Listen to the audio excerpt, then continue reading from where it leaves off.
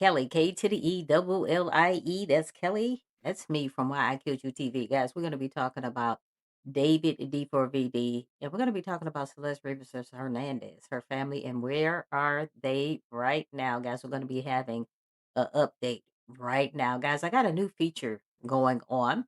I like a lot of you to go ahead in and use it. Okay, guys, please make sure to like, comment, share, and subscribe. And guys, please remember that everybody that I talk about in my videos are presumed innocent until we find out that they monkey behinds are guilty. The new feature I have, guys, you're able to call in as long as I am live. Okay. The number is 682-812-9713. And also, guys, you have my contact information here right below, guys. If you want to buy me a cup of coffee, you can. If you want to email me, you can. I would greatly appreciate it. Let's roll this, guys. Back here in the U.S., the family of the 14-year-old whose body police say was found in singer David's Tesla is speaking out. He's now under arrest in connection with the alleged murder and due to Sad. on Monday. David's attorneys maintain his innocence. Celeste Rivas Hernandez was reported missing back in 2024. Here's ABC's Jacqueline Lee. Tonight, the family of Celeste Rivas, the 14-year-old girl's Sad. body was found in the trunk of singer David's car, is speaking out for the first time. The family saying they will be at the singer's upcoming arraignment. Good. Committed to ensuring that Celeste's voice is heard and her memory is honored throughout this process.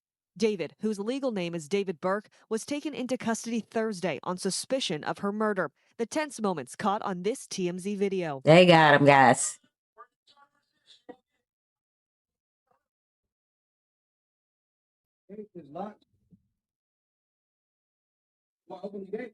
His arrest coming 7 months after police Wow. made the gruesome discovery of Rivas' body dismembered and decaying in a Tesla Disgusting. registered to Burke, saying she had likely been dead for weeks. Wow. The car found in an impound lot after workers noticed an odor.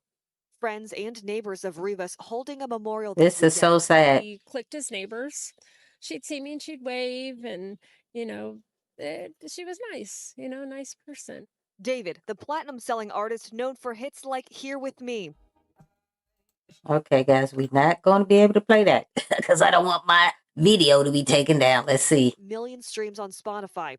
At the time of the body's discovery, a source said his record label paused all promotion and Good. the world tour canceled. Nobody buying that shit anyway. In a statement, David's attorney saying his client is innocent and did not kill Celeste Rivas. Investigators are expected to present a case to the district attorney on Monday, who will weigh formal charges. What? It's just a disturbing case. Jacqueline Lee. It is.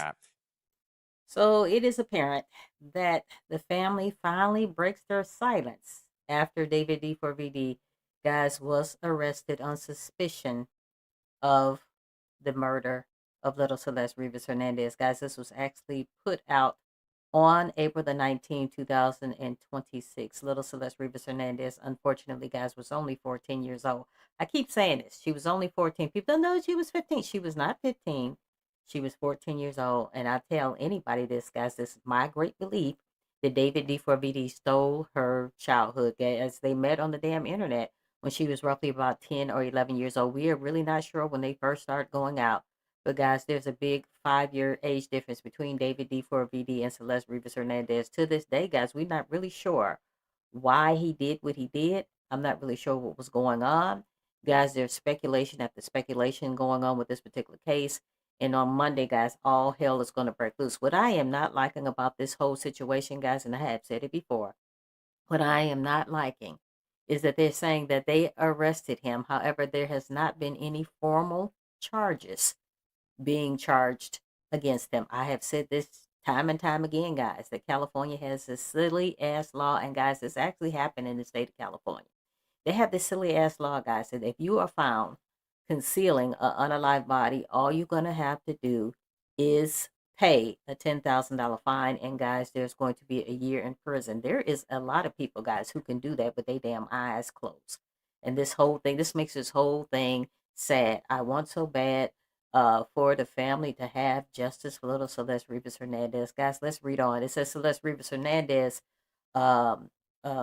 evidently the silence was broken by the family after D4VD was arrested in connection with her death.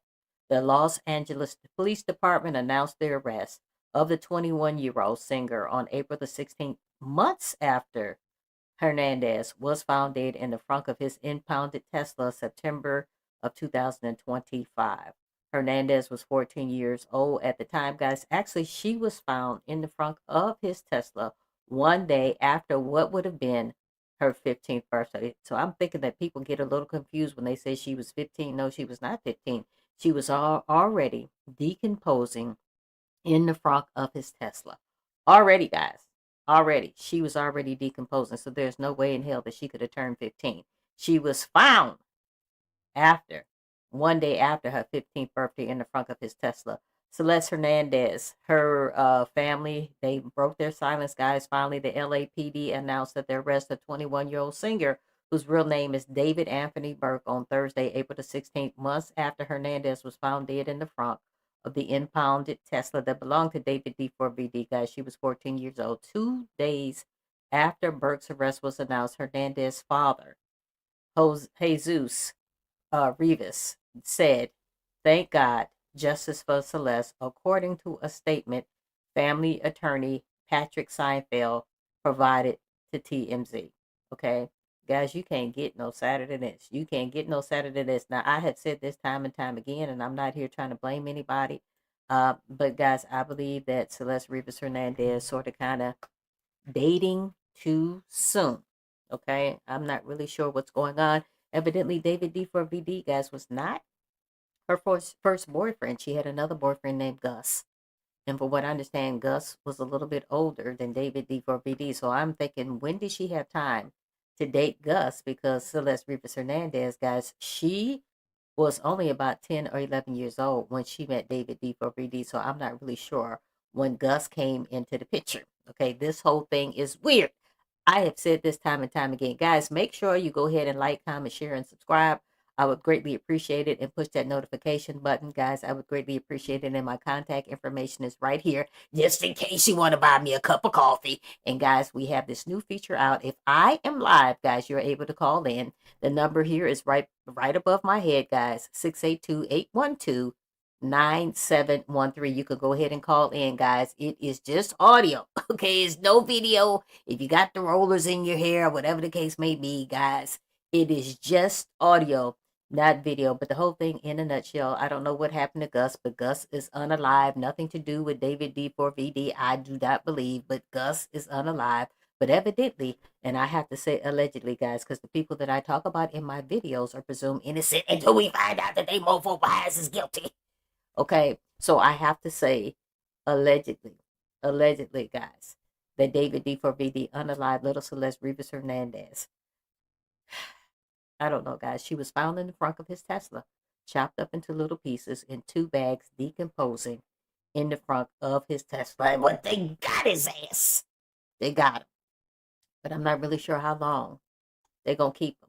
That is the sad thing about this whole thing. I'm not really sure how long they're going to keep him, but we're going to find out what's going on Monday, guys. All of my videos, guys, are for educational purposes and educational purposes alone. And guys, my views and my videos are my views and my views alone. Take it or leave it. Do what the hell you want to do with it. All right, guys, let's take a look at some of these messages between someone on IG and Celeste's brother, Break Matthew. it down. Break it Now, down. he seems pretty adamant that David did this to his sister. At first, I Sad. was not going to share these messages because this was a private conversation, but they are starting to circulate online, and I do feel like we need to bring awareness to this because this was a huge system failure. And this is something that we see a lot. This Horrible. is something that I talk about on my page a lot while covering other cases, and because this case is so high profile, I feel like we definitely need to talk about this and get more people aware. So the conversation starts with this person asking Celeste's brother why David is following him and asks if it was really him who did this to his sister. And he responds back, yes, it was him because he found my account out of nowhere and followed me. He Wow. says he only met David in person once. This person asks him if the family knew about Celeste being with David and how she was living with him even though she was missing. And he says, I knew knew and went to the police about it, but there was, quote, lack of evidence, so it was waved off. He goes on to say that with all of the stuff circulating online about David now, he still doesn't think that law enforcement is going to do anything. That's And this sad. is what I'm talking about. Huge failure in our system. All authorities needed to do was put in a little bit of effort, and they would Exactly. have been able to arrest this guy at least on statutory RAPE charges in order to protect this minor who he was living with. But instead, it seems like it was swept under the rug. Was it because he's a celebrity? Was it because he had money? Who knows? They then This is ask, how horrible. long has Celeste been gone? And Matthew responds, dead? Question mark, 2 weeks. And this correlates with the timeline that I put together where David actually had a 60+ hour of free space in between shows. Between, I think it was August 24th and August 26th. During that break, he could have gone anywhere, he could have done anything, he could have plotted something. This person then goes on to ask, was your sister in love with him and choosing to stay?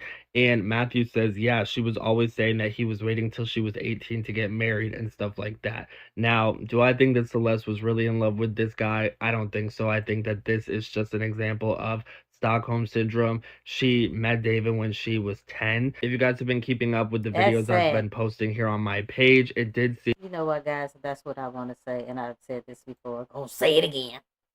How in the hell that you are dating somebody who you told your parents he was a musician? Little Celeste Rivas Hernandez told her parents that her boyfriend was a musician. As you this guy just said, they started going out when she was 13 years old. Too young, in my opinion, guys. Too young. Okay. So how in the hell is your daughter dating somebody at 13 years old? She tells you that he is a musician. Guys, put it in the comments. Go ahead, like, comment, share, and subscribe. But she tells her parents that her boyfriend is a musician. Okay? She's only 13 years old. At one point, do the parents be like, whoa, whoa, whoa. If you're 13 and your boyfriend is a musician, then, and guys, I'm sure she told them, you know, uh, this guy was, playing music. He has already arrived. He wasn't arriving. He had arrived. Why didn't the parents like, no, I need to meet him? I do not understand that. Okay, they said the last time that they saw little Celeste Rivas Hernandez was back in April of 2024. And she told her family that she was headed to the movies with a guy named David. And then also, guys, they had matching tattoos. Now, yesterday I said the matching tattoo said David on it, and I stand corrected, guys. It said shh on it. Both of them had matching tattoos that said shh on it. Okay? How is it that your daughter is getting a tattoo? I don't give a damn what it said on it. Hello Kitty, whatever. I don't even give a damn if it said Celeste on it. How is your daughter doing all of this stuff at 13 years old? This is weird, guys. Please, guys, I have grown up in a different era than a lot of you guys, but that would not have flown in my damn household. Okay? When I was young, that would not have flown in my household. Going to the movies and your parents don't even know who the hell he is weird to me. It is weird. Guys, go ahead and like, comment, share, and subscribe. Make sure you push that notification button. Please tell me, guys, what you think in the comments.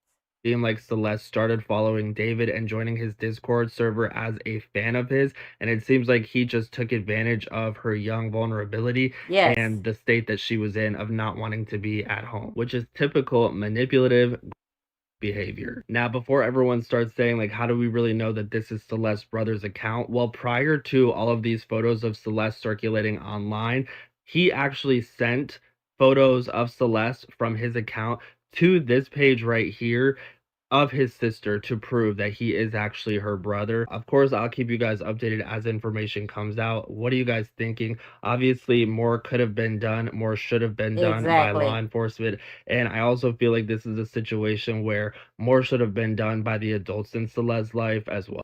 Yes, I believe more should have been done in the adults in Celeste Rivas Hernandez.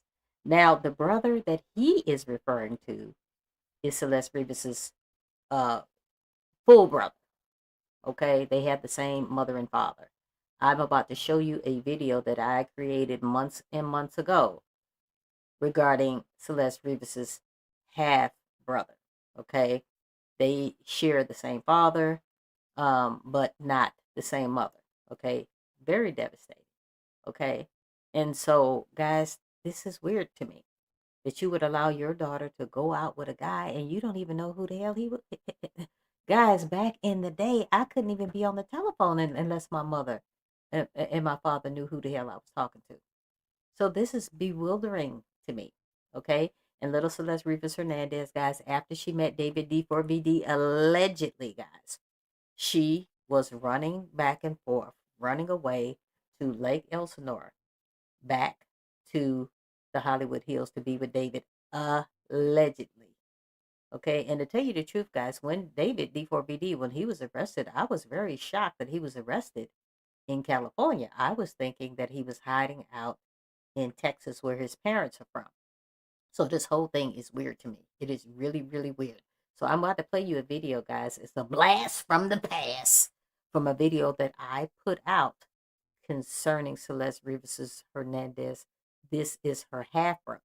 They share the same father, but different mothers. Guys, if you want to get on here on the mic, guys, there's the phone number 682-812-9713. You can get on the mic and make some comments regarding this particular case. If you are not watching this live, guys, you could go ahead and text me and let me know if you want to eventually get on the mic, and I will contact you back for future videos. Make sure you go ahead and like, comment, share, and subscribe, guys, and also push that doggone notification buzzer. Last time I talked to her. Sad.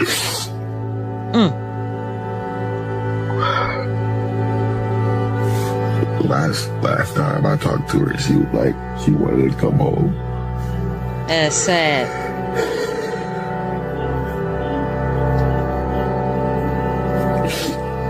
Wow. She said she wanted to come home. I want justice for my sister. Celeste's brother finally confirmed what many had whispered. Celeste's life at home was far from peaceful. He said that Celeste didn't like it at her house at all. She always wanted to come live with his dad. He described years of tension between their parents, separation, resentment, and control. According to him, their father fought hard to get Celeste to live with them, but her mother didn't let it happen. They don't like her mom. Her mom used to abuse her. Wow. Like, she always wanted to come, for our dad. She always wanted to live with our dad. He didn't sugarcoat it. He said that Celeste was abused and she felt trapped. Running away became her only way of escaping. Because of this toxic environment, Celeste ran away on and off. It was a cycle. Celeste's half-brother also revealed that their dad was in a deep battle trying to get her. He wanted her safe. He wanted her away from whatever was happening in that house. It's so sad. Her right there. That's my dad. Well, we got the same dad, but that's her right there.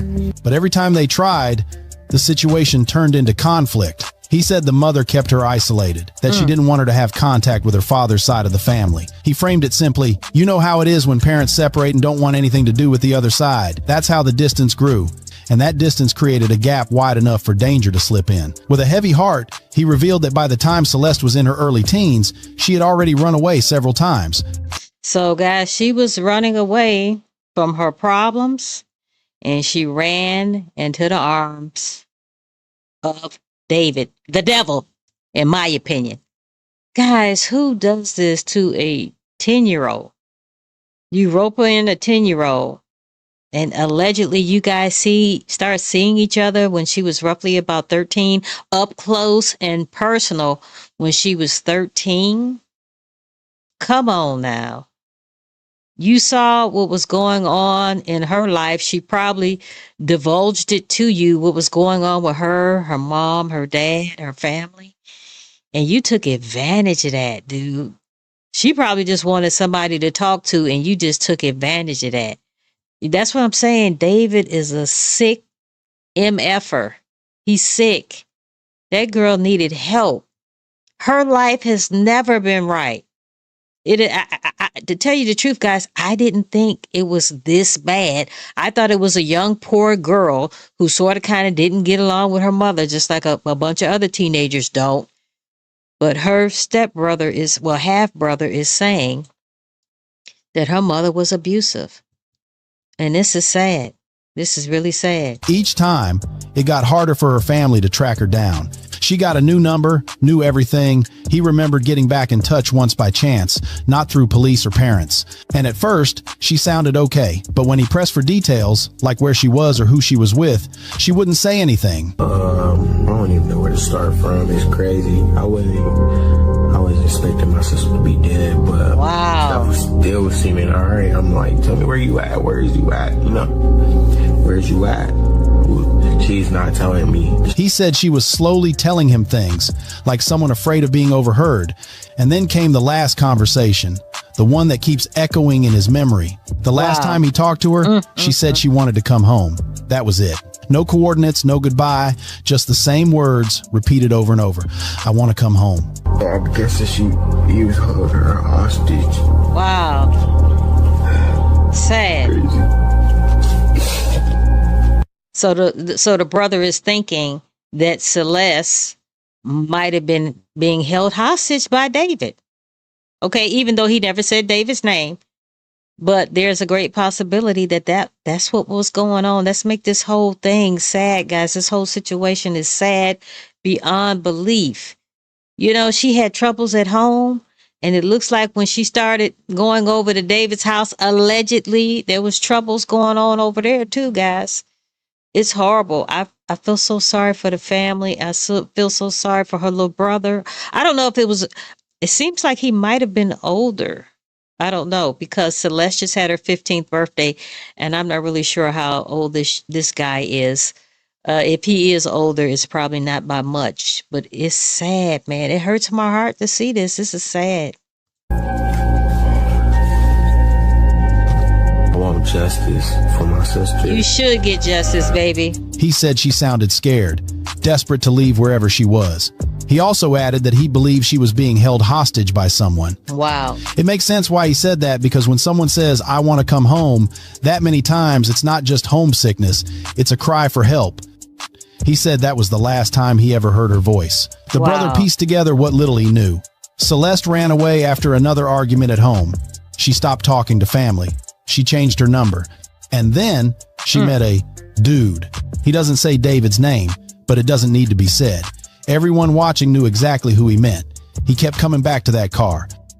The Tesla's going to catch everything, he said again near the end. He's not wrong. Modern Tesla's record inside and out. Cameras, sensors. That's what I'm telling you guys. David picked the wrong, allegedly, okay? Allegedly, David picked the wrong car to do all of this in, okay? He should have picked a hoopty without a hoopty. I said a hoopty. He should have picked a hoopty without all this modern technology, and he left that car right outside where it's a bunch of mansions, and the mansions had a bunch of camera surveillance, guys. This is where he's really gonna hang himself. You picked the wrong car. This car will tell you everything. This car will tell you whether or not your breath stinks early in the morning. Okay, this car does everything. You picked the wrong car to do this in, bro, and you're about to get caught. Wait, see, guys, he's going to get caught. Now, whether or not he's going to pay for what he did, that's another story. All right, guys, we got a caller waiting. We about to listen to this caller. And just like this caller, guys, you can get up on here too. Just like I said, guys, it's going to be all audio, no video. So you don't have to worry about if you got the rollers in the hair, whatever the case may be. Just audio, no video, guys. If you missed the live, guys, you can still message me if you want to get on here and say something, and I will contact you the next time that we go live, guys. The number is 682-812-9713. All right, let's get this call on here.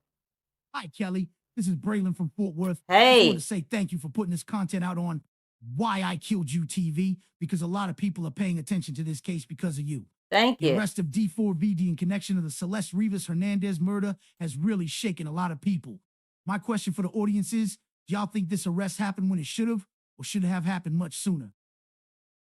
All right, guys, that was Braylon, and I greatly appreciate him getting on here. Guys, if you want to get on here too, as long as I'm live, it's 682-812-9713. Just like I said, guys, if you missed the live and you want to get on here at another time, go ahead and text me, guys, and I will contact you when the next live is going to happen. Okay? Thank you, Braylon.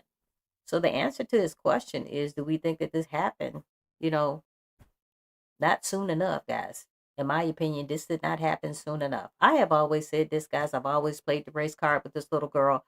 It is sad, and I ain't calling her a little girl because that's exactly what the hell she was. Okay, even if she was alive today, she would still be a little girl, in my opinion. Okay, why in thy hell was she on the computer anyway, being unsupervised? Not trying to be here blaming anybody, guys, because I'm sure the family feels already distraught about this whole situation. Okay, why wasn't she being supervised when she was on this damn computer? Because this is when she met David D4VD. She met David on the damn computer. Okay, on the computer, guys, on the Fortnite website, TikTok, wherever the hell she met him at. She met him on the computer, guys, and it was unsupervised. Guys, you got to watch out what the hell your kids are doing on the damn internet. Okay, this could have been, and guys, you when things happen, people like, oh, woulda, coulda, shoulda, guys. Guys, this could have been avoided. Okay, this guy was 5 years older than her, and I had said this in other videos. Is the reason why he unalived little Celeste Rivas Hernandez, is the reason why he unalived her was because she was going to rat him out because they were in an inappropriate relationship. Like I said, there was a 5-year age difference. Okay, I'm not really sure. Okay, I have said this in other videos, guys. There's other celebrities that have done this. Okay, not unalive somebody, but have dated people who are underage. Okay, so if that's what you were afraid of, David, you could have packed her shit up and take her back to Lake Elsinore, where you got her from. Okay, and tell her, hey, well, good luck proving that. Okay, because from what I understand, they don't have any like video footage of them actually having any type of relation. So how in the hell was she going to prove that?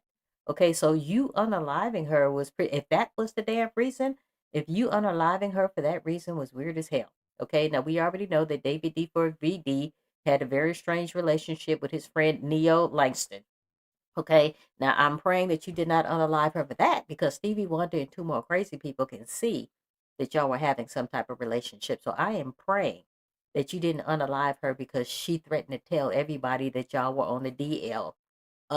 Allegedly. Guys, go ahead and put it in the comments and let me know what you think about this whole situation. So either reason, if you were going to unalive her because she threatened to tell everybody that she was underage, okay, and she was a minor, which she said in your Discord, okay, I don't know what was going on. If y'all were going to break up, if she was going to break up with you, you were going to break up with her, if she was going to tell everybody about you and Neo and your relationship with Neo on the DL, allegedly, I'm not really sure. Or is your ass just plain evil? Okay, were you a member of this crazy ass cult everybody is saying?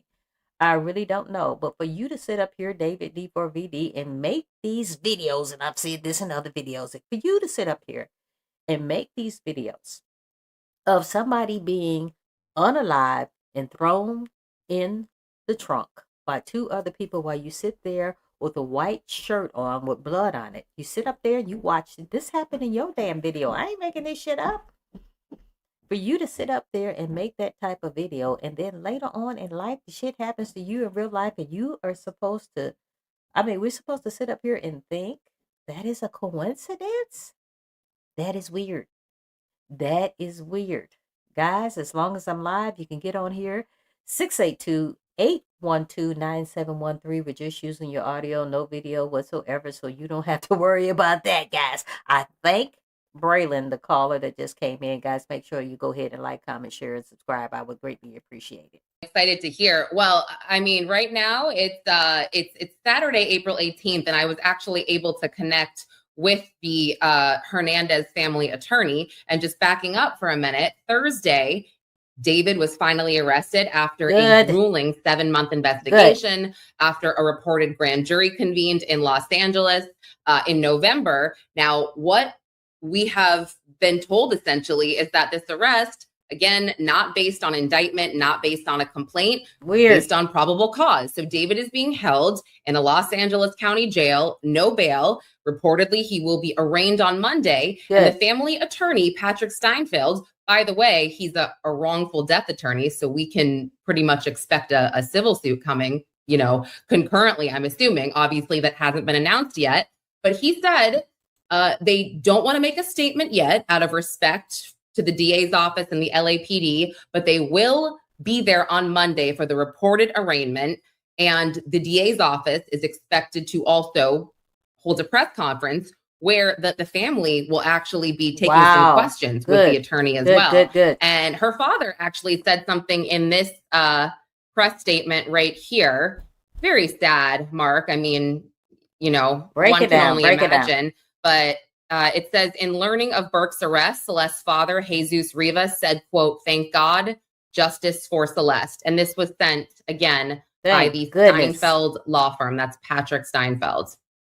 So it's for those who aren't in the weeds on this, and actually, even if you are in the weeds, there's been a lot of disinformation that has come out. And it's fascinating to me because... First of all, guys, before he even gets started, and I love her show.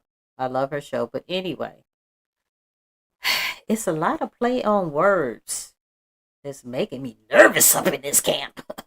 It's a lot of play on words, guys. I don't know all of this lawyer jargon. I don't know all of it, but it's a lot of play on words. It seems like David is just being held there. Okay? No charges whatsoever. Guys, go ahead and put it in the comments and let me know what you think about this whole situation, guys. And push that notification button if you would, please. Anyway, guys, it seems like to me, I'm getting nervous because, guys, from what I understand, they can only hold him there for like 2 to 4 days. That is the rumor. I'm not really sure how true that is, but I am getting nervous. I really am. And like I said before, guys, I don't think, and I'm praying that I am wrong, but I don't think that we are going to get the prison time that little Celeste Rivas Hernandez, the justice that she should get. I don't think that David is going to be in there for a long time. Could be wrong, and I'm praying that I am. When this first was reported on Thursday, the knee-jerk reaction I had was, well, it's a grand jury indictment. It was unsealed. Break it down. Thursday, and I've been saying to you, Lauren, for weeks that it would always necessarily or almost always be a Thursday arrest if there was an arrest in this case. But then shockingly, Lauren texted me immediately, and she went and, like the enterprising reporter she is, found out there was no case number and found out. See? Lauren found out, and you, if I'm not mistaken, called LAPD, who told you? Yeah, they told me just a booking number, and he wasn't even booked at the time yet. He had just been arrested. This is Thursday. He was arrested at 5 p.m. His booking didn't show up until about 10:12 p.m. PST. And so I went onto the website. This is kind of what you can sleuth it up. Mm-hmm. And if you take a look at the website, that confirmed exactly the information that Lauren had. You know what? I actually, I have it pulled up. I have everything pulled up, Mark. My tabs are insane. So this is the Inmate Information Center. This is the information about David. I'll kind of zoom in, but there's zoom in on it, girl. Wow, little guy, 125. Wait, I haven't seen light that in since the booty. High school. There you go. Robbery Homicide Division, that's cold. LAPD 77th Street. And there you go. Look at that. No bail. And then bottom, nothing for the court. Look at that. Right. So that was what I had mentioned to Lauren. If there's no case number, then this would mean that LAPD arrested without having a criminal filing document. Whoa. Now, what can we gather from that? What we can gather from that, number one, is that a grand jury did not indict unless they're going to unseal an indictment and that it was sealed. But it does not appear that that is the case. They did not file a criminal complaint. And because if they had filed a criminal complaint, which is pre-probable cause hearing, they would have that case number. Guys, do me a favor. Type a 1 if this seems like this is going to be a solid arrest. Type a 1. Okay? And if you don't think that this is going to be a solid arrest, type a 2. This shit sounds shaky than a mofo. It sounds shaky. I don't know. I don't understand what is going on, but this sounds shaky as hell. Associated with it. So the next conclusion one can draw is that LAPD was tired of waiting, and what they did is they arrested on a Thursday to give the DA, even though I find this to be offensive and unconstitutional, there's a Supreme Court case out of California, the U.S. Sad. Supreme Court case that This says is you have sad. to be in front of a magistrate in 48 hours. That's honored in the breach in California. So they always arrest you on Thursday afternoon so you can cool your heels, no bail until the following Monday.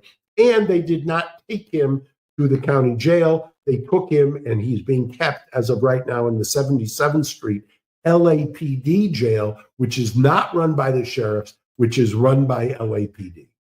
You know, What does I that actually mean? just thought of Diddy, because I remember specifically when Diddy was arrested, it was late at night, and it was a Thursday or Friday, and I was like, they did it on purpose, the late at night thing, knowing that he'd have to, you know, and at the time we didn't know if he would make bail or not, but I just remember thinking, All right, that let's stay focused. We ain't talking about Diddy When today. he was arrested this time, it was a federal arrest. So and he got in front of a magistrate.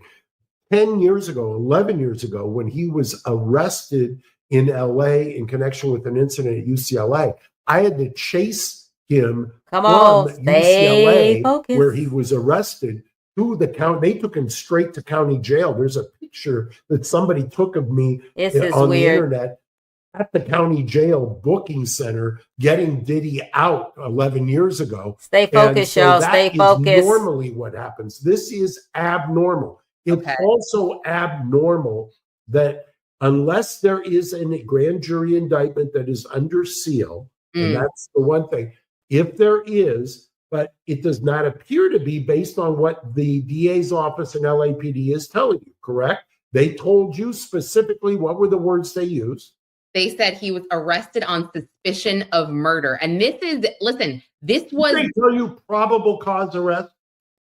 So listen, I was going to say, this is when I called the jail, this is what the woman told me, who clearly just works the front desk. She goes, oh yeah, Burke, arrested on suspicion of murder. Like, and then she said, I just found out about that, but he hasn't come through yet. That's what she said. But you know what, guys? It's like I'm like really shocked at the information that you can get just by calling. She just called, and they said that. That is weird. That is weird to me. But guys, all of this lawyer jargon, arresting him on a Thursday talk, guys, that is weird to me. In my opinion, it does not seem like this is going to stick. I'm praying that it does, but it does not seem like it's going to stick to me. What you're referring to, I think, about these docs, I was able to obtain these through a Texas appellate court, because David's family, they were subpoenaed to testify in front of the grand jury, and their attorney filed a writ of habeas corpus saying that their due process was violated because basically the filings and documents they got were redacted. They had this whole thing, and a judge, you know, I guess this judge rejected it, and then they moved it up to the Criminal Court of Appeals, and they never got an answer. So I had just kind of said this, Mark, early on, literally. Let me tell you something about David D4VD, David Anthony Burke, whatever the hell you want to call him. His father is an attorney, and evidently he had something to do with Epstein. Okay, so we not fooling around with no dum-dum. We not fooling around with no dum-dum. Somehow or another, the family did not talk to the grand jury about their son, about David D4VD. Okay, you cannot tell me as a mother, you cannot tell me that they did not know something was going on with their son. Okay, you cannot tell me. I think that's weird. If you believe that your son actually did this, for you to keep him in hiding. Now, I originally thought that David D4VD was hiding out in Texas where his parents live. But come to find out, he was still in California. And that is weird to me. Maybe, guys, there are a lot of stuff, and I believe this. There's a lot of stuff the police are not telling us Okay, because once they tell some of us, guys, we just go running with it. Okay, and that's probably why they haven't told a lot of us a lot of stuff. But guys, you cannot tell me that the parents don't believe that something is weird going on with their son. Okay, I know they got to believe that their son allegedly might have did something to little Celeste Rivas Hernandez. Guys, it's sad. Days ago, I just said, because I had reached out to the family attorney, I said there's still a chance that David's family could testify in front of the grand jury. I also said I think their testimony is imperative for this arrest to happen.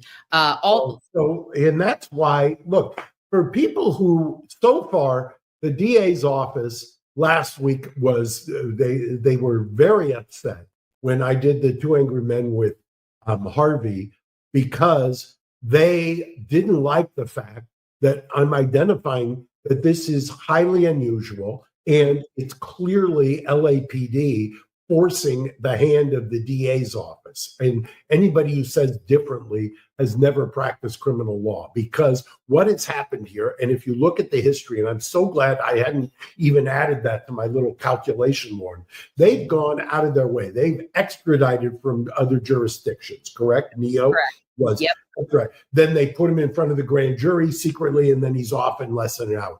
They then redact everything in LA. They go to the unprecedented step of going to see a judge in LA to basically shut up the medical examiner, which you reported on. See, all this is weird, guys. Yeah. So, well, this is another thing that's actually really bothering me. So TMZ has, and we love TMZ. We are so friendly with them, and they've done an incredible job in reporting on this case and staying on top of it.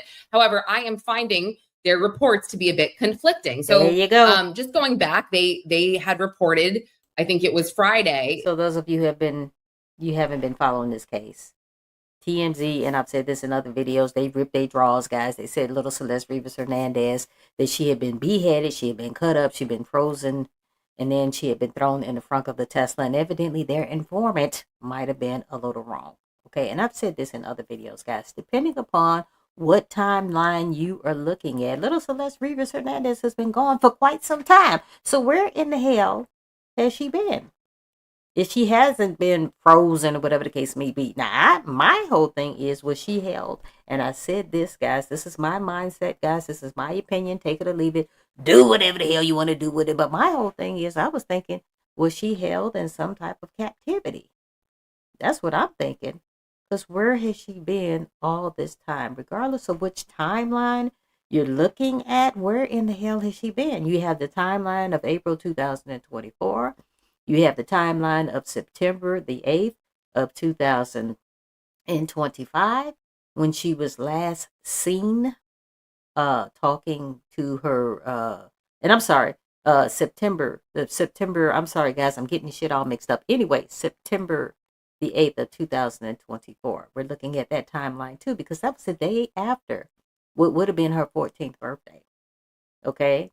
So my whole thing in a nutshell, where has she been? She was on Nest Cam arguing with her parents' neighbors. Okay? And then Steve Fisher comes up with this picture. I've said this before, guys, when she's wearing a hoodie, a very distinctive hoodie. And then guess what happened, guys? Steve Fisher is saying that that picture was taken on January the 2nd, 2025. Okay? And then the very next day, she had that very distinctive hoodie on. The very next day, David D4VD took a selfie of himself in front of a mirror. And guys, the reflection from the mirror hit the floor. And on the floor or inside the hamper, whatever the case may be, was that very distinctive hoodie that little Celeste Rivas Hernandez was wearing. So my whole thing is, was David with her on January the 2nd, 2024? Because that hoodie is in the hamper January the 3rd of 2025. Do they have the same hoodie? Did she leave the hoodie at the house and went somewhere else? Guys, there's a lot of timelines going on with this particular case. That the medical examiner's office ruled Celeste's death a homicide. You open up the article, it says a source close to. This fine. is sad. That's fine. I decide to email the medical examiner's office myself to see if perhaps, this can be verified. And look, I don't have any doubt that it will be ruled a homicide based on the grand jury docs that actually say murder. Like they are, he is suspected of murder, the People versus David Burke. So I believe that. Again, obviously we want verification. So I'll pull up, which is, gosh, this was so interesting to me. Pull it up, girl. The response I got from the medical examiner's office. I mean, I found it to be slightly sassy as well, Mark.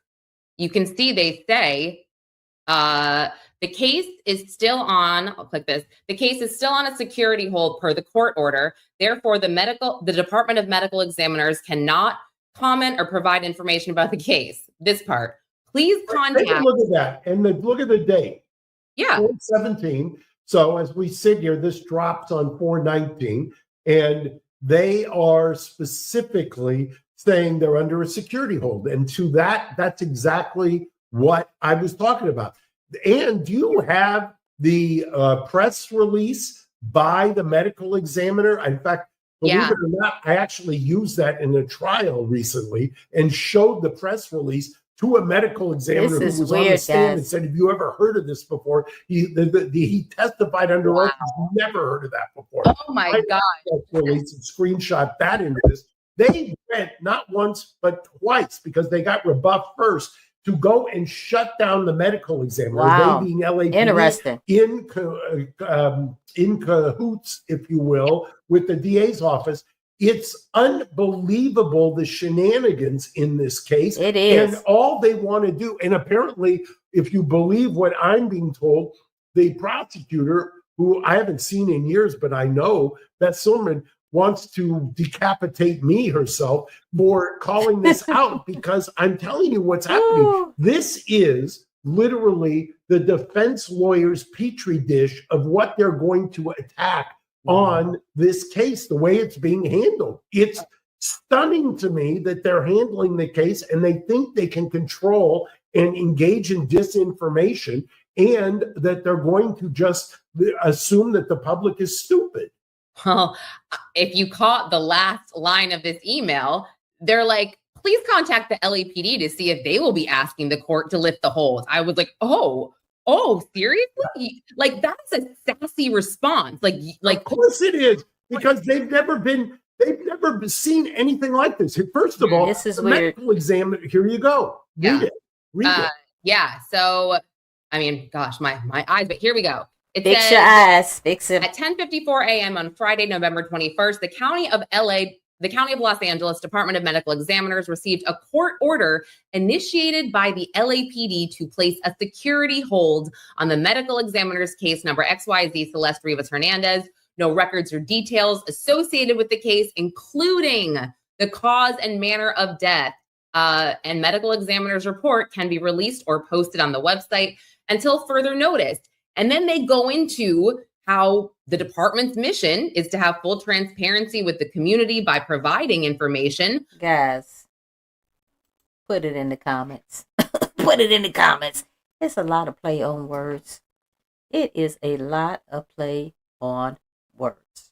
Guys, you got my contact information there. You got my Venmo. You got my Cash App. Whatever you want to do with it, I greatly appreciate it. You want to buy me a cup of coffee? Cool, guys. Also, right above my head is a new feature that we have here at Why I Killed You TV. And why am I saying we? Like, this is a big organization. We have, guys, it's me all day long. I'm doing this shit by myself. Anyway, guys, if you want to get on here, guys, we're only using the audio. If you want to call in, as long as this is live, guys, you can call that number at 682-812-9713. Now, if you are watching the replay, of course, you won't be able to call in. But, guys, go ahead and text me anyway. So guess what? If you want to get on here next time, I will tell you when we're going to be live, and then maybe you can get on the mic then.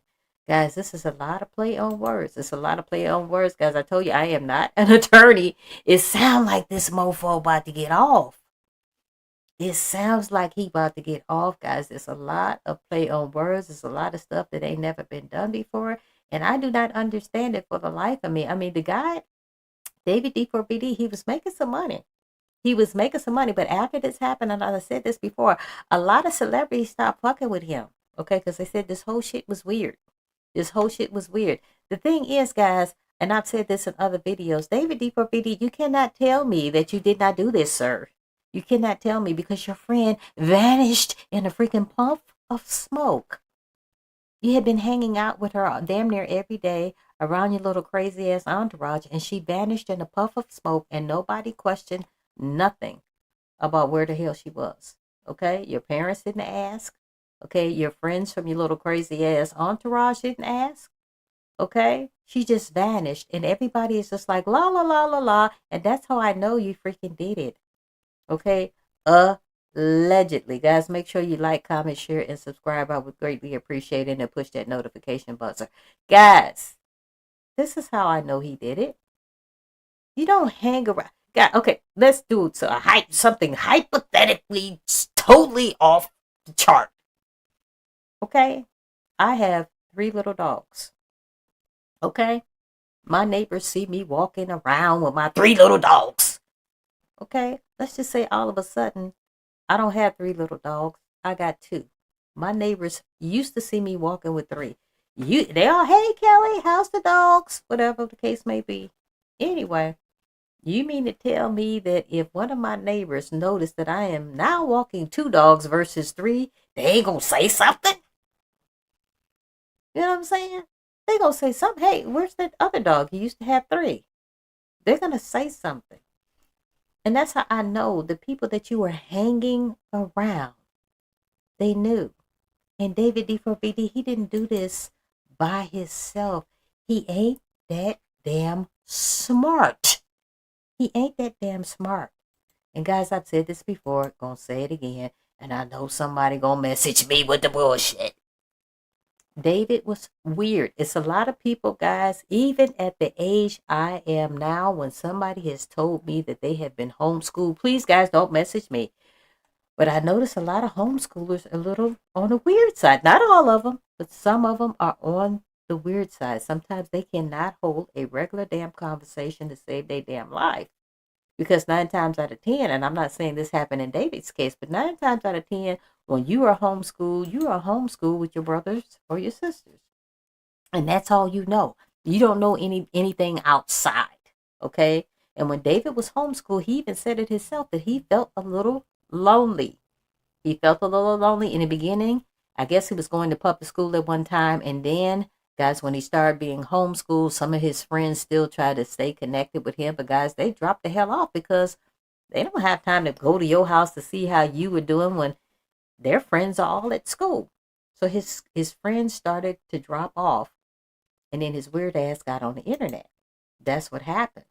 Okay? Guys, please don't come for me. Remember, guys, my opinions are my opinions alone. Take it or leave it. Do whatever you want to do with it, guys. Let's agree to disagree up in this camp. But I have noticed when people are homeschooled, sometimes their ability to socialize is not quite there. You know what I mean? But it looks like he might be getting the freak off. Listen to all this lawyer jargon. It looks like this is not a solid arrest. Let's check it out. About their cases to empower people to make changes that save lives. And this is coming from the chief medical examiner, Dr. Odie Upco.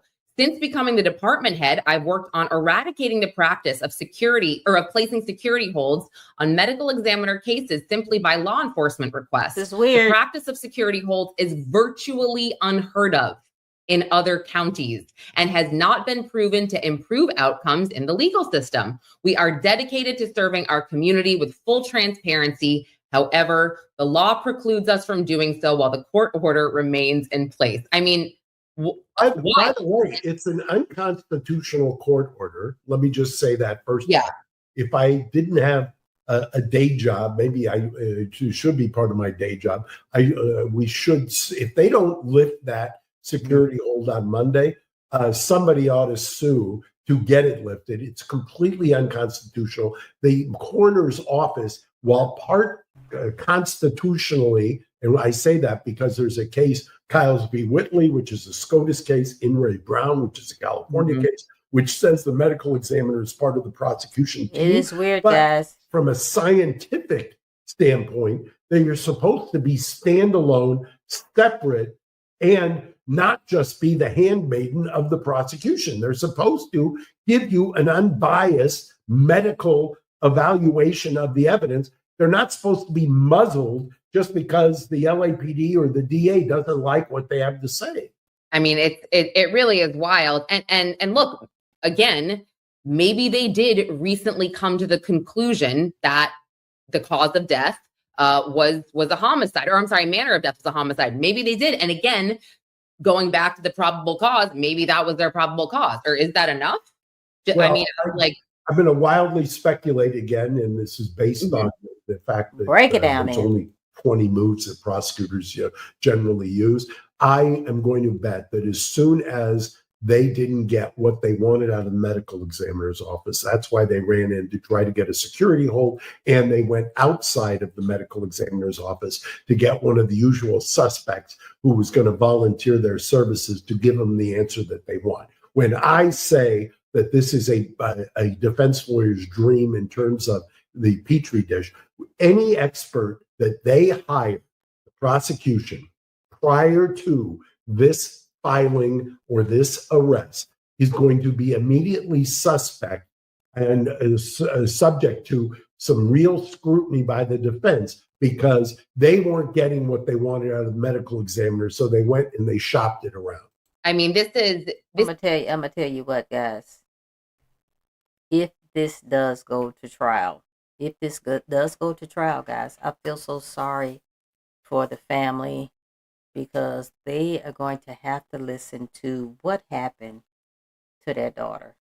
Okay? And I've said this in at the Mofo video. Why did it have to happen? Why did it have to happen? Whatever she was threatening you with, Celeste Rivas Hernandez, and I'm not even saying she was threatening you with anything, but let's just say she was threatening you with, you guys were having an inappropriate relationship, or she was threatening you with, you were having a DL relationship with Neo. Whatever she had hanging over your head, was it that bad that y'all had to do some shit like this? Okay? And so if it does go to trial, this is going to be the sad part. I can barely stomach it, and I'm not the damn mama.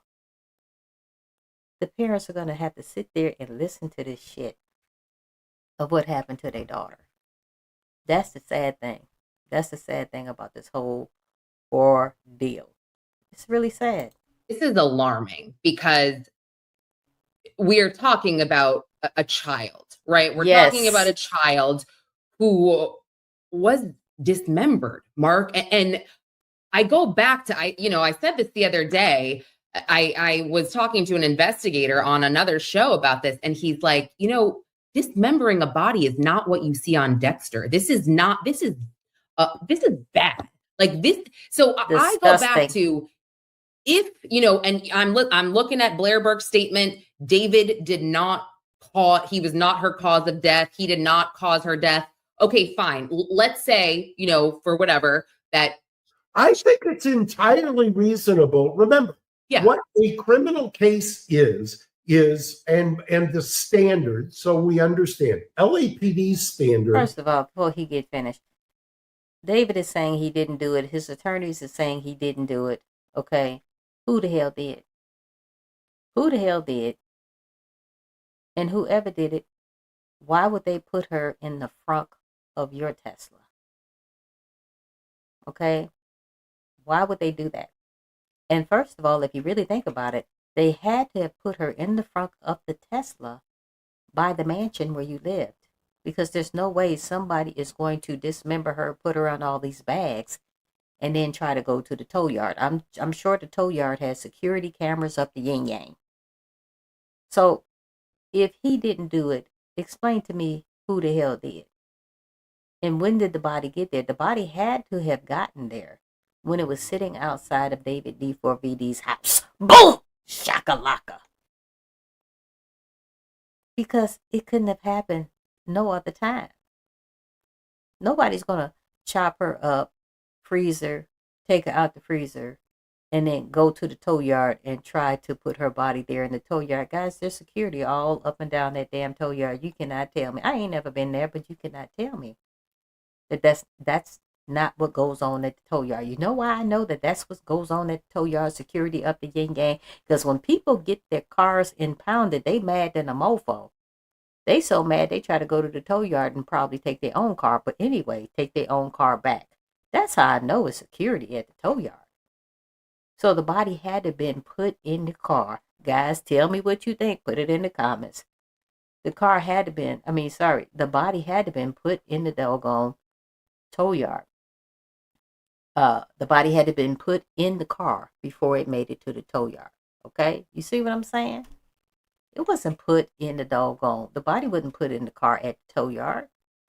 Too much security at the tow yard. Talking about getting caught with the quickness. That's not what happened. It doesn't make any sense. Make it make sense. That's all I'm asking. For an arrest is different than a standard for a DA. A DA could file a case based on probable cause, but that's not their ethical duty. Their ethical duty is to only file a case if they believe they can get a conviction beyond a reasonable doubt. They are at a higher standard than the officers are. So I get that dissonance between the cops and the DA's office. I get that. I understand that. That's make part sense. of the roles, if you will, and the checks and the balances. But the problem in this case is that from a defense standpoint, you could make the argument right now that maybe she ingested the drugs herself. That's what I was going to say. And they can't figure it out because of the decomposition of the body. And if that's the case, then anything that is done after the fact, and the reason I talk about this, I'm not wildly speculating, but there were LAPD early on in this investigation, you reported on it, was saying we're not even sure there was a crime committed, correct? What? That was wild, but beyond concealment of a body. But that was BS, Mark, because her body was dismembered. And now we know that for a fact because I go back to court documents telling us that there were 2 cadaver bags, not 1, but 2, and her body parts were inside. Now you tell me, Mark, I mean, I believe you don't do this alone. I'm just saying. No, you're right. I don't know. By the way, there's only one arrest that we know about. It wasn't Neo. I mean, I'm just saying, like, how do you go through the trouble? Because again, it is trouble to dismember a body, but leave it in a car that's registered to, I mean, nothing makes sense to me right now. Truly, nothing makes sense to me. And if this case is messed up, because like you said, this is becoming. And guys, they also said that David D4VD was found with his cell phone in the middle of Santa Barbara just standing around. They also said that it was a burn cage that was delivered to the home using gift cards, okay, and a fake name, okay. My whole thing was David standing in the middle of Santa Barbara with his cell phone? Who brings their damn cell phone if you don't want to be tracked down? Was he standing out there to try to figure out what he could do with this burn cage to finish maybe cremating little Celeste Rivas Hernandez out there? Because you cannot burn waste in the Hollywood Hills. That is my whole thing. Was that going to be the plan? And one of you, I just said this yesterday, one of you actually messaged me and told me that them leaving that car. When I say them, I'm saying that David, he wasn't by himself. There was somebody else. There was somebody else involved. Okay? The whole plan about them leaving that car right outside that mansion and then that person eventually getting on the tour bus while David went on his tour, that wasn't the final plan. One of you guys actually messaged me and said that it was a great possibility. You thought, and then your thought became my thought, that somebody was supposed to come, pick that car up. I don't know if they were going to drown the car, set the car on fire, crush the car, whatever the case may be. But that was the plan. Not just to leave the car out there in the elements and then her decomposing body. All of the fluid would start leaking to the ground. There was already, they said, a funky smell coming from the Tesla just from it being inside the damn car. Somebody was supposed to pick that car up. And the reason why they left it outside the mansion, somebody was supposed to pick it up because that person didn't have access to the mansion but they had access to the car. And either that person who was supposed to do that, either they already knew that little Celeste Rivas Hernandez unalive body was already in there, or they didn't know. And maybe they was just getting lax on us, and they was like, okay, I'll go pick the car up later and do whatever David allegedly told me to do with the car. Maybe they did not know that the body was in the car, that David said, hey, I need you to go crush this car. Because from what I understand, David had gotten another Tesla. I believe it was a red Tesla. The Tesla we're talking about now is a black one. So maybe this person did not know that little Celeste Rivas' body was in the front of the Tesla. And they were supposed to come pick it up and, I don't know, steal it, burn it, catch it on fire, drown it, whatever the case may be. Maybe they did not know. And by the time they was like, okay, let me go get the Tesla like David wanted me to do, the Tesla was gone. Because it got so many tickets on it. It was dusty as hell. It had a dent on it. The neighbors started complaining, and it was driven to the tow yard. And then by the time the person came to go get the car from right outside the mansion, it was gone. And maybe they called David and said, hey, dude, I know I said I was coming to get the car, but the car is gone. And David probably, if he did it, probably pissed his pants. Okay? Probably said, I told you to come pick them up on Tuesday. Here it is, Friday. Okay? I'm believing whoever was supposed to get that car did not have access to that mansion. That's why she was left inside the house, inside the freezer, where she could not decompose anymore. That's why, because the person who was supposed to come get the car didn't have access to the mansion. Guys, go ahead and put it in the comments. Let's finish this off. A defense attorney's dream here. I mean, it's very troublesome. And I have to say, the DA's office, the LAPD, they're going to be a laughing stock. It is going to be worse than It's going to be horrible. Literally. They've only got 2 DA's offices. And by the way, they got very upset yesterday when I said they were having an all hands on deck meeting, which I know. And do you know what I heard after the fact? What? They went around the office saying, who's talking to Garrigus? Who's talking to Garrigus? Can you believe? Okay, how many times have you heard that when there's a leak, when you go around to try to plug the leak, all you're doing is basically confirming the fact. And the reason there is an all hands on deck in the DA's office is because LAPD arrested, and the chess move is, okay, DA, the ball's in your court. You make a decision. We don't have a case filing. We don't have a case number unless you already got a grand jury indictment and you're unsealing it. And by the way, if that were the case, the reason I don't believe that happened, because if that were the case and they arrested him and they had a grand jury indictment, they would have been obligated to take him to Department 100, and have a bail hearing immediately, because that would have been constitutionally what was mandated. This is weird, guys. All of this scurrying around saying, oh no, we're working in lockstep together, blah, blah, the LAPD. They're spending the weekend figuring out how to craft the message for Monday. I was just going to say, Mark, I mean, they have to file these charges. They have to. If they don't, can you imagine if they come out Monday and say, well, and I don't think this would ever happen, but they say we don't have no, they're gonna look stupid. That can't happen, right? Well, let me tell you, because I've seen this movie before. Almost 15 years ago, I had a special circumstance murder case in LA, and with the LA DA's office. I had developed evidence before the preliminary hearing that it was not my client. Come on, break it down now. Evidence, I had witness evidence. The DA's office, not to be dissuaded, they moved forward with the prelim. I said before the prelim, I told the DA, you're going to bring the victim's mother into this courtroom. They're going to identify my client. My client's in an orange jumpsuit. And then you're going to taint the entire case.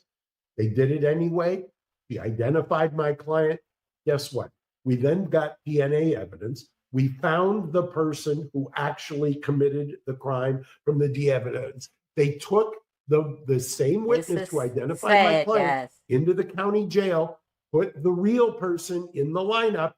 That mother of the victim threw up in the lineup, threw up when she realized that and we ended up suing the Glendale Police Department and getting a multi-million-dollar verdict. That jury wanted to hammer the DA's office, but they had immunity, so they hammered the cops instead. That's sad. That's how they taint this when they get into these situations.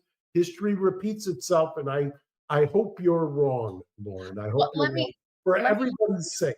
This is Let me sad, ask you one guys. more thing. What are the chances here that, let's say, Monday comes and Hoffman says, okay, you know, this is not what we expected. We will be filing charges for, you know, concealment of a body, or like, what if there's no murder charges filed? Like, what if there's, I mean, this is what I'm so nervous about. That's like, why they See, I'm nervous too, because if it's just concealment, guys, he ain't gonna get the time. Him and his little entourage, they not gonna get the time that we all think. Okay? Go ahead and put it in the comments, guys. Tell me what you think, but he is not going to get the time. And they're just talking about concealment in the state of California is weird as hell out here, and he is not going to get the time we all think he should be getting. That's why they're this chess game. yeah, And they're denying it at the DA's office so that you understand they're denying that they're not in lockstep with LAPD. Well, you already just saw that the medical examiner is still, with your email, is still saying lift the hold. And so shenanigans about, Strange. and that's what's happening here. And for anybody to say differently, they'll spin. Hopefully somebody's at the press conference on Monday to ask probing questions, because what is happening is not commonplace, is not usual, and is frankly, I think, counterproductive to the criminal justice system. Title of one of David's most popular songs. I mean, this guy was kind of everywhere. He had a song in the Invincible soundtrack called Feel It that was a huge hit, and as a big fan of Invincible, I enjoyed the song. I enjoyed a few of David's songs in general, but now it just feels like, oh my God, was that a confession? I don't mean to make light of that in any way. It's just that it kind of irks me that in all cases, it feels like we could never use lyrics. I understand that there's been a precedent set. There was even a court case back in 2022 that says California specifically passed a law designed to protect an artist's First Amendment rights to freedom of speech and expression. And of course, since this occurred in California, it seems like there's very little chance that they will actually be able to use his lyrics in a track like Romantic Homicide against him. I'm getting ahead of myself. Let's trace it back to the beginning, starting with a missing person report for the girl that David was reportedly dating, confirmed by her mother. We're talking about Celeste Rivas Hernandez, who was only 14 at the time of her disappearance. I'm sorry, it's actually even worse than I thought. She was only 13 when she went missing in April 2024. It's just like my mind doesn't even want to process that. It just keeps getting younger. And clearly, David was like 18, 19 years old, already involved with a minor this young. It's incredibly sketchy behavior, to put it lightly. Any relationship like this is going to have a massive power imbalance, especially when you have somebody as prominent, as famous as David, pulling in all of these fans, monthly listeners, sold out tours. That's what I'm saying, guys. David knew exactly what the hell he was doing. Okay? She was a poor little girl from Lake Elsinore. Okay? Do not message me telling me Lake Elsinore is not a poor area. Okay? It is. It is. Do not fake the funk. Fake the funk on your own time. Guys, I'm not just talking to be talking. Okay? I live in 2 different states. I'm retired military. I've lived everywhere. I'm in California right now as we speak, and I have been close to the Lake Elsinore area. I could have spit on that town. Okay? The towns do not change like that drastically. Okay? I was a couple of miles away. Okay? It was in the hood where I was, and it's gonna be in the hood in Lake Elsinore. And one of you had the nerve to message me, and I don't mean to laugh, but one of you had the nerve to message me and said, well, her family made $200,000 a year or something like that, or $100,000 a year. Let's just inflate the freaking numbers. One of you messaged me and said her family made $200,000 a year. Okay? $200,000. Guys, that is not a lot. So you got the father making 100, I'm supposing, and then you got the mother making 100. Okay, so that's $200,000. Okay, guys, that is not shit in California. You are still struggling like a mofo. You are still struggling like a mofo. Gas prices is up to like six and a quarter or something like that right now. Got up to $7. Thank God where I work at, because I travel for work, but thank God where I live at now, I'm only right down the street, so I only had to put gas in my car like every 2 weeks, because I'm not even 20 minutes down the road. It's expensive as fuck out here. It's expensive. So I forgot what one of you messaged me. I think you were like, oh, they made 100,000, whatever the case may be, guys. I don't know, 100,000, 200,000. You're not going to be comfortable in the state of California, okay? David knew exactly what the hell he was doing with this young girl, okay? He picked her out because evidently she contacted him on the internet because evidently she was impressed with his music, okay? And that's what happened.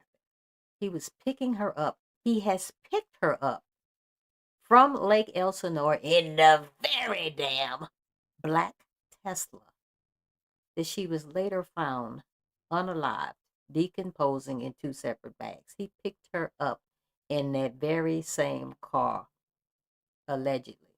And I've said this and gonna say it again. Why in the hell was that necessary? Okay? He was showing her stuff she never thought she would see. She was living in places, going to places that she never thought that she would live, eating at places she never thought she would eat at. Okay? Why did this have to happen? This is weird. David knew exactly what he was doing, and this guy is absolutely correct when he sets up there and says, and thank you, Beyond Art TV. He sat up there and said, guys,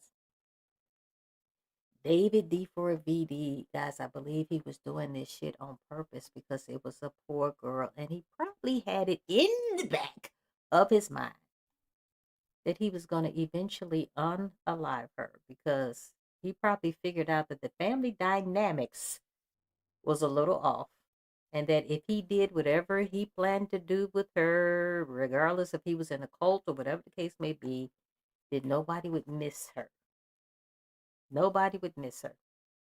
It is sad. And of course, that can be attractive to a young person, especially if maybe their There you favorite go. artist starts talking to them. I'm not sure how David and Celeste's relationship began, but it was inappropriate, and I really wish that Exactly. somebody had intervened before this tragic outcome. That the poster even says, last seen wearing gray pants and a black sweater, a hat, and Hello Kitty sandals. This is a literal child we're talking about here, barely a teenager. LAPD finds body. And you know what? The Hello Kitty thing. Okay? David never thought that Celeste Rivas Hernandez was going to make him as sprung as he was. He had it bad for that girl. He had it so bad for this little girl. Guys, put it in the comments and tell me what you think. But he had it so bad for this little girl that she loved Hello Kitty. And guess what? David started liking Hello Kitty. He started wearing Hello Kitty, the whole damn get up, the hat, the goddamn backpack, the pullover sweater, the damn shoes, Hello Kitty, guys, there a kitty, here a kitty, everywhere a damn kitty. He didn't think that she was going to be, he thought that he could turn her out, but he got turned out. He had it bad for her. He had it bad for little Celeste Rivas Hernandez. You cannot tell me. Ain't no grown man gonna sit up here and wear all this shit. This Hello Kitty shit. David was sprung.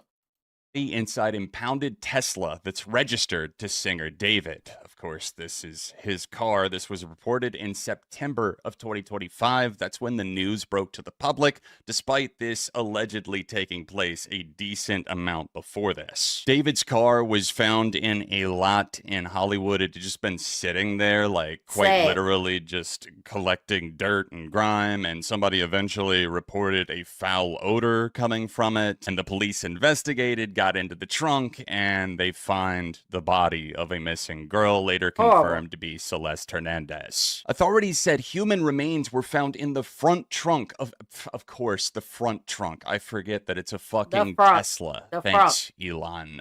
Which is registered in Texas to David, real name David Anthony Burke. A huge smoking gun came our way with the report about a week after the initial breaking news. September 17th, 2025, we see a report that David reportedly has tattoo on finger like one on dead 15-year-old found in his towed Tesla. Apparently this guy's out getting matching tattoos with underage girls and just branding her. It's another power dynamic thing like I'm talking about, I'm sure. So they find that he's... So anyway, guys, they said that that was the only way that the mother could identify her was from the tattoo that she had on her finger. That was the only way. I mean, guys, that makes me want to throw up just thinking about that. He's got a tattoo that matches the one that was on her finger, on the decomposing remains. And dismembered also. Just absolutely cruel stuff. I can't imagine what she must have gone through in those last days, in those last moments. And who knows how long they had her just like bound, gagged, or kept somewhere, dating back to her being missing in April of 2024. Romantic homicide is starting to sound less and less like just a fantasy that he had and more like something that he actually played out possibly in real life. David seems to also have some sort of unhealthy obsession or fixation on blood. It shows up. Look at this weird shit. And guys, this is the very video. I think it's called Last Dance or whatever the case. I don't know, guys. Look the shit up. This is the video that I'm talking about. Okay, that I have talked about. David D4VD is sitting there, standing there with a bloody shirt on, and he's watching two people throw what appears to be somebody who's unalive in the trunk of a car. Not a Tesla, in the trunk of a car. He's sitting there watching this. He's got the blindfold on. Okay, this is one of his videos. Don't tell me he don't have no input in his damn videos. He does. And guess what? We're supposed to believe after you make this video, okay, later on the same thing happens to you in real life? And that's just a freaking coinky dink. Is that what we're supposed to believe? That is weird. That is weird, guys. We already know, believe it or not, and I've said it in other videos, guys, we already know what happened to little Celeste Rivas Hernandez. David has already told us through his songs, through his video, through his artwork for his songs. He's already told us what he did to little Celeste Rivas Hernandez. Believe it or not, we already know, but we have yet to decipher the entire thing. Wait and see, guys. You'll see what I'm talking about. Throughout his music videos, romantic homicide being a major one, but also One More Dance, featuring him in a bloody shirt, the shirt of which he went on to sell. And you could see it in the thumbnail for this video. He's selling the shirts with blood. He was, obviously, it was pulled when, you know, the murder stuff came out. Yes. Tell me you're 1,000,000% guilty without telling me. Come on. Earlier this year in February, more information started coming out about the case as court documents revealed new details in Celeste Rivas' murder case, saying that newly unsealed documents filed in Texas show that LA County prosecutors demanded the testimony of singer David's father, mother, and brother to come and speak in person and give testimony as they investigate the murder and dismemberment of the 14-year-old or 15-year-old. I'm seeing conflicting reports here of Celeste. It seems like all of the recent reports are confirming that Celeste was 14 years old at the time of the murder, and they're alleging also that the body had been in there for a considerable amount of time, rotting inside the Tesla. I wonder what his family are going to break out on his behalf, like, oh, he's just a promising young man, or he has has such a bright musical future ahead of him. This all leads us to April 16th, where it's revealed that David's finally been arrested in the murder of the teen found dead in his Tesla. The child's decomposing body was discovered on September 8th of 2025. God knows how long she had just been left there, completely alone and abandoned and isolated yet again. And an abandoned Tesla registered to David, and it had been parked there for more than a month. It all just seems like a crock of shit and kind of a joke when it comes to the justice system and the way that the legal processes here in America work. But with her body being found September 8th, and David not getting arrested till mid-April of this year, that is a long gap. And it's like, what more evidence do you need to see at this point? It's like blood red hands are all over it and continue to be all over it. The imprint is obvious. We can't forget that David didn't immediately cancel his tour. He was literally playing a show. Well, I don't know why in the hell he would not cancel his show, because ain't nobody going to that shit. After they figured out that's what he did, and I've said this in other videos, he used to open for SZA. SZA don't fuck with him no more. A lot of celebrities that had him on their social media, guys, they pull all that shit off the shelf. Nobody wanted to fuck with David D4VD anymore. Nobody. But I want to address something that this guy said about the family, and the parents, trying to say, oh, he did this because whatever the case may be, whatever, trying to be on his side. A real mama, I'm talking about a real mama, not a fake mama. There's a big difference between a real mama and a fake mama. A real mama, if you know your son did this, you know what she gonna say? Son, you need some help. We're gonna get you some help. We're gonna get you an attorney first, but you need some help and you need to serve some time for what you did to this girl. Okay? Let's call this attorney. Get the attorney and let's call the popo, because you're about to get arrested. That's what a real mama do. A real mama don't hide your monkey ass out. A real mama don't hide your monkey ass out. If a real mama knows you did this, son, you need some help. Okay? Let's call this attorney. Okay, go ahead and take you a shower, get you a good meal, and then we're going to call the popo so they can come arrest you, because, son, the help that I can give you is not going to help you. You need some real help. That's what a real mama going to do. Okay, not hide your ass out. That's not what happens.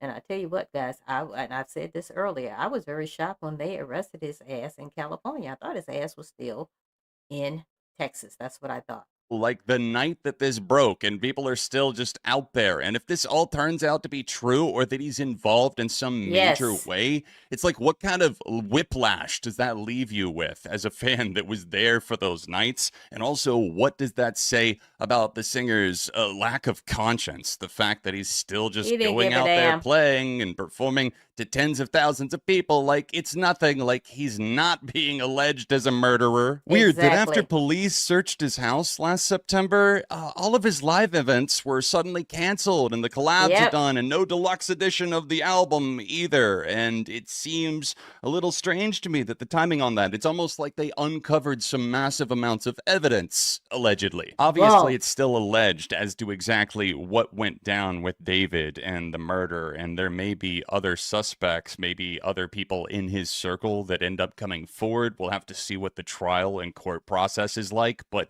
I feel like it's... He just said other people who might come forward. Guys, I've said this. He ain't done this by himself.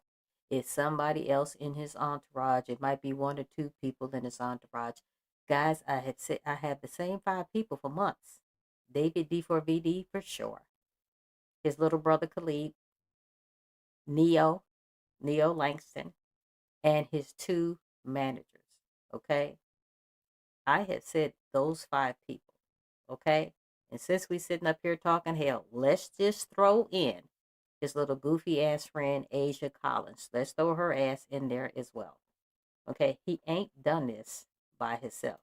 going to be a media circus, and I really hope it isn't, for the sake of the Hernandez family. It's At the weird. time of recording this video, David still has more than 20 million monthlies on Spotify. It's going to be Sick. interesting to see if that gets affected, and to see if DSPs start deplaylisting him even more, or start shadow banning his music or something along those lines. should. I guess some good news to end on is that David is currently being held in prison without bail. That probably Not won't prison, last very jail. long. It's unbelievable to think that David, or whoever else may have committed this murder, are thinking that they can just get away with this and leave a body in a trunk somewhere. How negligent can you be? Especially if you're committing a crime of that nature, you're just going to leave it rotting in a lot in Hollywood. Singer David's arrest late Thursday afternoon captured by TMZ, the 21-year-old taken into custody at a home in the Hollywood Hills.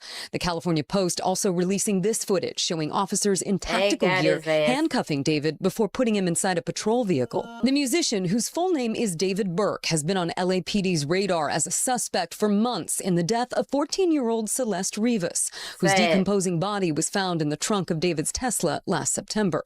Although an investigative grand jury was convened in the case late last year, it never returned an indictment. At this point, it's unclear what finally prompted his arrest on suspicion of murder. Eventually, he surrendered. He was arrested around 5 p.m. and taken into custody. Good.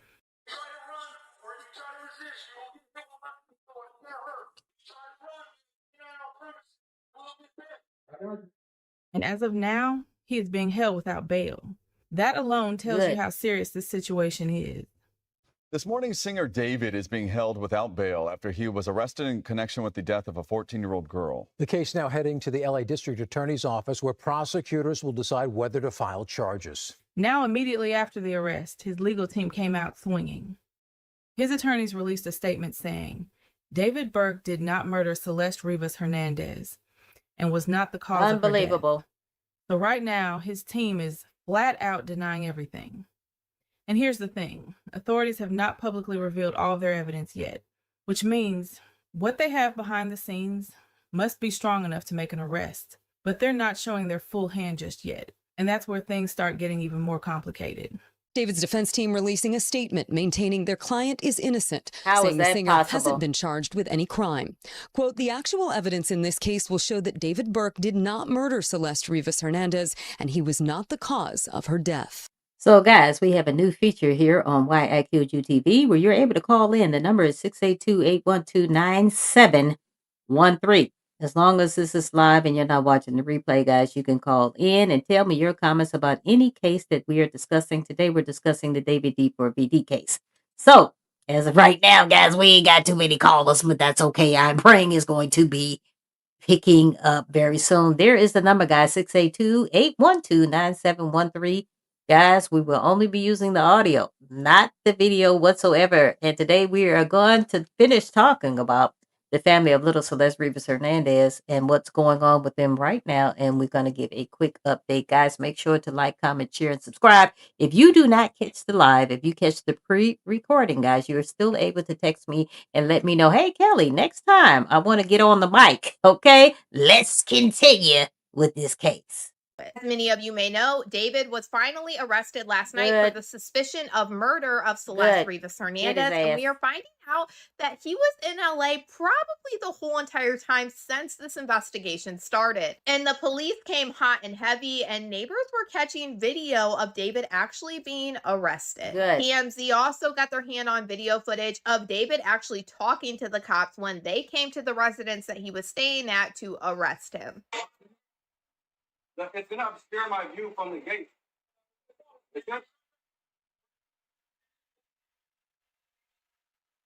They ain't playing with his ass.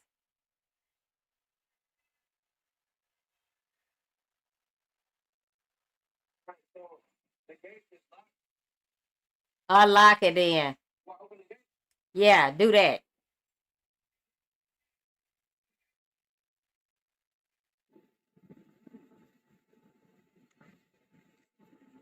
Now, based off a little bit more information that did come out, we are finding out that the LAPD did just arrest David without a grand jury. So they didn't use a grand jury indictment to arrest him. LAPD have been giving statements saying that they got probable cause to arrest David for the murder of Celeste Rivas Hernandez. And this is a huge deal because it leaves a lot of people confused, wondering what did they get all of the sudden that they now are saying that they had probable cause to believe that he committed murder. Now, it is important to note that David has not been officially charged for murder yet, but they are going to take whatever evidence and probable cause that they are talking about to the... Guys, is this going to stick? Somebody please help me, Jesus. Is this going to stick? I'm praying it's going to stick. Is this going to stick, guys? It sounds weird. District attorney on Monday to see if they can get murder charges against David. And Monday will be a huge day because this is where we're probably going to find out a lot of information. We are probably going to hear what evidence that they are saying they got to use for probable cause to arrest David and not even use a grand jury. And it is possible that we will probably even hear the cause of death if the medical examiner was able to get one for Celeste Rivas Hernandez, because we know that the police have had it sealed. But we don't even know if the medical examiner was able to get a cause of death of Celeste Rivas Hernandez, because we do know now it has been confirmed when the grand jury documents came out a month ago that she was in fact dismembered. And on top of being dismembered and being in 2 different bags, she was also very badly decomposed because they believe that she died in the spring. And mind you, she wasn't found until September. Now, David's attorneys have also put out a statement. They slammed the LAPD for arresting David. They said, you didn't even use a grand jury to indict him, but now you are arresting him on probable cause. They also said that the evidence will show that David did not murder Celeste Rivas Hernandez, and that he was not the cause of her death.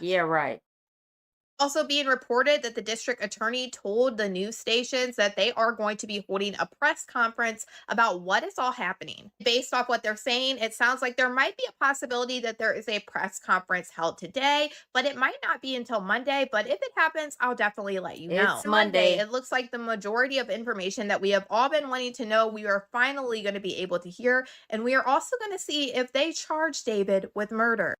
So guys, on Monday, hopefully, David D4VD is going to stay his ass up in there. We about to see. So, guys, I cannot wait to figure out what's going to happen on Monday. But, guys, it does not seem like he's going to stay up in there. That's just my personal opinion. I could be wrong. I'm praying I'm wrong.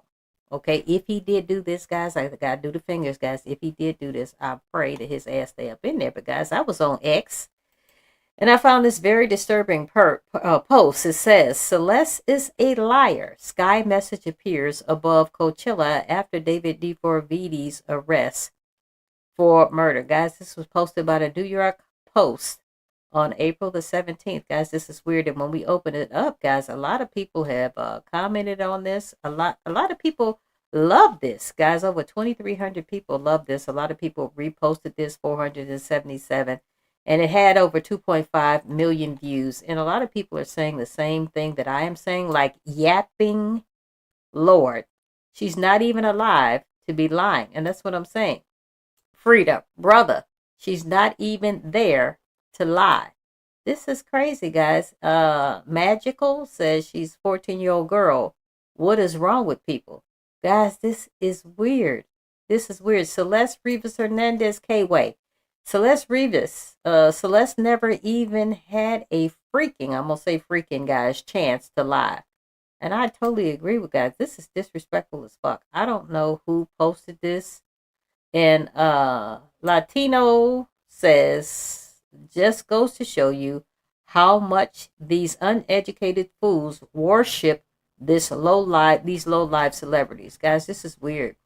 I do not understand why somebody would post this, guys. This is really weird. But if you look on X, guys, you will see that this was posted by the New York Post, guys. This is weird. I do not understand it whatsoever.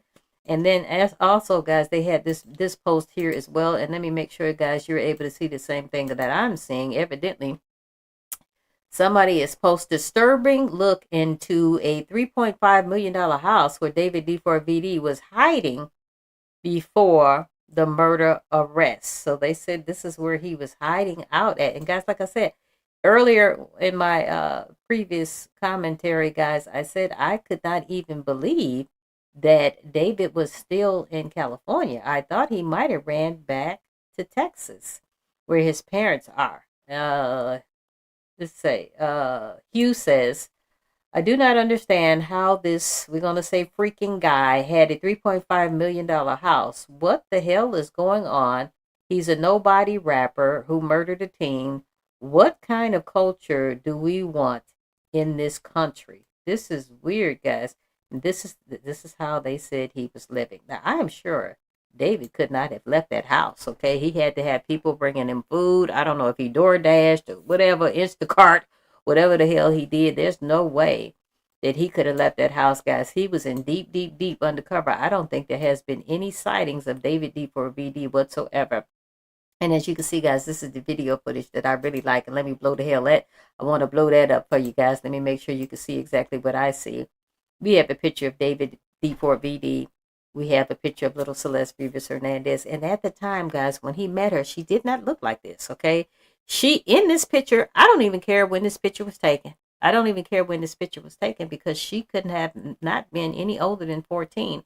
And there was a 5-year age difference between David D4VD and Celeste Rivas Hernandez. But as you can see, they are carting his ass off, okay?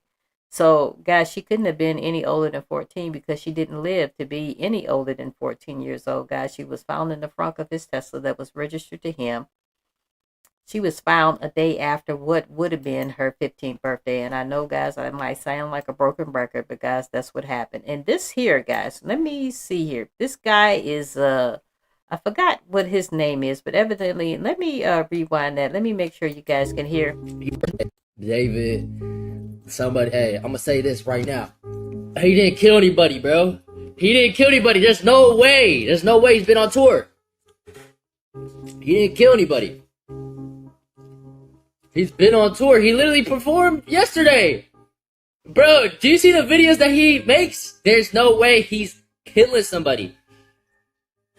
He was framed. Either he was framed or... Who would frame him? Or my theory is somebody killed someone, and stole David's car and left it in the trunk. But I'm also not a detective, so... David... Okay, so why in the hell? Just listen to what he said. He has since...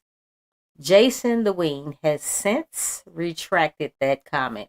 Okay, he has since retracted this comment. Guys, this is weird. Now, in his theory, guys, he sat up here and said somebody stole the car and threw little Celeste Rivas Hernandez unalive body in the front. Why would somebody do that?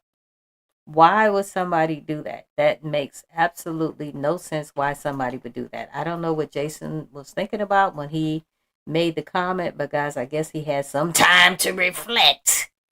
And now he has said, oh, he don't want anything to do with David. He said he don't want anybody to think that, and I'm paraphrasing like a mofo, guys. He said he didn't want anybody to think that they were friends. But guys, this is really weird. And then we have the arrest here again. It's TMZ.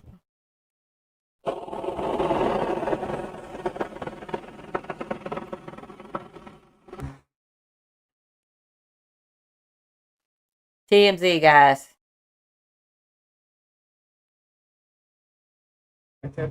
Yes, sir. Hi.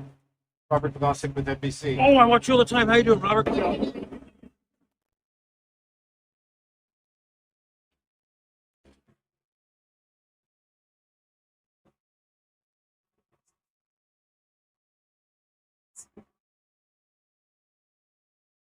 Finally, guys, they got his ass.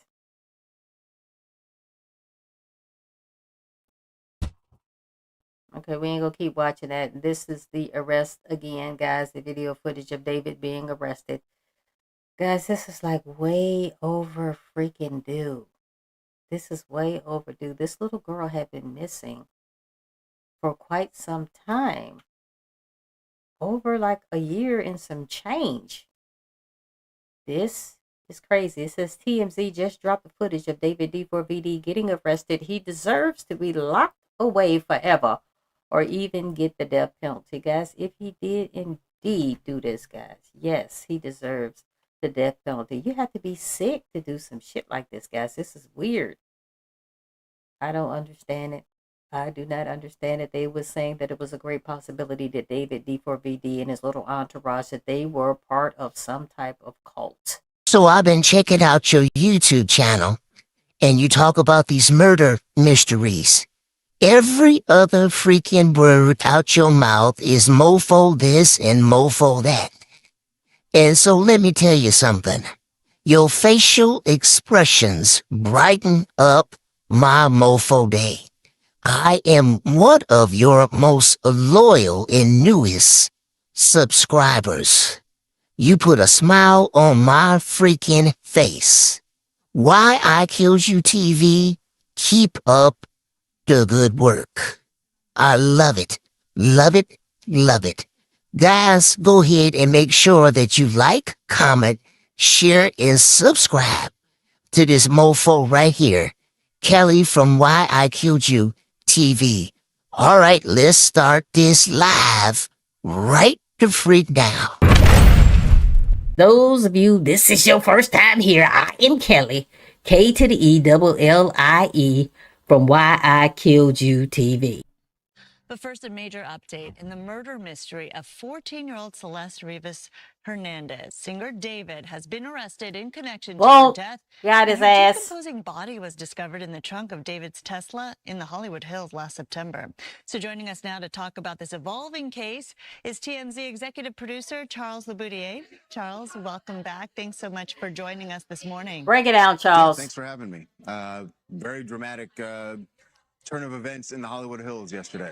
Yeah, so TMZ has broken a lot of news on this case from the beginning. Police were really tight-lipped about the whole thing, but David's arrest, I mean, this was essentially the outcome that we did expect, right? It is the outcome that certainly, I mean, if you go back to September when Celeste's body was found decomposing in a Tesla that David owned, everyone thought immediately, break it down. Okay, well, this guy has to have something to do with it. Why haven't they arrested him?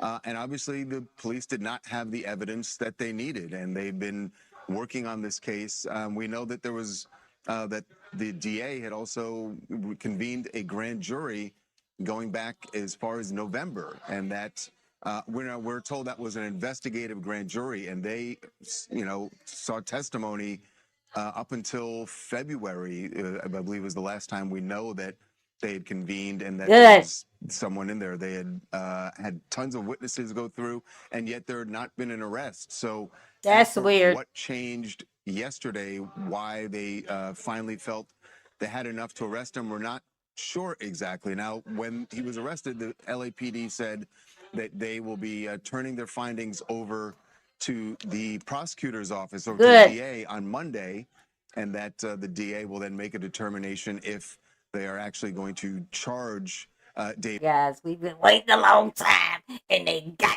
that motherfucker. They got him. Guys, go ahead and put it in the comments and let me know what you think about this whole situation. But we've been waiting for quite some time. We have been waiting for quite some time, and I bet you see David D4VD, guys, he is arrogant. I could just tell. I ain't never met this motherfucker, but I could tell there is some arrogance about him, and he did not believe that this day was going to come. But it is here. It is here. He is in jail. There is no bail set for this mofo. David with Celeste's murder. Right now, he is just arrested under the suspicion of committing that murder, but he has not been charged. And what's curious about that is you have the police saying they're going to turn their investigative findings over to the DA's office, but the DA's office has been running a grand jury for several months and has presumably seen all of this evidence. So that's the part that doesn't add up here. And here we go with the bullshit. Some holes that the prosecutors have in their case, because they assembled a grand jury, but they didn't get an indictment. Whoa. They say that grand jury was just for investigative purposes. Let's not drop the ball. I wonder what those holes in the investigation are, because as you mentioned, her body was found in September. We're now in April, and really no firm charges have been filed in this case. And you wonder, what is it that they don't have that really ties these two together? After all of this investigation, though, you've covered so many cases. is this timeline very unusual? I think what's really been the main thing that has held them up here, and that is definitely a potential hole in the investigation. As far as we know, the medical examiner's office still does not have a manner of death. And if you can't say that Celeste was killed in a particular way, then how can you say someone did that? Okay, here we go with some more bullshit. Anyway, guys, I have to apologize about the noise in the background. That's not coming from my mic. Okay, I got problems on my own. But anyway, it sounds like things are still not on solid ground. It sounds like things are still shaky. Okay, even though he was arrested, guys, I don't know how long they're going to keep his ass up there. Okay, because it seems like there's a lot of missing pieces to this damn puzzle. Guys, go ahead and put it in the comments. Let me know what you think about this particular situation. Guys, do not forget to like, comment, share, and subscribe. Guys, I am Kelly, K-to-the-E-double-L-I-E from Why I Killed You TV. Let's break it down. You have to be able to say what it is that in this case they've arrested David. So clearly they think he did it, but how did he do it? How did she There die? you go. And because of how decomposed the body is, we'd been told by sources in the medical examiner's office months ago that they were having a very difficult time determining the manner of death, and were uncertain if they would ever be able to. That is really, really disturbing and sad. You really feel for that family. I mean, since this all began, It's sad. it feels as though we've been talking more about the suspect or potential suspect in the case than the victim, really. What have you learned about the victim, Celeste, and her relationship with David before she died? If I remember correctly, her mother had spoken out long before, saying that she'd essentially left home, right? Run away. I mean, we spoke to Celeste's mother. In fact, speaking to Celeste's mother was how we even determined that Celeste was the victim going back. Because remember, this all... Guys, I've said this in other videos.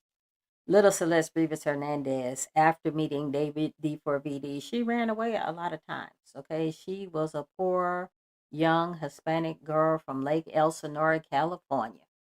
And David was showing her a different life. I guess, guys, I wasn't there. I wasn't there. He would often pick her up from Lake Elsinore in the very same Tesla. Get this, in the very same Tesla that her unalived body was found in. He would pick her up from Lake Elsinore and allegedly take her back to the Hollywood Hills. Okay? And so the parents got hold of the emails, the email addresses to her managers, and told the managers, hey, my daughter is missing. Guys, this started back in April of 2020, 24. Okay? They said, bring our daughter back. We know she's with David. Guys, I'm paraphrasing like a mofo. But guess what would happen? The manager said, hey, we don't know what you're talking about. Celeste is not here. I am paraphrasing. But baka winky dink, they would bring her back. Okay? So she was running away quite frequently, okay, to the point where the police, they weren't informing the police. The parents weren't informing the police that Celeste Rivas Hernandez came back home, because she would do it so often. I guess they would forget to call the police and say, oh, she's back, she's gone, she's back, she's gone. Anyway, to make a long story short, okay, the timeline, and I've said this in other videos, guys, put it in the comments and let me know what you think. But the timeline that I am thinking is real is when little Celeste Rivas Hernandez was arguing with her parents' neighbors on September the 8th, 2025. That is the last time I believe that she was alive. Guys, I could be wrong all day long. Put it in the comments and tell me what you guys think. Because she was on Nest Cam having an argument with her parents' neighbors, calling each other the N-word, this, that, and the third. Guys, ain't nothing here I am saying is new. Okay, you got, anybody who's been following me know that I have said this before. The reason why I think this is true, because Celeste's birthday, which would have been her 14th birthday, was September the 7th. So I believe she was at her parents' house celebrating her birthday on September the 7th. She probably spent the night, okay?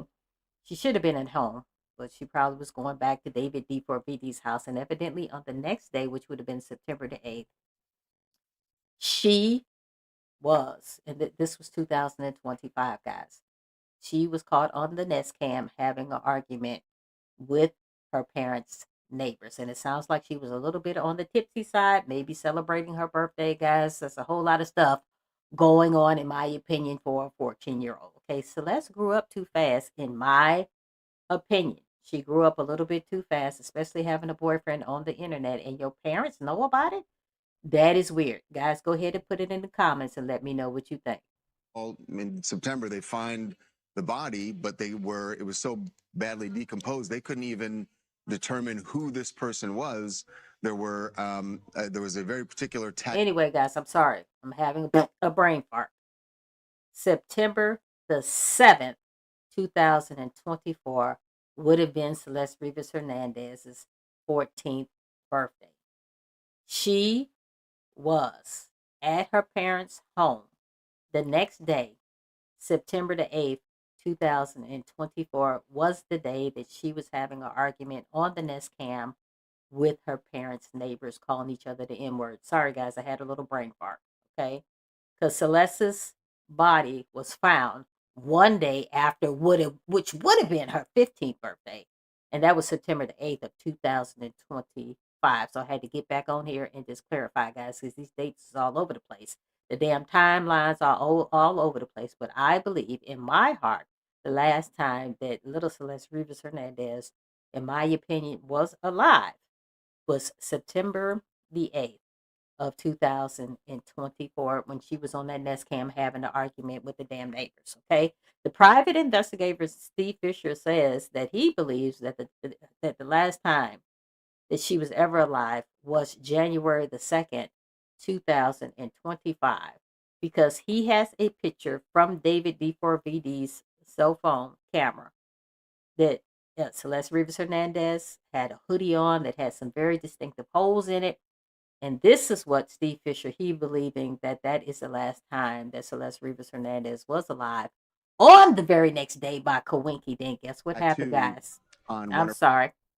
On the very next day, guess what happened? So if Steve Fisher was saying January the 2nd, 2025 was the last picture taken of Celeste Rivas Hernandez, okay, on David's phone. The very next day, which was January the 3rd, 2025, David took a selfie of himself. Took a selfie of himself in the mirror, and the reflection from the mirror caught the hoodie. Either it was on the floor or in the hamper. That was January the 3rd, 2025. My whole thing in a nutshell, guys, put it in the comments and let me know what you think. But my whole thing in a nutshell, that means that there's a great possibility that David was with Celeste Rivas Hernandez on January the 2nd, 2025, because it looks like that hoodie is either on the floor or in the hamper from the reflection from his selfie on January the 3rd, 2025. The timelines are all over the freaking place with this particular case. Of her fingers, and we had heard that that was the case. And through a tip that we got, ended up speaking to Celeste's mother, and she said, yes, she identified that tattoo and some other things that that were found with the body, and that's how we determined Celeste was the victim. You know what, guys? And I hate to keep stopping it, starting it, whatever the case may be. You can stay, leave, whatever the hell you want to do. So your own mother identifies your body through a tattoo on your finger, and the tattoo had David's name on it. Okay? My whole thing in a nutshell, why in thy hell? And guys, I was raised in a different way, in a different time than a lot of you guys. But my whole thing in a nutshell, why are you allowing your daughter to get a tattoo at such a young age? Okay? That is weird to me. Guys, put it in the comments. Let me know what you think. But that would not happen at my house. I'm sorry, it's not going to happen. But what was always really creepy about this case is that Celeste was only 14 years old. There you go. Turned 15 a few days after the body was found in David's Tesla. There you go. So, you know, Celeste's mom told us that she had run away, and it seems like the family had some minimal contact with her since she had run away the year before. Say it. This would have been in 2024 when she ran away. And They had minimal contact, but certainly the mother, Celeste's mother, knew about someone named David that, as she put it, was dating her daughter. Do we know how they met? Because there is an age difference here. Break it down now. Yeah, we still don't know how they met, and it could just be that once Celeste had run away and she was here in LA, encountered David at a party or something like that. We don't know how they met. We do know that his friends certainly thought that they were a couple. They said what we were told is that they sort of presented as a couple when they would be at social gatherings. But nobody had any idea how young she was, is what we were told. They thought that she was, a student at one of the colleges here in LA. Had no idea. People were shocked to find out she was as young. Guys, put it in the comments. Let me know what you think. Okay? Let me know what you think. Do you believe that David D4VD's friends believe that little Celeste Rivas Hernandez was around their ages? Okay, 19, 20, whatever the case may be. There was a 5-year age difference between David D4VD and Celeste Rivas Hernandez. Put it in the comments. Let me know what you think, guys. Don't forget to like, comment, share, and subscribe. I would greatly appreciate it. This whole damn case is weird than a mofo. Guys, if you want to get on here, if you want to just share your audio from your cell phone and give your opinion what happened in this particular case, if you are watching this live, you can contact me at 682-812-9713. This case is weird. Okay, if you're not watching this live, guys, you can go ahead and text me, and I will notify you when the next live is coming up. This is weird. This is weird. I do not understand it for the life of me. As she was. And do we know anything about after she ran away? Was there a search? Was there an active investigation into where she was? She was only 14 years old. Sad. So was there any kind of police activity or any kind of records going back before that after she ran away? Yeah, the police did make contact with Celeste at least once, and in fact returned her to her family. There you once, go. and she ran away again. So, the police were aware of the fact that she was a missing person, that her family had reported her as a missing person, and had made contact that one time. But once she ran away again, there's no indication that the police had contact with her after that. Do we know if there are any other potential suspects involved in this case? Right now, it's just David. Remember last month, actually a couple of months ago now, one of David's friends, and I should say former friend at this point, because clearly he and Neo, the streamer Neo, were close friends. We'd seen photos of them hanging out, and Neo is the guy that they went to Montana and had him brought back to LA to go before the grand jury. And he did. But after sitting for the grand jury, Neo said he knows nothing about how Celeste died. He doesn't. Yeah, right. He said he has receipts to prove that he had nothing to do with this. So there had been some thought that maybe police were looking at him as an accomplice, but no evidence of that. So right now. You know what, guys, before he gets too far ahead, okay? Little Celeste Rivas Hernandez, she would run away, she would come back, she would run away, she would come back. Evidently, allegedly, guys, she was going to spend time with David D4VD. One of the times when she ran away, supposedly, okay, she was actually at Six Flags with David D4VD. And that's not allegedly, guys, that's factual. David D4VD and little Celeste. And on top of that, little Celeste's cousin, her name was Esmeralda. Esmeralda was a couple of years older than Celeste. Okay.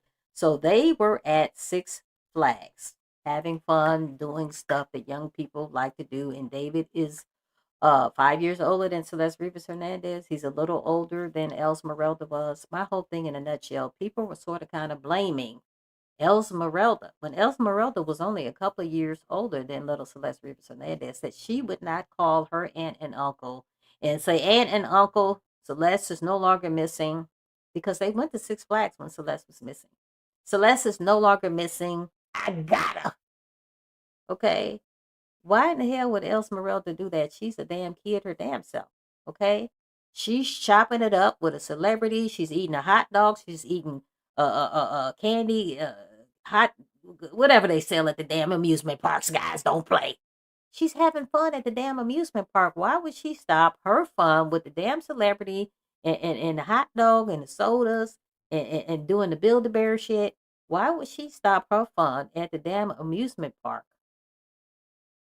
And she's with her cousin having fun, to call her aunt and uncle and say, "Oh, she's no longer missing. I have her at Six Flags." Guys, that's not real life. That's not how real life works. So evidently, after all of this Six Flags shit, and after little Celeste Rivas's unalive body was found in the front of the Tesla, David canceled his lease at that damn big ass mansion that he was living at, $20,000 a month, where Holly Berry used to live, and she doesn't own that property anymore. He canceled the lease, and guess what was found inside of the doggone home? Okay, it was the birth certificate of the Build-A-Bear, and it had Esmeralda's name on it. And everybody's like, voila! The birth certificate of the Build-A-Bear is in the damn house. Guys, that means absolutely nothing. All that means is that David D4VD, Celeste, and Esmeralda went to Six Flags one day, and Esmeralda had a Build-A-Bear built with the birth certificate. That's all that means. That means they hung out. That's all that means. I don't know what all this voila we caught her, and why didn't Esmeralda call the aunt and uncle or call the popo? Are you serious? Esmeralda was a kid too. She was just a couple of years older than Celeste Rivas Hernandez. See, this case is getting weirder and weirder as time progresses.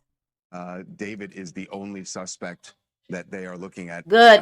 For Celeste's murder. That's not It's true. just fascinating and mind-boggling to me because I listen. He might be the only suspect that they are looking at, but they need to look at a couple of old other mofos in his entourage. Believe that. Trust and believe that this fool didn't do that by himself.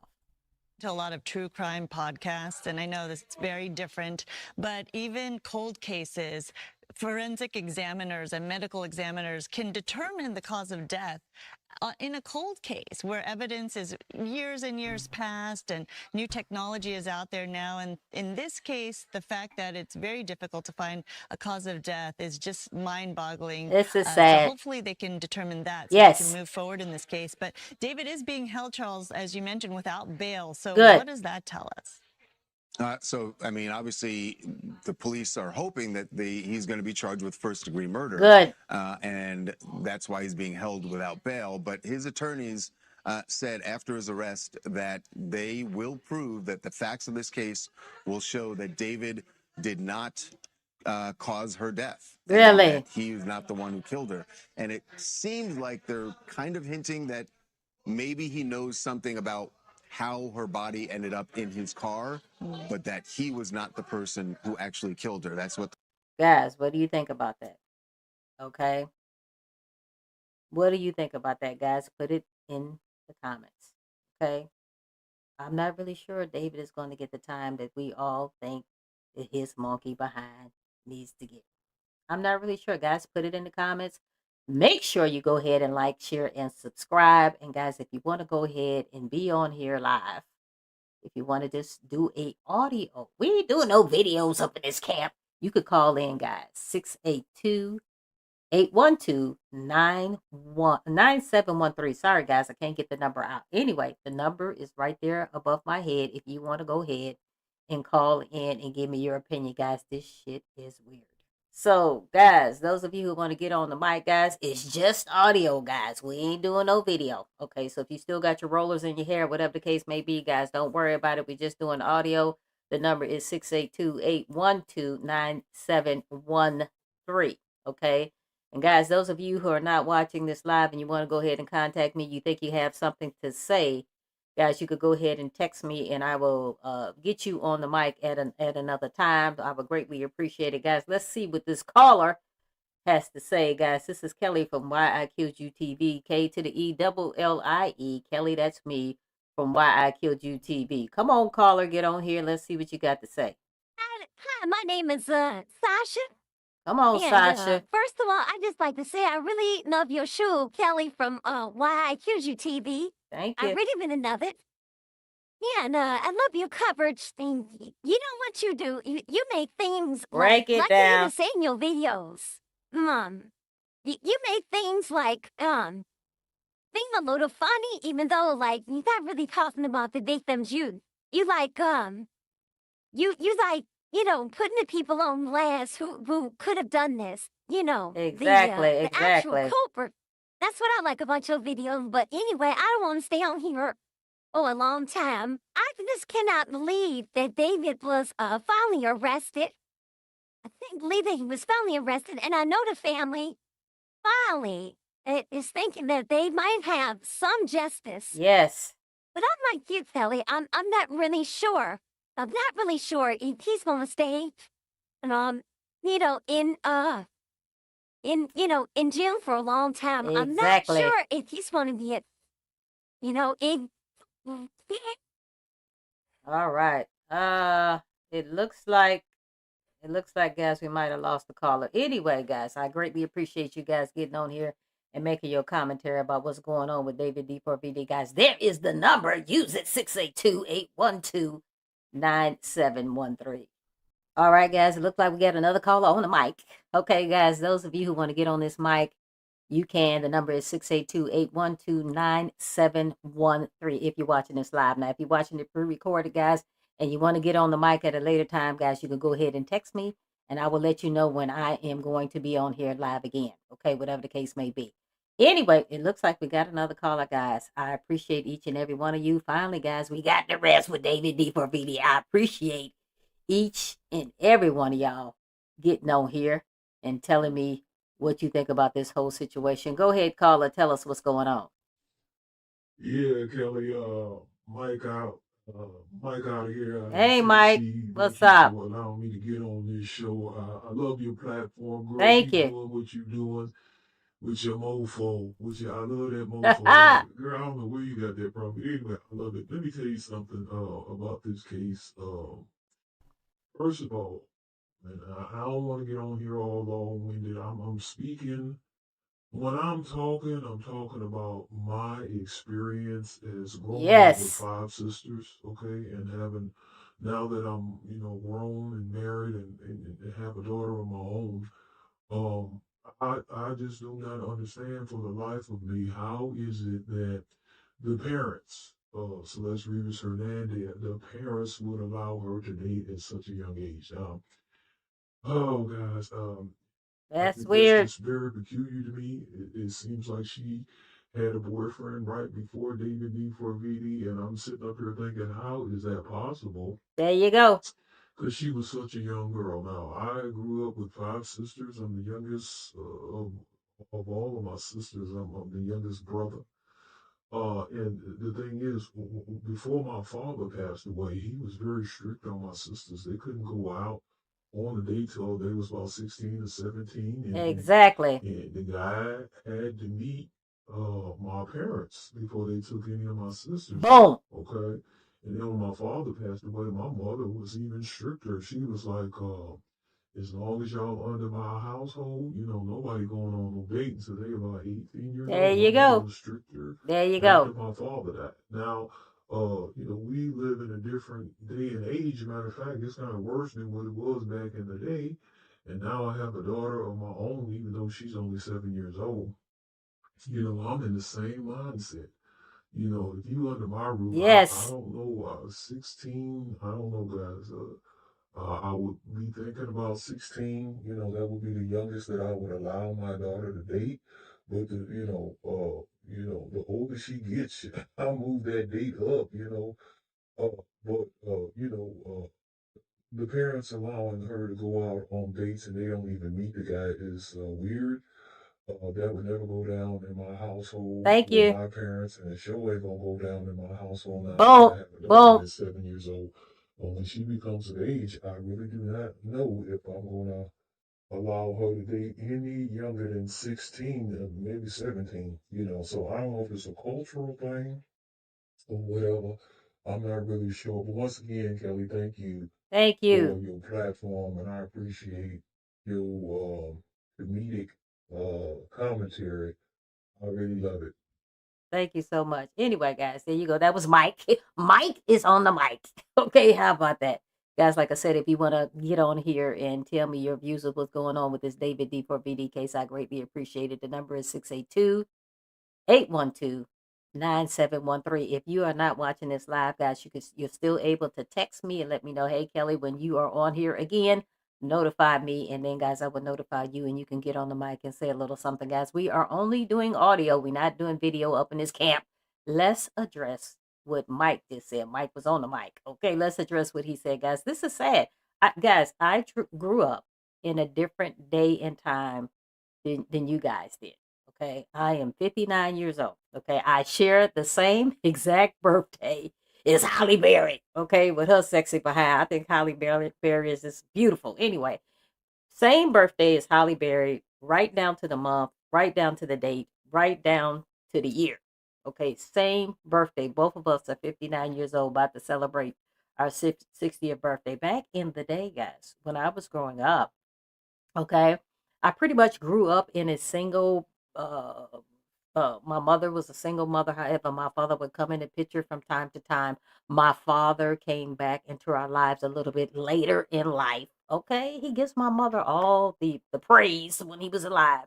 Okay, but back in the day, you know, when young guys would come to try to, we called it courting back in the day, guys. I don't know whether y'all call it dating or whatever y'all. I don't know what y'all call it, guys.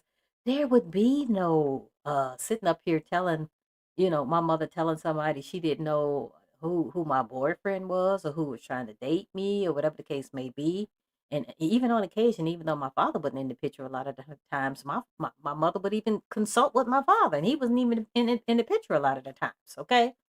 So, and I agree with Mike. I don't know if it's a cultural thing or whatever the case may be. I do not, and I'm not here to blame anybody, guys. I am so glad that little Celeste Rivas Hernandez and her family is finally getting some justice. I'm telling you, I'm really happy about that. But the whole thing in a nutshell, how is it that the parents allowed her to date so young?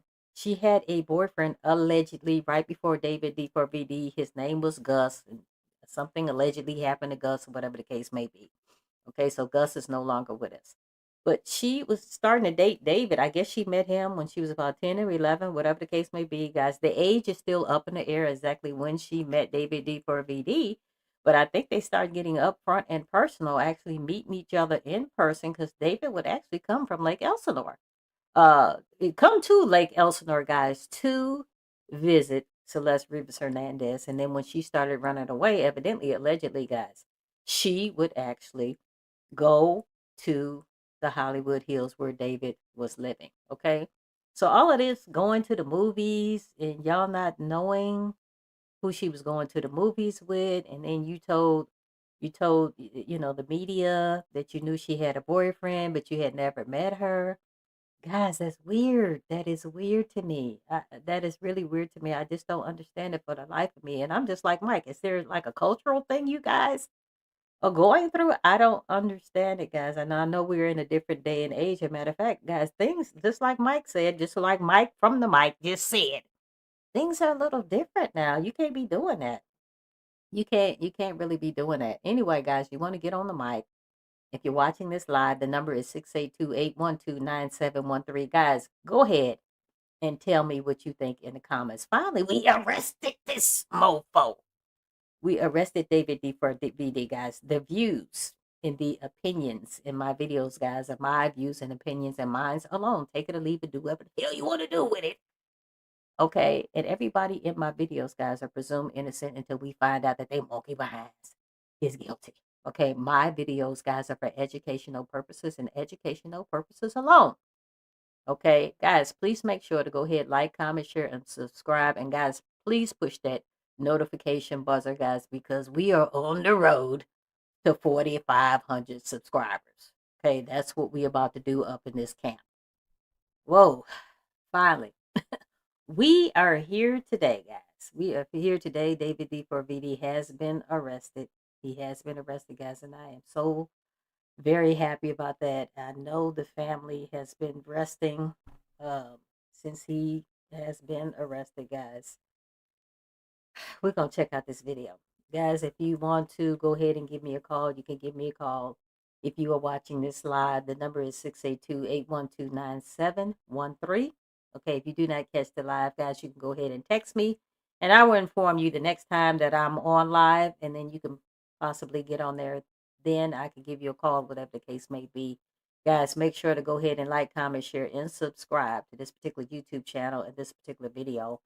I would greatly appreciate it. And guys, please make sure you go ahead and push that notification button, because we up in this camp. And David D4VD, guys, he has been arrested. Okay, this is going to be everything you need to know about the David D4VD case and more. Guys, this is the David D4VD case update. And guys, we got him. We got his monkey behind. Now, singer David, spelled D4VD, has officially been arrested in connection with the death of 14-year-old Celeste Rivas Hernandez, a case that's raised serious questions from the very beginning, because Celeste was found inside the front trunk of a Tesla, a vehicle that was reportedly registered to David himself. And with this arrest, the story has now entered an entirely new phase. Now, most people remember where this all started. On September 8, 2025, unidentified human remains believed at the time to be a young female were discovered inside the front trunk of a Tesla at an impound lot in Los Angeles, California. The car had been towed to a Hollywood impound lot, where staff eventually noticed a strong odor coming from the vehicle, and after opening the front trunk, they made a disturbing discovery. Authorities were immediately called to the scene, and according to the court filings tied to the investigation, officers found human remains inside bags placed in the trunk. Due to the condition of those remains, it was clear the situation was serious and would require a thorough forensic investigation. And as the investigation unfolded, it was revealed that the vehicle was linked to a David Burke, professionally known as David. It was one of several vehicles linked to the singer. David was a young artist who at the time was building serious momentum in the music industry and was even in the middle of a tour, which he would later cancel as the situation began to unfold. Now, at the time, it wasn't immediately known who the body belonged to, but sometime later, the medical examiner officially identified the victim as Celeste Rivas Hernandez. Celeste was discovered just one day after her 15th birthday, meaning she was only 14 when she died. And I've said this before, guys. A lot of you guys are sitting on here and saying Celeste Rivas Hernandez was 15 years old. She wasn't 15. She didn't get a chance to be 15 years old. Okay? Her body was already decomposing in the front of David D4VD's Tesla. It was already decomposing in the front. She was found one day after, which would have been her 15th birthday. This whole thing is sad. And I've said this before. David sat up here and he tried to make us believe that the car was stolen. Okay? He saw we wasn't going for that. Then he switched it and said that the car was sold. However, he did not get a chance to transfer the title. Okay? So many lies. So many lies. And guys, when her unalive body was found in the doggone Tesla, okay, David didn't stop his tour.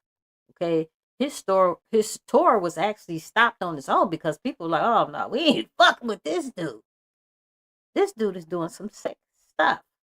Ticket sales plummeted like a mofo because a lot of people were like, oh, no, I'm not going to be going to this guy's concert.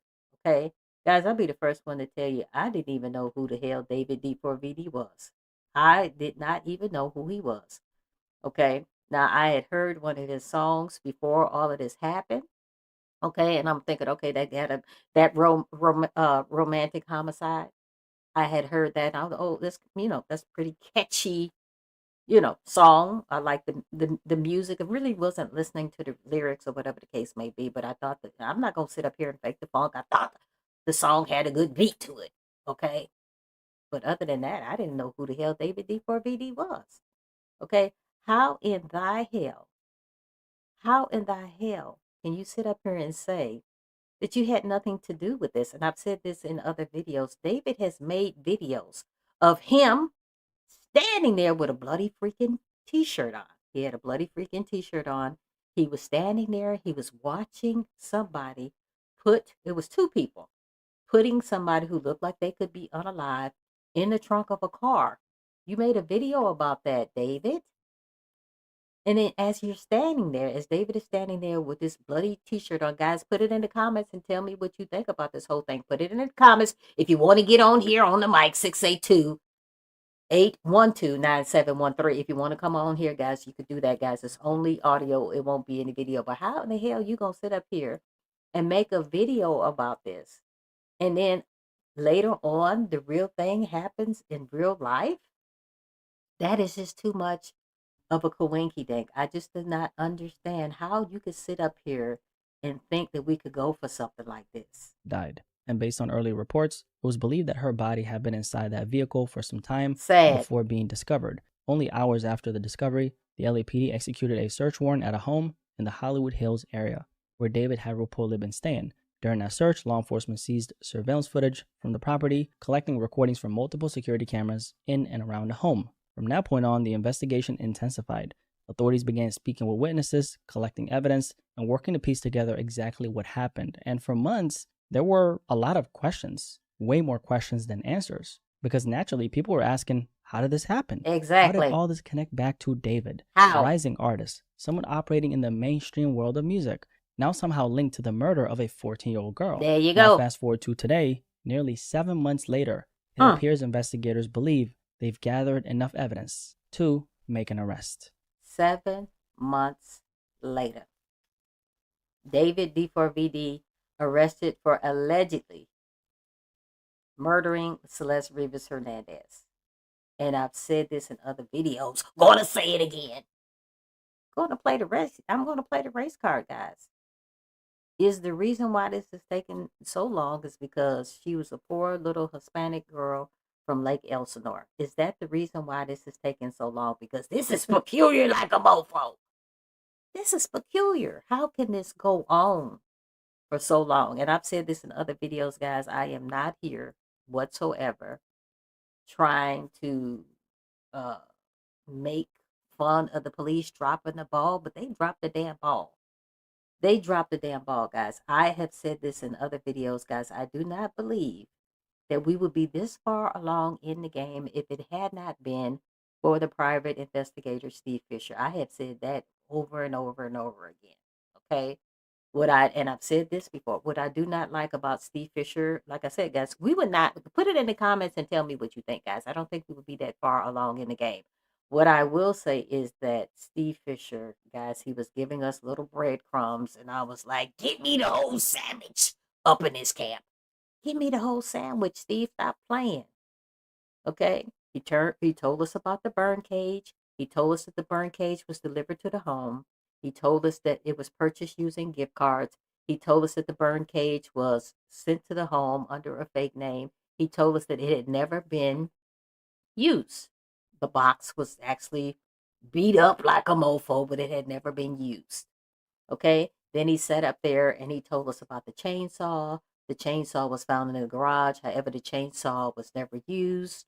My whole thing in a nutshell, why in the hell would David need a chainsaw? He was only renting the property. If there was a problem with a tree that needed to be cut down or whatever the case may be, then he should have talked to the owner. He shouldn't be taking, doing that shit on his own. Okay? Guys, if you want to go ahead and buy me a cup of coffee, my contact information is right there. My email, my Venmo, and my Cash App, guys. You want to buy me a cup of coffee, I greatly appreciate it. But the whole thing in a nutshell, okay, why was a burn cage delivered to the house? They found little Celeste Rivas Hernandez. They found her body unalive, decomposing in the front of his Tesla in 2 bags. Okay? Then they sat up there and said that David D4VD was standing in the middle of Santa Barbara with his damn cell phone. He was doing some stupid shit. Anyway, he was found in the middle of nowhere in Santa Barbara, standing out there, they said, for hours. My whole thing in a nutshell, because you cannot burn waste. And I'm not saying that little Celeste Rivas Hernandez was waste, but you cannot burn things in the Hollywood Hills. So I'm thinking, did he go to Santa Barbara to possibly figure out where he can finish her off? Was he going to take the burn cage with the Tesla, with her decomposing body parts there and burn her? I'm not really sure. This whole thing is peculiar. And as of today, guys, and I could be wrong. If I'm wrong, put it in the comments, guys. Tell me if I'm wrong. But as of today, guys, they have still, well, when I say they, I shouldn't say they, guys. I'm talking about Steve Fisher. He is alluding to the fact that it was a great possibility that Neo David D4VD's friend, was the one who was driving the Tesla around different locations outside of David D4VD's home before the Tesla was towed. We already know, guys, the Tesla was towed outside of David D4VD's mansion because guess what happened? It had a bunch of dust on it, it had a dent on it, and then, guys, it started getting a lot of tickets, and then one thing led to another, and the car was towed to the tow yard. Okay, so really, Steve Fisher has really not really confirmed that it was Neo who was driving that car. It has now officially been confirmed that David has been arrested in connection with this case. So let's break down what we actually know so far. Break it down. Now, according to the authorities, this arrest wasn't random. It was based on evidence and probable cause that was developed over time. And that part is important because this wasn't something that happened overnight. This was an ongoing investigation, something that's been building for months. But at the same time, it's also important to understand what this doesn't mean. This is not an indictment yet.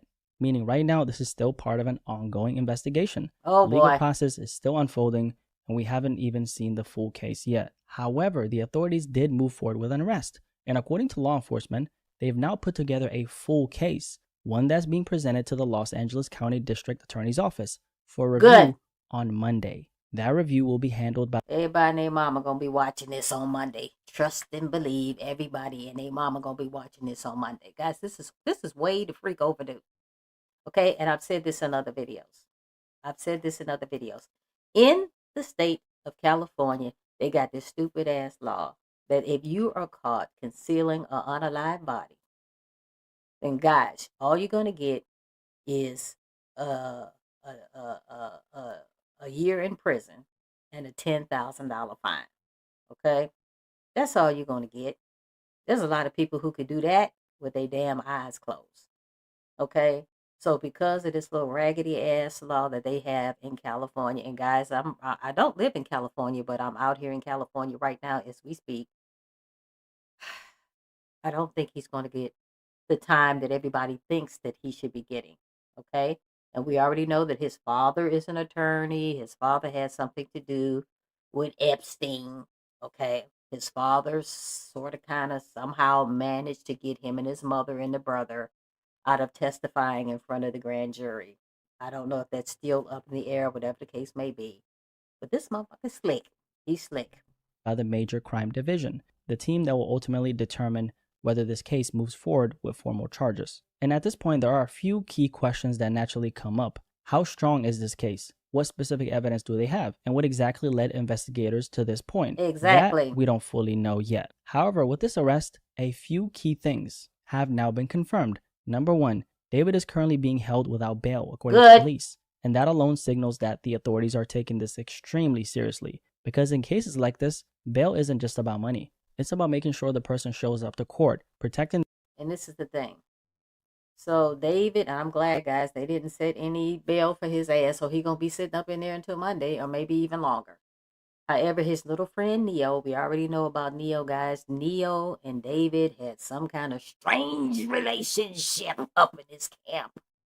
They had some kind of strange relationship. Evidently, Neo fled to Montana where his mother lives. And evidently, the FBI, the Popo, they came and they got Neo. And they brought Neo back to California to testify in front of the grand jury. Okay. So something happened at that grand jury. Everybody was thinking there was a great possibility that Neo possibly pled the fifth because he was only there for 45 minutes. This was the rumor. This was everybody was thinking. And then later on, we sort of kind of find out that maybe there was a great possibility that Neo did say something there in the grand jury, because shortly after that, Neo started putting David D4VD's monkey behind on blast. He started putting him on blast. And then next thing you know, I don't think that they are friends anymore on social media. Okay? Those of you who are not familiar with David D4VD, guys, he actually blew the hell up when he started getting on the Fortnite website.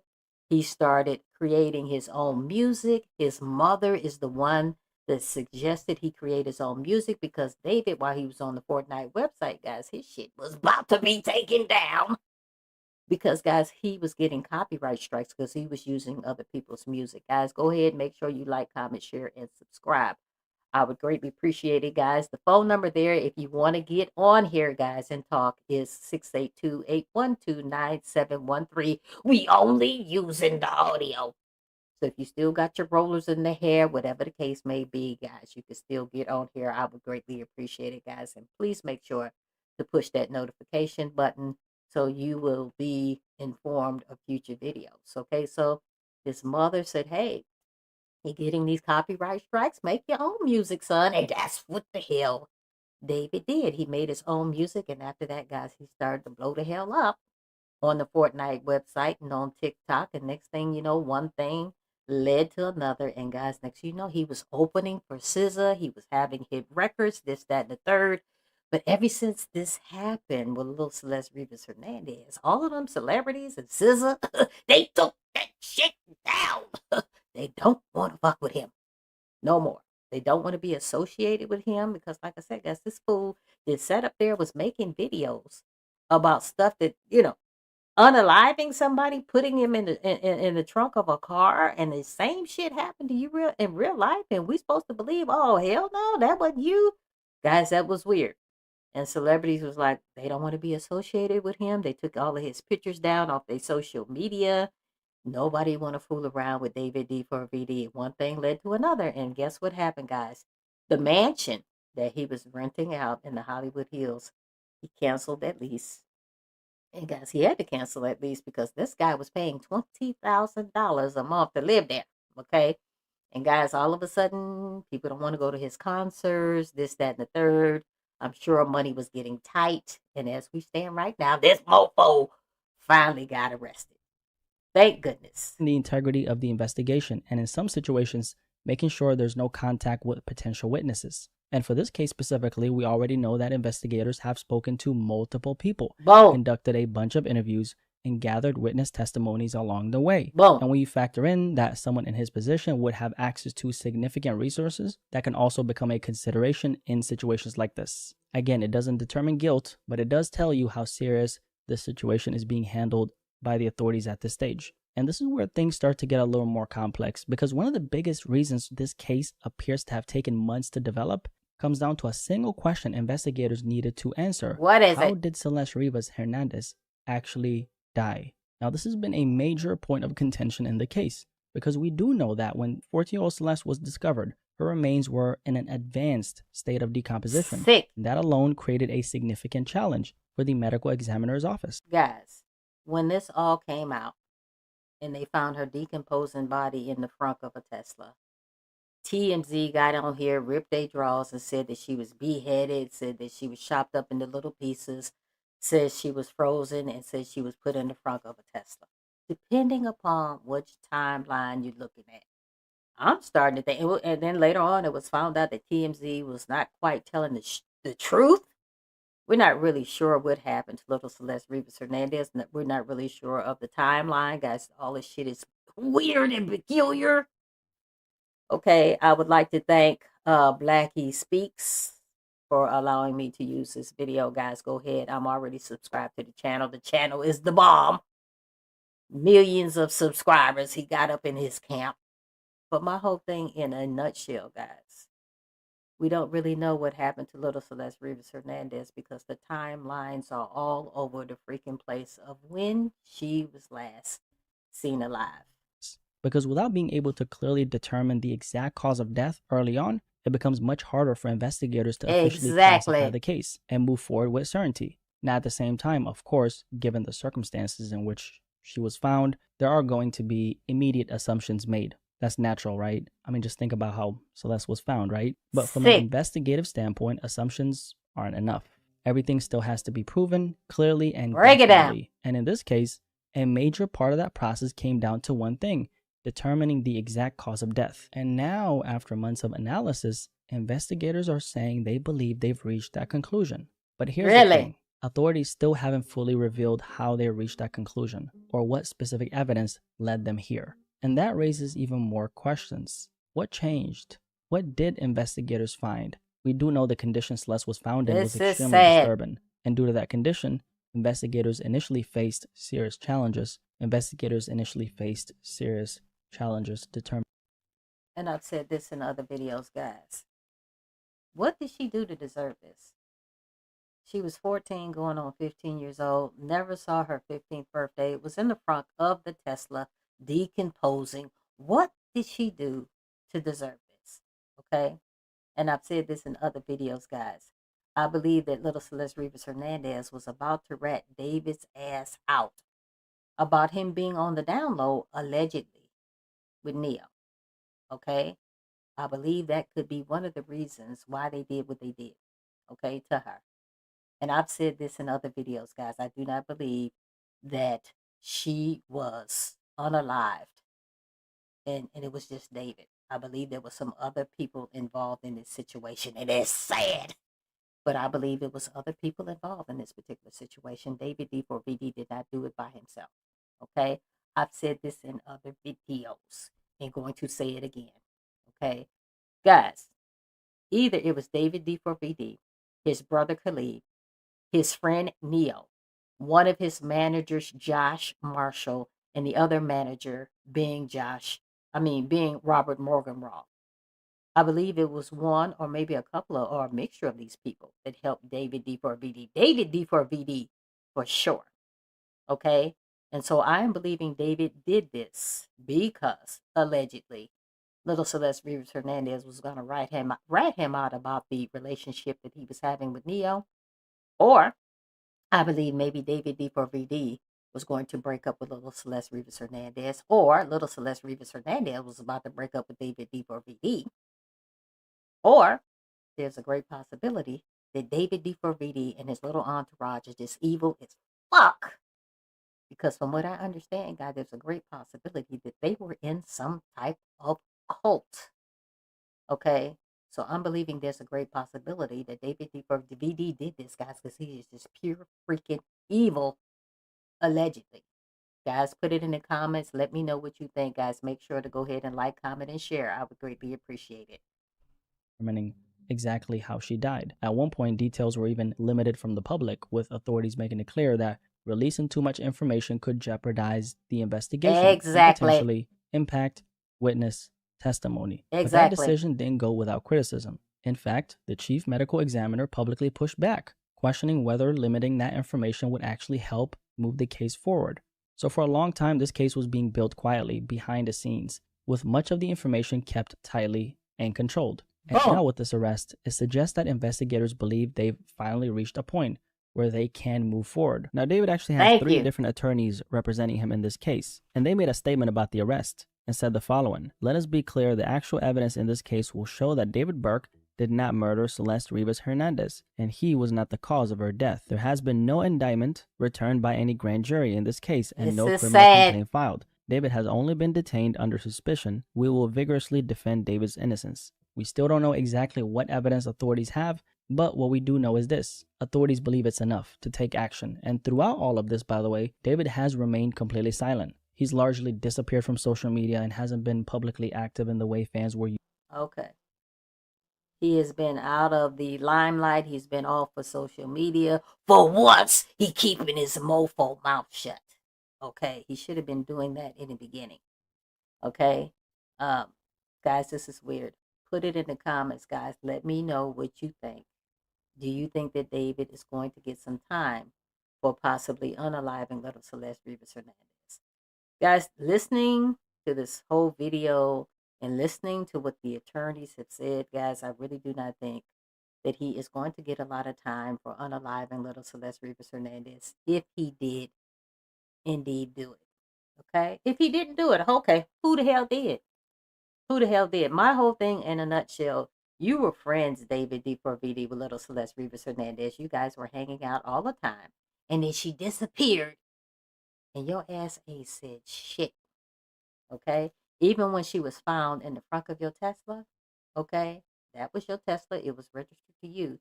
You never said anything. None of your entourage. You never chose a spokesperson to come out and say, hey, David is distraught. His friend was found unalive in the front of the Tesla, this, that, and the third. I have always said this, guys, and I only said this. I don't want y'all to think that this was my whole idea. One of you guys actually messaged me and said, hey, Kelly, I really think that somebody, because, okay, let's slow it down a little bit. Little Celeste Rivas Hernandez, her decomposing body was put in the trunk of the Tesla. The Tesla was being driven around the freaking neighborhood. Finally, the final resting spot of that Tesla was right outside of David D4VD's mansion, the mansion that he was renting out. Boom! That's what it is. Okay. One of you actually messaged me and was like, Kelly, that couldn't have been the final plan. I already knew it wasn't the final plan. But what one of you guys actually messaged me and said, well, Kelly, I believe somebody was going to come back later after David was on tour. Okay, because whoever drove that car, and people are starting to think it was Neo, whoever drove that car and got on that damn tour bus, Steve Fisher knows exactly who he is. First of all, where the hell is the damn video footage from the damn Tesla? Okay, that Tesla will record everything. Okay? That Tesla records everything. Where is the video footage of that? That's what I really want to know. I've always said this, guys. David did this in the wrong mofo car. He should have got a hoopty. That's what he should have got. Okay, a hoopty that was not registered to his name with his dumb ass.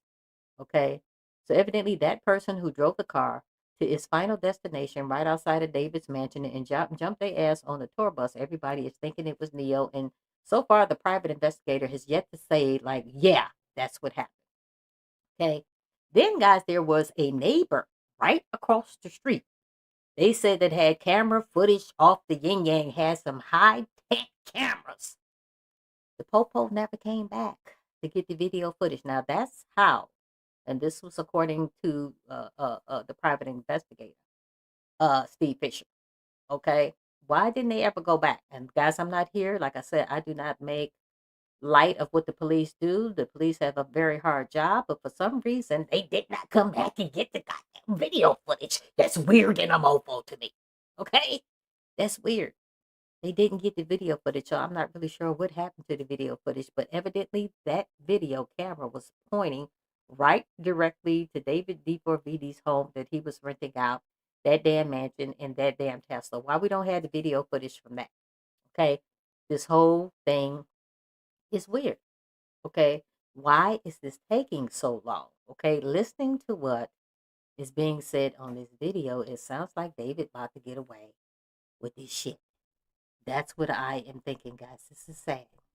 Used to seeing him. And behind the scenes, things appear to have been extremely uncertain, because while his public presence went quiet, the case didn't. Investigators were continuing to build it piece by piece, taking their time to understand exactly what happened. Now, from the outside looking in, it might feel like this took too long. And honestly, part of me is like, damn, why did it take this long, right? Like authorities should have reached a conclusion earlier. But at the same time, cases like this are complicated. With that being said, there were a bunch of movements happening behind the scenes. In fact, in my last video about this, we covered how authorities tracked down a key witness across state lines. That witness being Neil Langston, a social media figure who had been seen around David in the past, and was later identified as a potential grand jury witness in this case. And it didn't stop there. According to reports, multiple members of his family, including his father, mother, and brother, were also served grand jury subpoenas, meaning prosecutors were actively trying to get testimony from people close to him. But instead of cooperating immediately, there was pushback.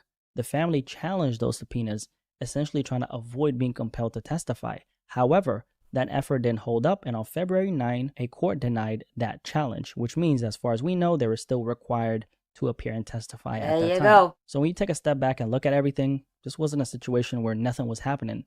So I was really thinking that the family totally got out of it, okay, because the father is an attorney. David D4VD his father was an attorney, is an attorney, shall I say.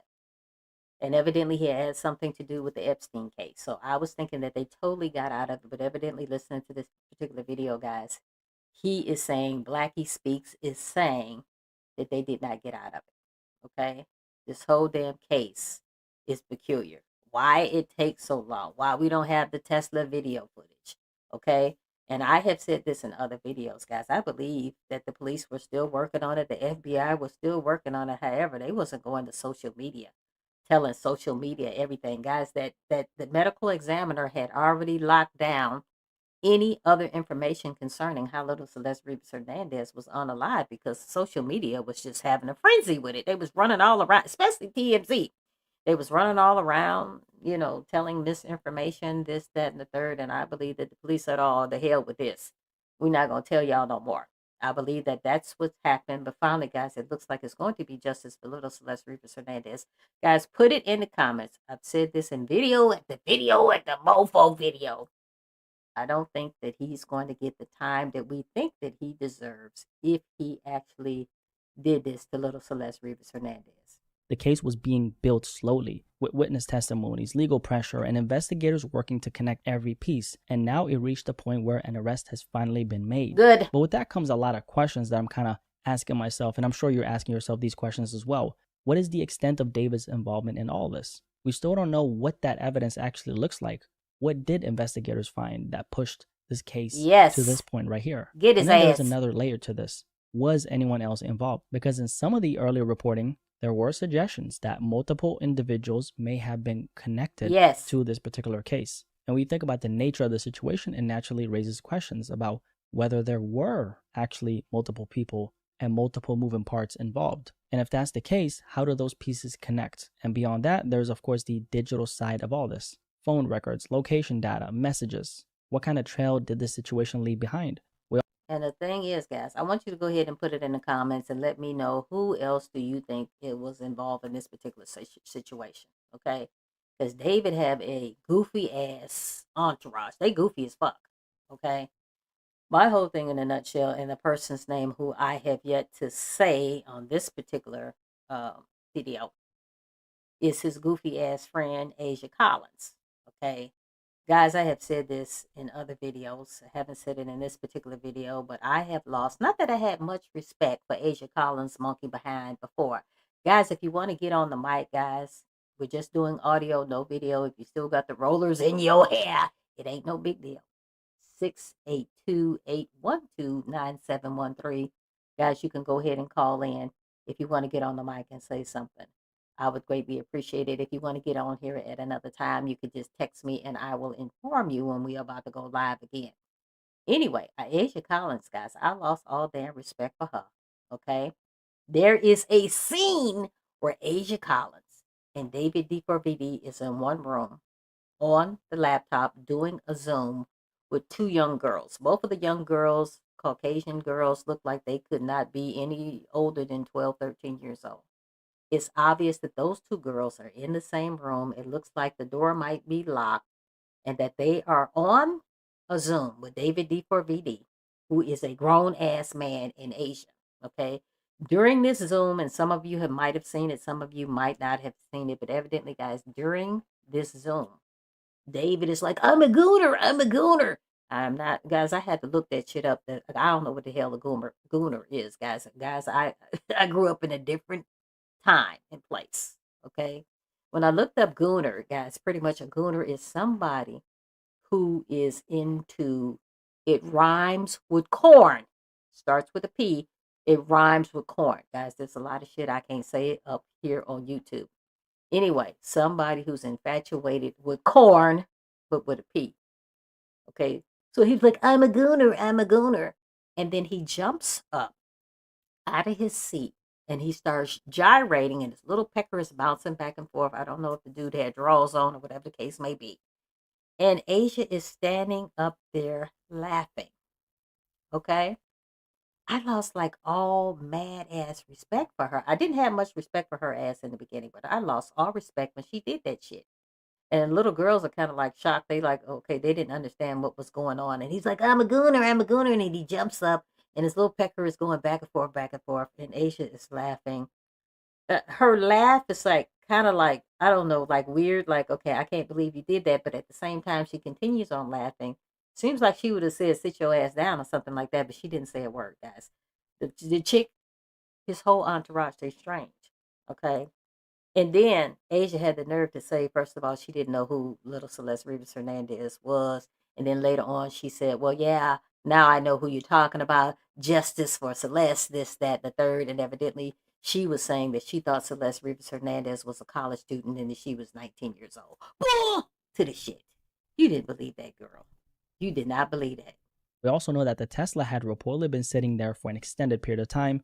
And in that particular area, there was surveillance, which means investigators have already reviewed the footage, tracked movements, and pieced together a timeline of events. So the real question becomes, was David captured in any of that footage? And if so, what exactly does that Where is that footage? show? Yes. Because what I'm personally trying to understand here is, what was the key piece of evidence that led to this arrest? Thank At you. a stage like this, investigators don't move unless they've built a clear timeline. Who was there, what happened, and when it happened. So whatever they have, it was enough. At this point, his legal team was going to have to respond to whatever evidence they have against him. And depending on what investigators actually found, that could be very challenging for his legal team. Now, I'm not going to sit here and speculate on specifics, but I will say this, whether this situation is bigger than just one person. If that's the case, that's something that will likely come out over time. But beyond all that, the most important thing here is justice for Celeste Rivas Hernandez. Honestly, that's been my focus since day one, and if authorities have taken this step after months of investigation, then clearly they believe they've done the work and justice will be served. Now, the next major movement in this case comes Monday, when everything is presented to the Los Angeles County District Attorney's Office, and that's when we'll find out the truth of what this actually means for David. As of right now, he's being held without bail, and that alone tells you how serious the situation is being treated. And that's what we know so far about the arrest of David in connection with the death of 14-year-old Celeste Rivas. If you made it this far, drop a like and subscribe. If you're new here, my name is Blackie Speaks. Nice to meet you. Thank you, Blackie. As y'all can see, this situation is still developing, and I'll be here to keep you guys updated every step of the way. All right. Guys, this is cray cray. This is really crazy. Okay? Guys, if you want to get here on the mic, guys, the number is 682-812-9713. But they have arrested David D4VD's monkey behind. If you're not catching this live, guys, go ahead and make sure you like, comment, share, and subscribe. I would greatly appreciate it. And go ahead and put that notification button so you will be alerted of future videos. Guys, you want to text me and say, hey, I want to get on the show later, whatever the case may be, go ahead and text me. And when I do go live, guys, I will inform you. We got his ass. My whole thing, and I've said this before, how long will we have his ass? That is the whole thing in a nutshell. I'm not really sure. And I've said that, and I don't want to sound like a broken freaking record, but my whole thing in a nutshell, how long will we have his ass? That is the whole question. I'm really not sure. Okay, but as of right now, David D4VD is in jail, and he does not have any bail set. Because you remember his friend Neo, hurry up and got out of there, guys. Because all he had to pay was $60,000 to get out of there. Okay, David's friends are, but as of right now, guys, we're not really sure of what's going on with the friendship with David D4VD and Neo. Evidently, they are not speaking. They don't communicate on social media. It looks like Neo was trying to put David D4VD on Front Street, this, that, and the third, guys. I don't know. To me, it seems like it's a whole big ploy to try to get us off the beaten path of their friendship. Guys, the shit is weird. If you want to get on the mic, guys, there is the phone number. I would greatly appreciate that. All right, it looks like we got a caller coming through. Guys, if you want to get on here and you want to tell me what you think about this David D4VD case, I would greatly appreciate it. Guys, this is Kelly from YIQU TV, K to the E, double L-I-E. Kelly, that's me from YIQU TV. Guys, there is the phone number, 682-812-9713. Let's see what this caller has to say, guys. Let's get him on the mic here. Oh, wow. Yeah, I'm glad to be up on here. Thank you for coming. TV. Thank you for coming. I'm on here. But I'm going to say this. Dude, David D4VD, man, he ain't going to stay up in there for no time, okay? Break it down. Break it down. And little Celeste, she ain't have no money. She was broke. Break it down. And I really don't think, and it's sad, I don't think that he gonna get a lot of time. Me neither. Me neither. Him and his little crew. Because I'm just like you, come on. You ain't done this by yourself. Okay? You ain't done this by yourself. And I don't think he gonna get a lot of time. It's just crazy how long it took, for them to finally arrest him, and when you look at other videos and stuff, exactly, everybody is pretty much saying the same thing, that they think he's gonna get off pretty easy. Sad. And that's really sad, but thank you for what you're doing. Thank you. Here on YouTube. I really like your show. He ain't gonna get no time. That's all I want to say. He ain't gonna get no time. Thank you so much for being on here. Like I said, guys, if you want to get on here, the number is 682-812-9713. If you do not catch this live, guys, you can go ahead and text me at that number and let me know if you want to join the next show. I can go ahead and give you a call back. I greatly appreciate each and every one of you being on the mic. Thank you, guys. Welcome to the Two Angry Men podcast. Break it down. We knew this day was coming. Really? Where the murder of Celeste Rivas. Good. But there are bizarre things going on in this case, and I've been dying to talk to you about this because I have never seen anything like it. The LAPD arrests him on Thursday night and then says, we are going to present the case to the DA on Monday. The DA has had this case for 5 months. Boom. So the DA is what? Presenting it to itself? They've already had the case. They could, and if they decided not to go for a grand jury indictment, they could have charged him and then immediately arrested him. But so far, he's not been charged. He's been arrested. They're presenting it to the agency that's had the case. What is going on? It's weird. That's what's going on. I'm going to bet, and we didn't talk last night. We texted a little bit, right? But I'm going to bet the first thing you thought is, like I know, this is that if weird. There's an arrest on Thursday. That usually means a Thursday indictment. So I'm going to bet that you probably had the same reaction I did, which was it's a grand jury indictment. It was a grand jury indictment. Then when you find out it's not a grand jury indictment, you say, oh, the DA must have filed a complaint, meaning they just filed the charges, break it down. And instead, the probable cause hearing is going to be a preliminary hearing. Well, you go onto the sheriff's website, and guess what? You know what, guys? All this damn play on words is giving me a headache. It's giving me a headache, guys. And this is how I am thinking that it is a great possibility that they are not going to give David a whole bunch of time. It's just too many play on words. Guys, I'm not a lawyer. Don't play one on TV. It's weird. It's too many play on words. What's going on? But everybody and their mama who's been following this case, guys, going to be watching this shit on Monday on TV. You wait and see. There is no case that with a case number. Sad. He's just being held.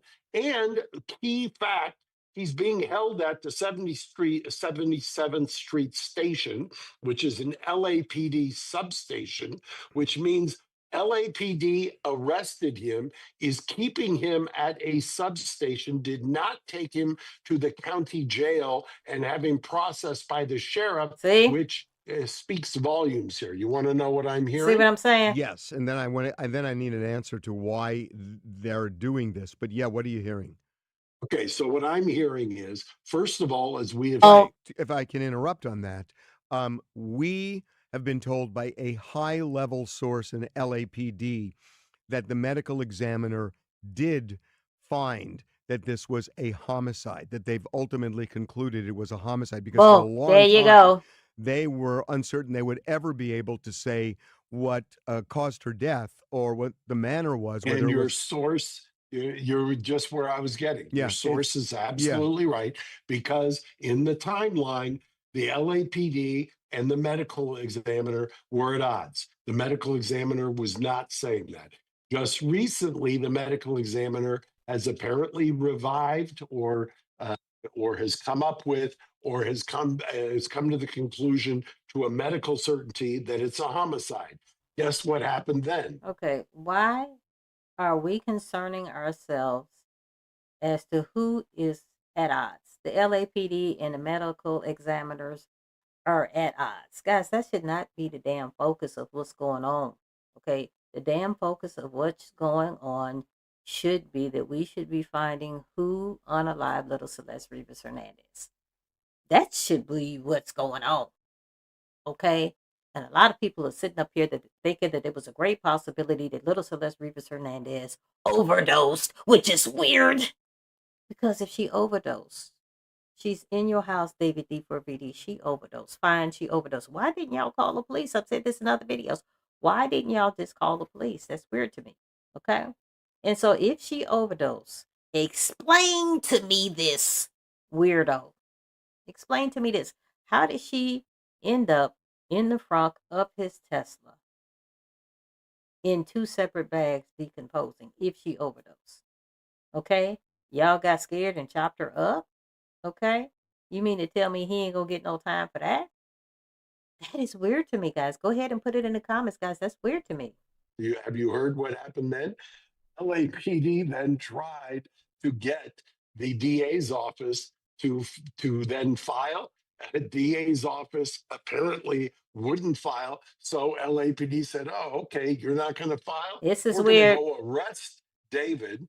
We're going to arrest him on a Thursday afternoon." You know why that's significant? Why? Because in LA, we have this quirk, even though I believe it's unconstitutional and does not comport with the San Bernardino case, where they are, if they arrest you late on a Thursday afternoon, you don't get in front of a judge until Monday morning, and that's constitutionally.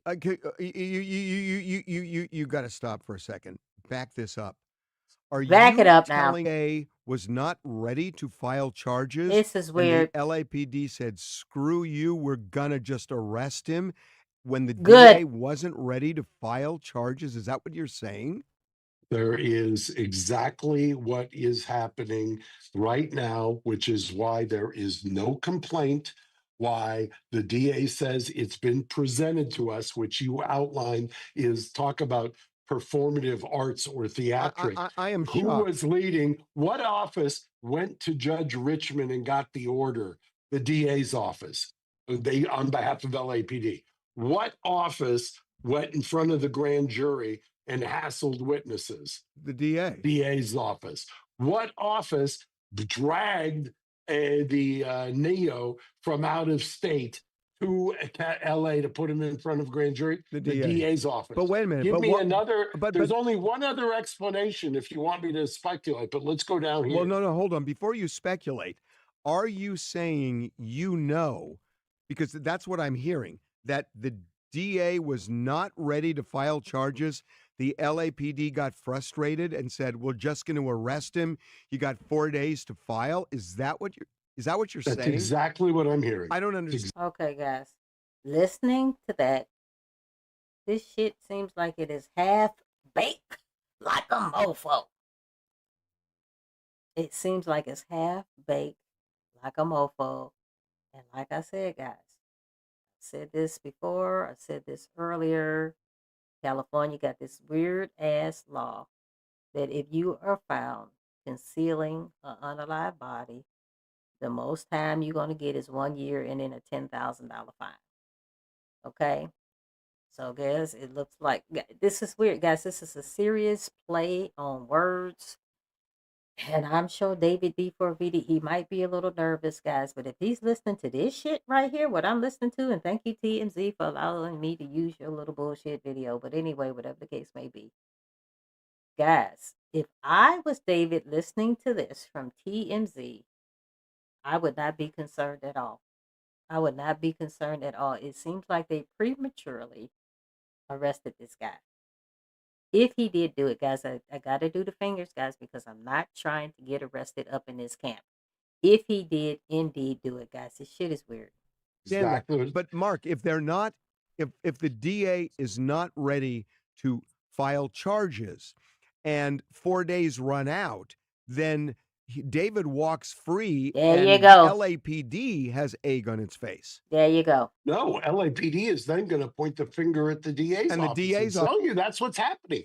There's only one other explanation that makes any sense whatsoever.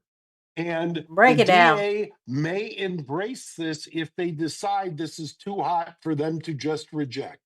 And what the DA would say is on Monday that we've now looked at it, we're now going to file charges, and they'll do a press conference, and they will do the performative arts theatrics that it took them over the weekend to finally realize that they had enough evidence. Why would the why would LAPD, be in a feud like this? I know what the feud is between LAPD and the medical examiner, but why would the LAPD feud with the DA's office on this?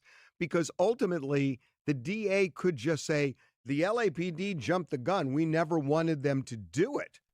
At least First of all, guys, why is there any feuding going on whatsoever? And why should the family have to suffer because y'all want to sit here and feud with each other? This shit is weird. The whole thing in a nutshell, to get justice for little Celeste Rivas Hernandez. Nobody gives two flying boo-boos about who is feuding with who. Guys, go ahead and put it in the comments. Let me know what you think. The shit is weird, guys. The shit is weird. Now, and that we're trying to get our ducks in a row.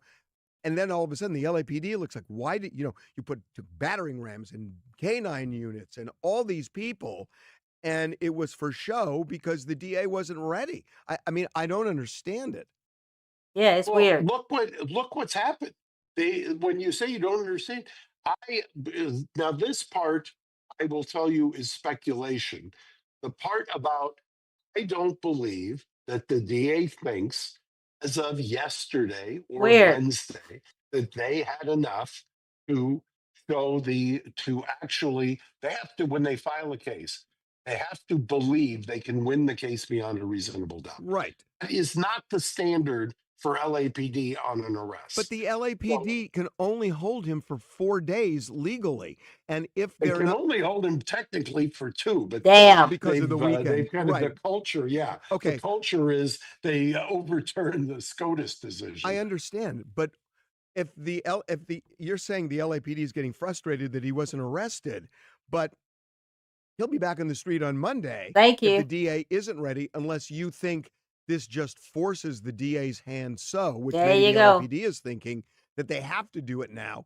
But if they do exactly what the LAPD is thinking. The LAPD thinks that at this point they play at 4 days to sit here and have the media kind of bubble up, and you either file or you're going to look, and they're going to say to the DA that the DA just has bungled this. They're going to blame the DA on this. Wow. God, I want to make a phone call so badly right now, but I can't because guys, this is, like I said, a bunch of play on words, a bunch of half-baked bullshit, in my opinion. Guys, go ahead and put it in the comments and let me know what you think. Okay? Guys, it sounds like on Monday this fool could be out. That's what it sounds like to me. Let me know if you know something different, guys. It sounds like on Monday his ass can be out. Okay? Guys, right above my head is the doggone phone number. If you want to get on here and you want to share your telephone audio, guys, we ain't doing no videos up in this camp. The phone number is right there, guys. If you want to call in and tell me what you think about this particular case. This is weird. Okay? Do not get yourself all excited thinking he gonna stay up in there, because guys, based off of this whole half-baked bullshit that they talking about right now, guys, it does seem as if like David D4VD is going to be set free. Okay? Unless something miraculous happens. Guys, this is crazy. This is really crazy, guys. Go ahead and make sure you like, comment, share, and subscribe to this particular YouTube channel, this particular video. I would greatly appreciate it, guys. We on the road to having 4,500 subscribers. I greatly appreciate each and every one of y'all. Doing this podcast, I know. So the LAPD, and I'm surprised your LAPD sources haven't told you. They that. have not. Well, why would they say that? Let me just ask you a question. When you realized last night, because we're filming this on a Friday, right? When you realized it was not an indictment, the knee-jerk reaction was, it's Thursday. It's they got weird. The indictment. They got him, and then you realize when you do the sheriff's search on the website that there's no case number and that it's a probable cause arrest by LAPD, and he's still at a substation. Why wouldn't you call LAPD at that point? We called. Look, what we were. This is why I'm asking you, because it This did is not sad. make sense to me. Why would they not first charge him and then arrest him? Exactly. Which is the way it works. Which is the way it normally works. Right. And Why by This the is way, weird. I'm going to harken back to the Harvey Levin disclosure.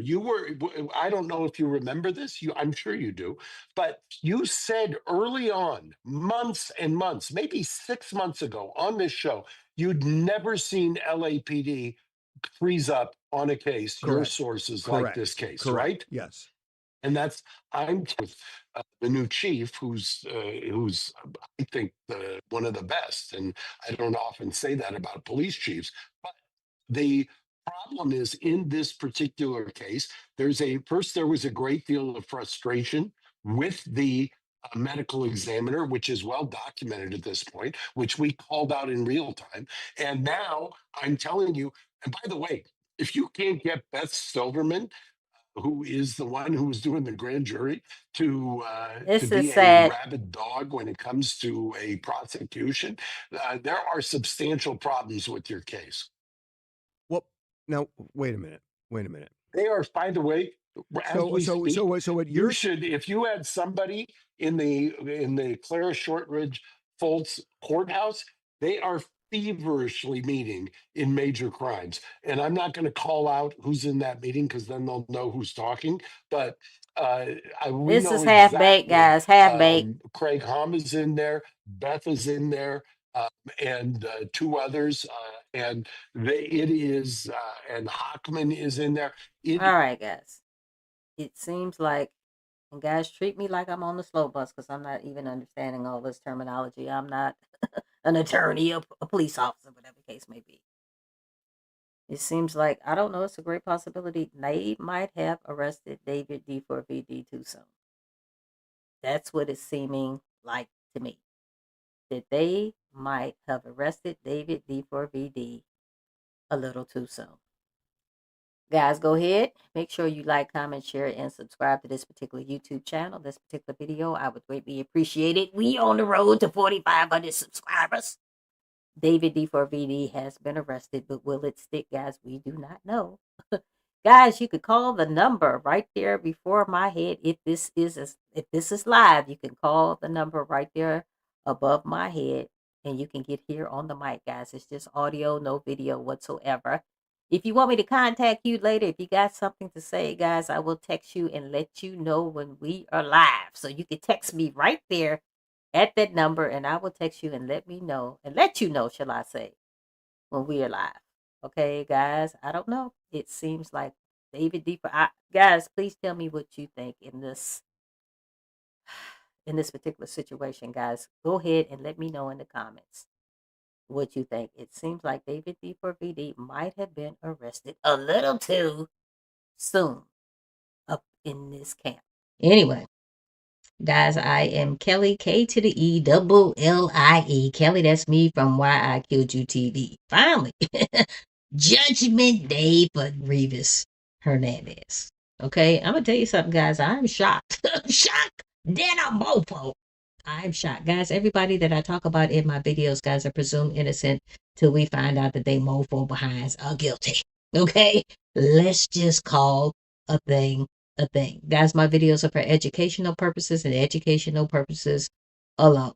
Okay? These opinions are my opinions and my opinions alone. Guys, make sure you go ahead and like, comment, share, and subscribe to this mofo and push that doggone notification button. Guys, I have a new feature. Okay, the number is 682-812-9713. You can call in live if you want and get on here if I am live. If you want to buy me a cup of coffee, guys, my information is right below here. I got my email address, I got my Venmo, and I have my Cash App. I would greatly appreciate it if you want to buy me a cup of coffee. Guys, I know some of y'all scared in a mofo to get on here and call. If you just want to call and leave a comment, you can go ahead and do that as well. You could text me, let me know ahead of time because I don't want to answer the phone and then you be like, oh shit, Kel. Oh, I just wanted to make a comment. Guys, go ahead and text me and tell me that you're going to leave me a comment or whatever the case may be. Guys, whatever the case may be, I want to hear what y'all think about this David D4VD case, guys. Those of you who are not up to speed, I'm going to get you up to speed, guys. But we got several video clips that we're going to be listening to, guys. And guys, I cannot believe that they finally got his behind. However, I've said this in other videos because California has this weird ass law about concealing unalive body. I'm not really sure if David is going to stay in there for a long period of time, but I was very impressed with the CNN coverage. Okay, because I thought the mofo was going to get out. Okay, I really thought he was going to get out. David D4VD, he was, and now I can say was, because you can't make no music up in the po prison. Okay, guys, he was a musician. He made that song Romantic Homicide. And to tell you the truth, guys, I didn't even know who the hell he was until all of this went down. Evidently, allegedly, he was dating little Celeste Rivas Hernandez. And guys, there was a 5-year age difference. He was having an inappropriate relationship with Celeste Rivas Hernandez. Guys, it was a 5-year age difference. Evidently, he met her when she about 11 and 12 years old, maybe 10, 11, 12 years old. On the internet, okay?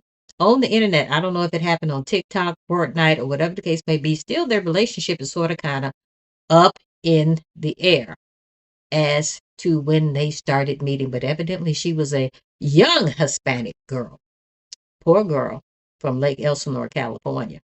And evidently, David D4VD, they met on the internet, and he started going to Lake Elsinore, where she lived, and picked her up in the very Tesla, wait for it,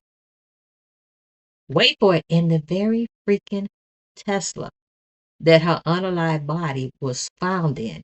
He was picking her up from Lake Elsinore in that very same black Tesla that was registered to him. She was found in the trunk of his Tesla, decomposing in 2 separate cadaver bags, found in a tow yard. That car had been towed from around his mansion. They found the car around his mansion. It had been towed. It had a bunch of dust bunnies on it. It had a dent on it. It was collecting a lot of tickets. It was in the Hollywood Hills, and evidently those rich folks over there was complaining, and the car got towed. When it made it to the tow yard, roughly about 2 days after, a funky-ass smell started coming from that damn car.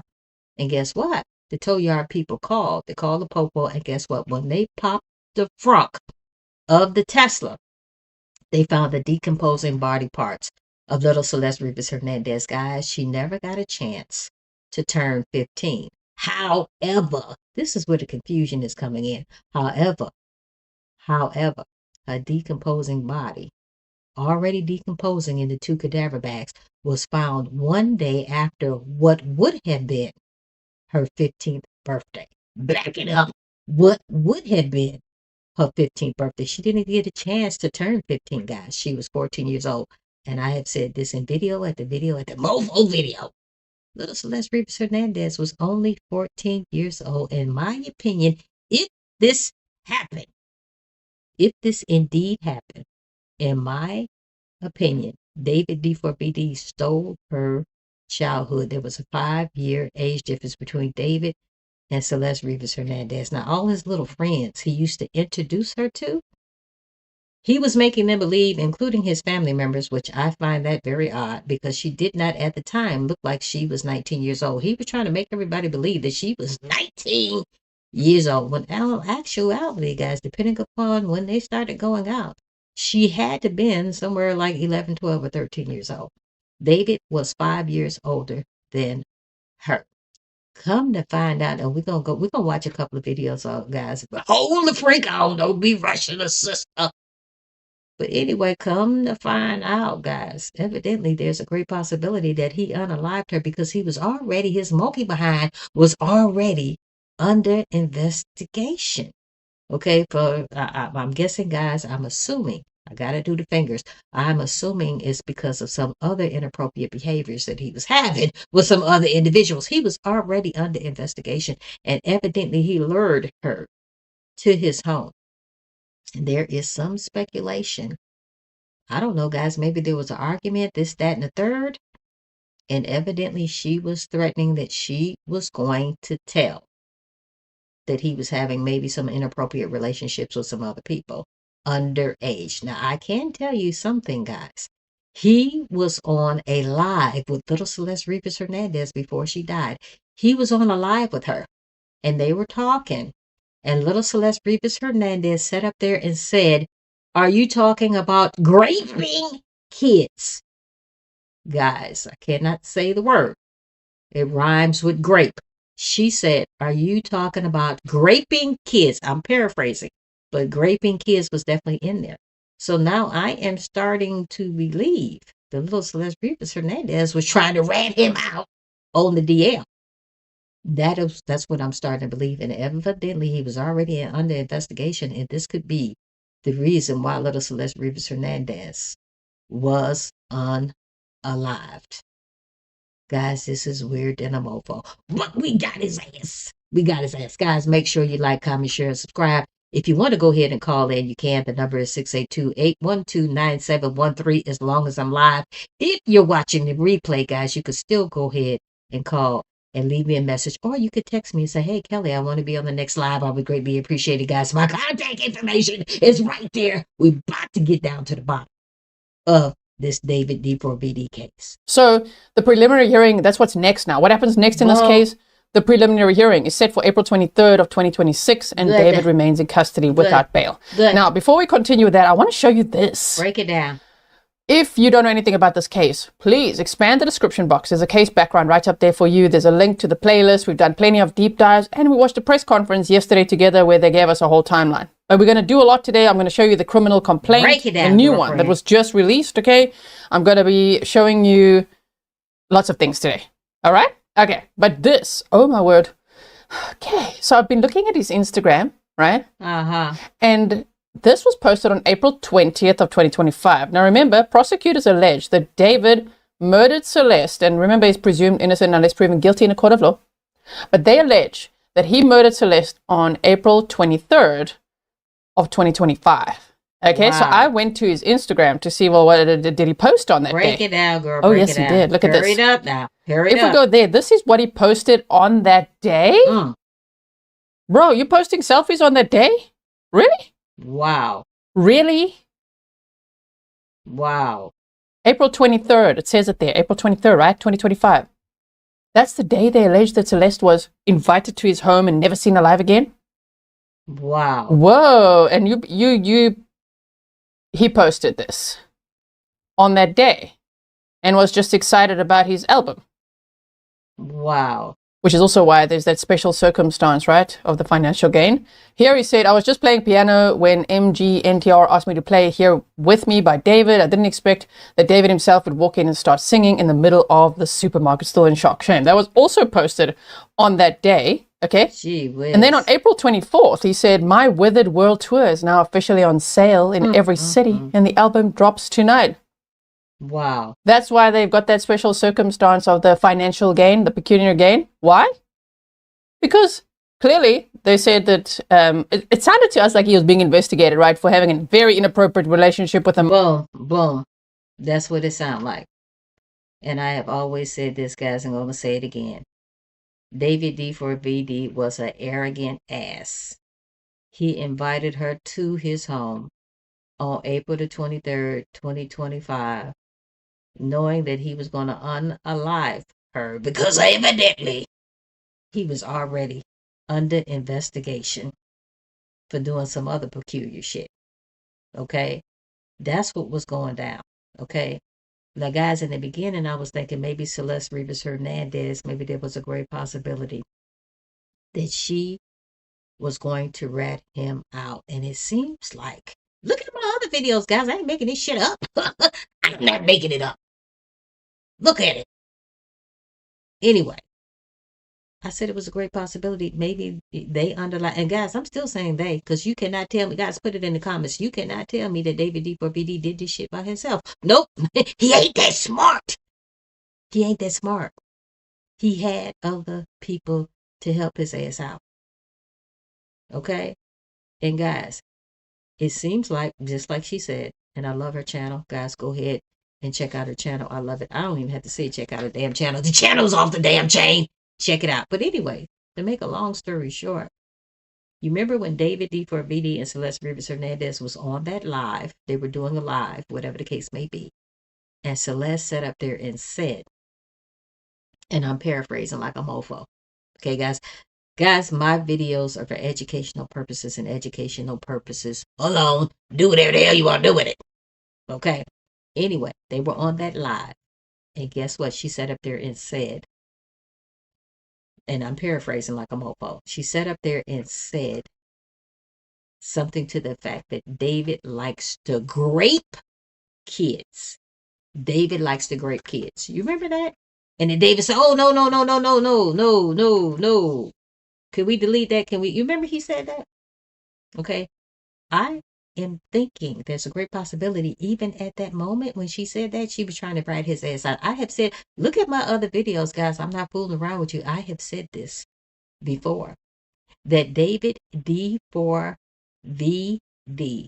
I had said that before. I believe Celeste Rivas Hernandez knew a little bit too much. Okay. And I have said this before, guys. Look at my other videos. I'm not clowning around with you. Okay. I said the little Celeste Rivas Hernandez had got on his Discord. Got on his Discord. And she said, and I'm paraphrasing like a mofo.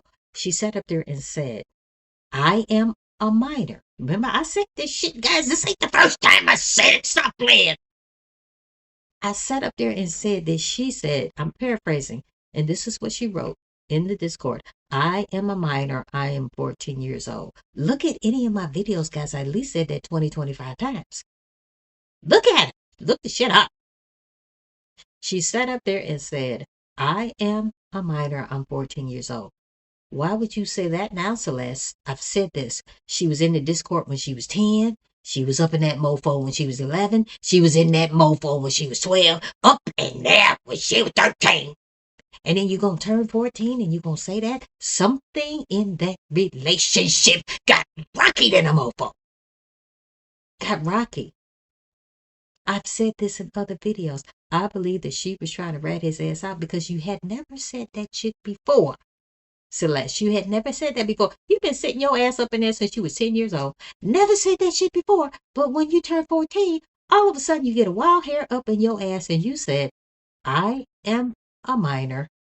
I am 14. You was a minor at 10, was a minor at 11, was a minor at 12, and a minor at 13. But you turn 14 and then you gonna tell everybody you a damn minor? Okay. Something was going on in that relationship. I'm not really sure, and I've said this, I'm not really sure if David was trying to break it off with her or she was trying to break it off with him. Maybe his friends was like, dude, or maybe his managers was like, dude, you're doing some inappropriate shit. Okay, this is going to have to stop. Okay, I'm not really sure. And maybe little Celeste, maybe if she thought that David was trying to break it off, maybe she's like, oh, okay, I got something for that ass. I'm going to tell everybody. Okay, and when you that age, and sometimes, oh my God, help me Jesus, sometimes you old women, you sit up there and you gonna tell a man what you gonna do right there in front of his face, and then you wonder what the fuck? Well, why did he do that? And I believe she was running her mouth on that day, or maybe he just lured her over to his house and said, "This is the day," because Celeste is running her mouth. And I cannot let this get out to the media that I am having an inappropriate relationship with a girl who is 5 years younger than me and who is not of age. Okay? That's what I am thinking. I've said this before. I'm going to say it again. David ain't done this by himself. Okay? It was David. It could have been his brother Khalid. It could have been his friend Neil Langston. Okay? That could have been involved. It could have been his manager, Josh Josh Marshall, and then that other manager, Robert Morganroth. Okay? And shit, hey, let's sprinkle in Asia Collins while we at it, because she is acting strange than a mofo too. Okay? He ain't done this shit by himself. So, I just want to see if I just want to see something. Break it down, girl. Okay. Break it down. So now we're going to go over the criminal complaint. Do right? it. Fast. There we go. Nightbot is sharing Grizzly Cat's coffee link. If you want to buy a coffee to say thanks as well. All right, so here we go. Buy me the damn coffee. Superior Court, shit is down State here. of California, for the County of Los Angeles. And there's a few little details in here, hey? I even missed him once. The first time I read, I'm like, oh, okay, yeah. And then I see articles mentioning they said like a sharp weapon. I'm like, where does it say that? read it again. It's in here. It's in here. Just gotta pay attention. I'm like, really? They actually said that in here? Yeah. So it says, the people of the state of California plaintiff versus David Anthony Burke, aka D4VD. Break it Count out. 1. On or about April 23rd of 2025, in the county of Los Angeles, the crime of murder in violation of Penal Code Section 187A, a felony, was committed by David Anthony Burke, who did unlawfully and with malice aforethought murder Celeste R., a human being. Wow. Notice, the above offense is a serious felony within the meaning of Penal Code Section 1192.7c and a violent felony within the meaning of Penal Code Section 667.5c.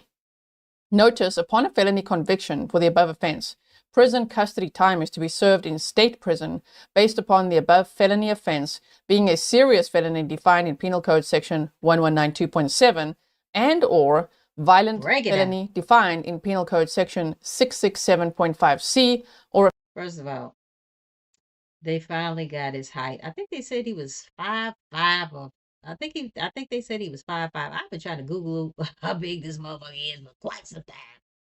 They said he was 5'5", 125 pounds. This mofo is not going to survive 2 hot days. And I don't mean to laugh, guys, but he's not going to survive 2 hot days up in prison. Okay? In the back of his mind, in the front of his mind, both sides of this fucking big forehead. He is not going to survive. In prison, he is too light in the booty.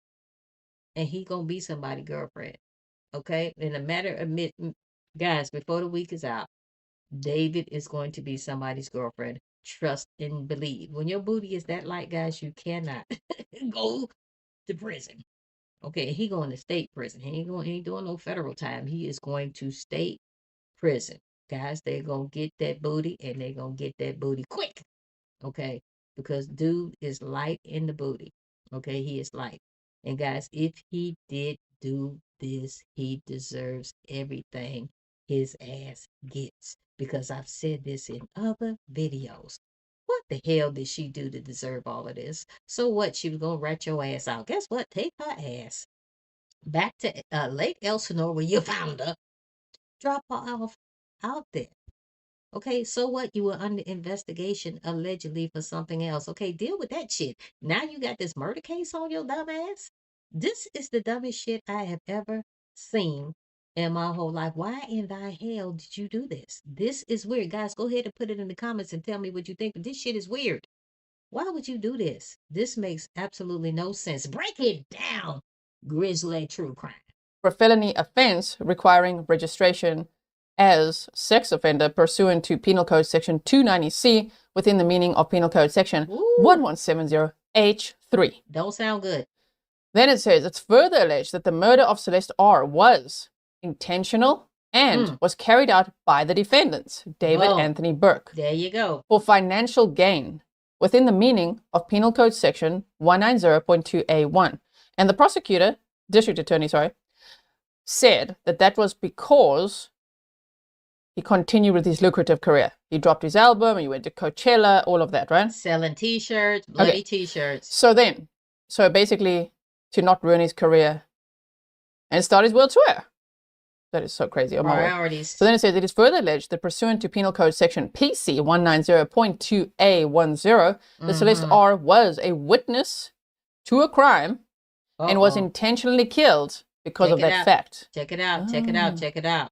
She's probably going to speak out against him. We already saw that clip, right? So they were pretty much alluding to the fact that she was a witness to a crime. Maybe they're talking about these kids when he was on that live with her and set up there. So, oh, no. Because raping kids. Maybe she witnessed some of that. Okay? And we can't blame her. Shit, she was a kid her damn self. We cannot blame Celeste. She was a kid her damn self. Okay, but guys, depending upon what timeline we're looking at, you cannot tell me that Celeste Rivas Hernandez is a great possibility that she might have been held in captivity before they unalived her. This is what I'm thinking. I could be wrong because, guys, the timeline is all over the damn place. Right? There's that clip where she's on a live stream with him. There you go. He said that's controversial, and he said, I've media trained you. And she said, what's controversial is raping children. She said that. Ooh. And he's like, what? He's like, oh my God. Okay.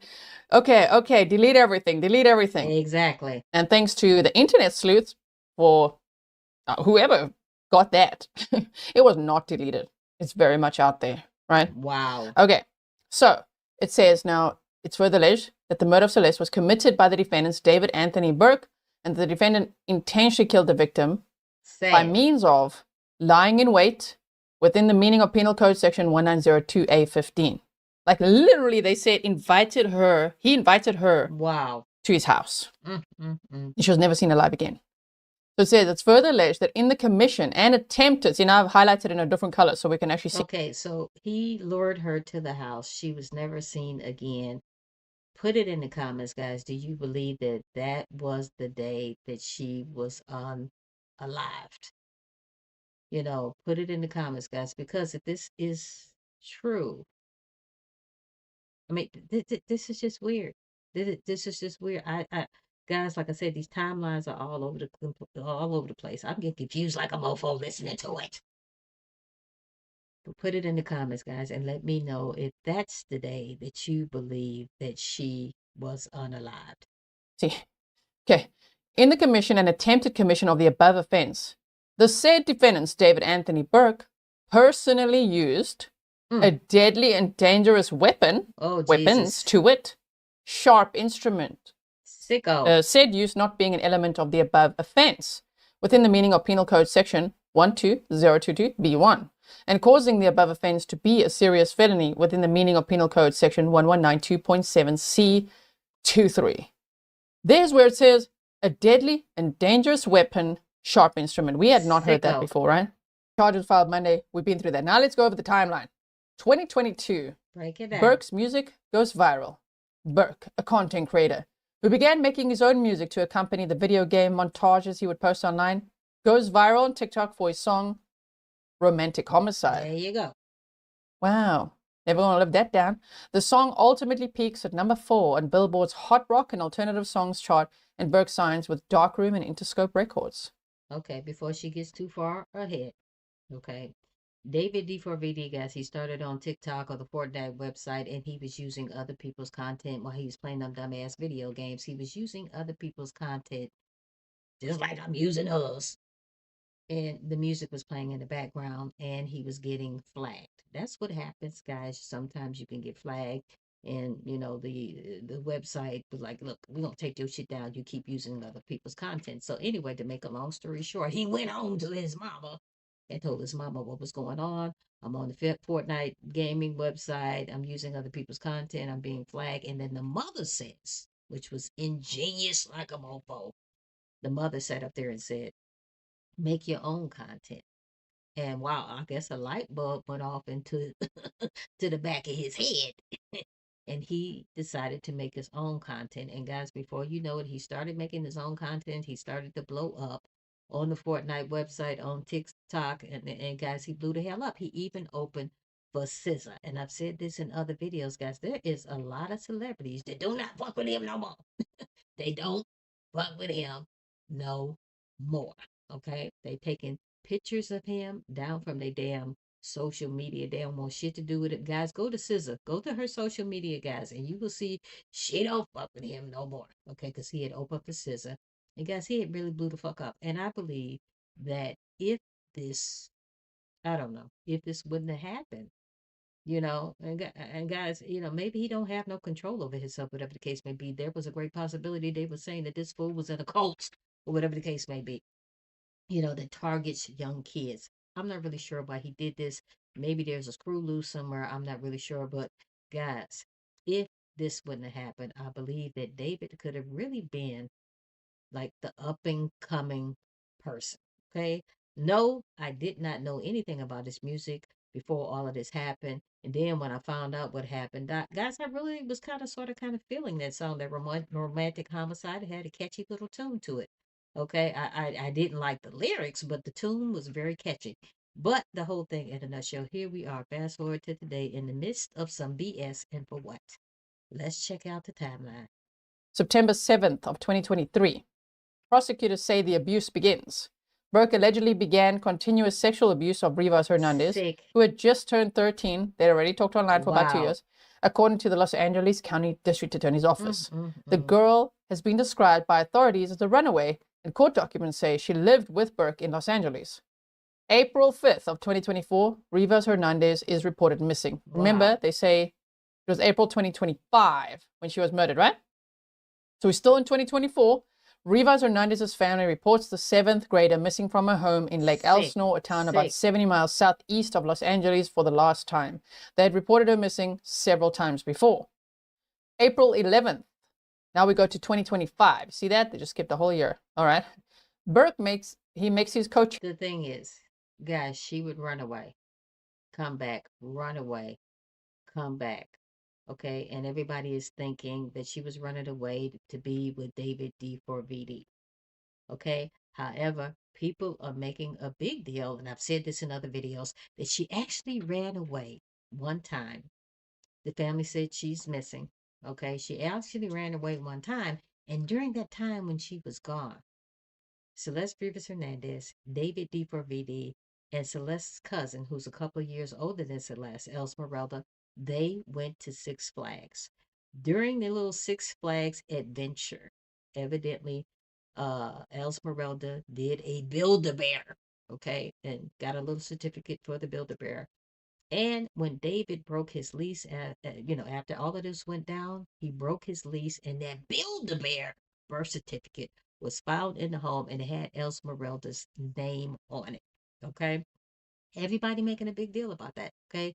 Oh, yeah, he had to do it because the birth certificate was in the house, guys. That means absolutely nothing to me. All that means is that little Celeste Rivas Hernandez, Esmeralda, and David D4VD hung out one time. That does not mean just because the Build-A-Bear birth certificate was there, that does not mean anything to me whatsoever. Guys, that's weird to even think something like that. But as we can see, fast forward to today, it does actually mean something. And then people were sort of kind of like trying to blame Esmeralda, but like, well, why? Well, she's the cousin.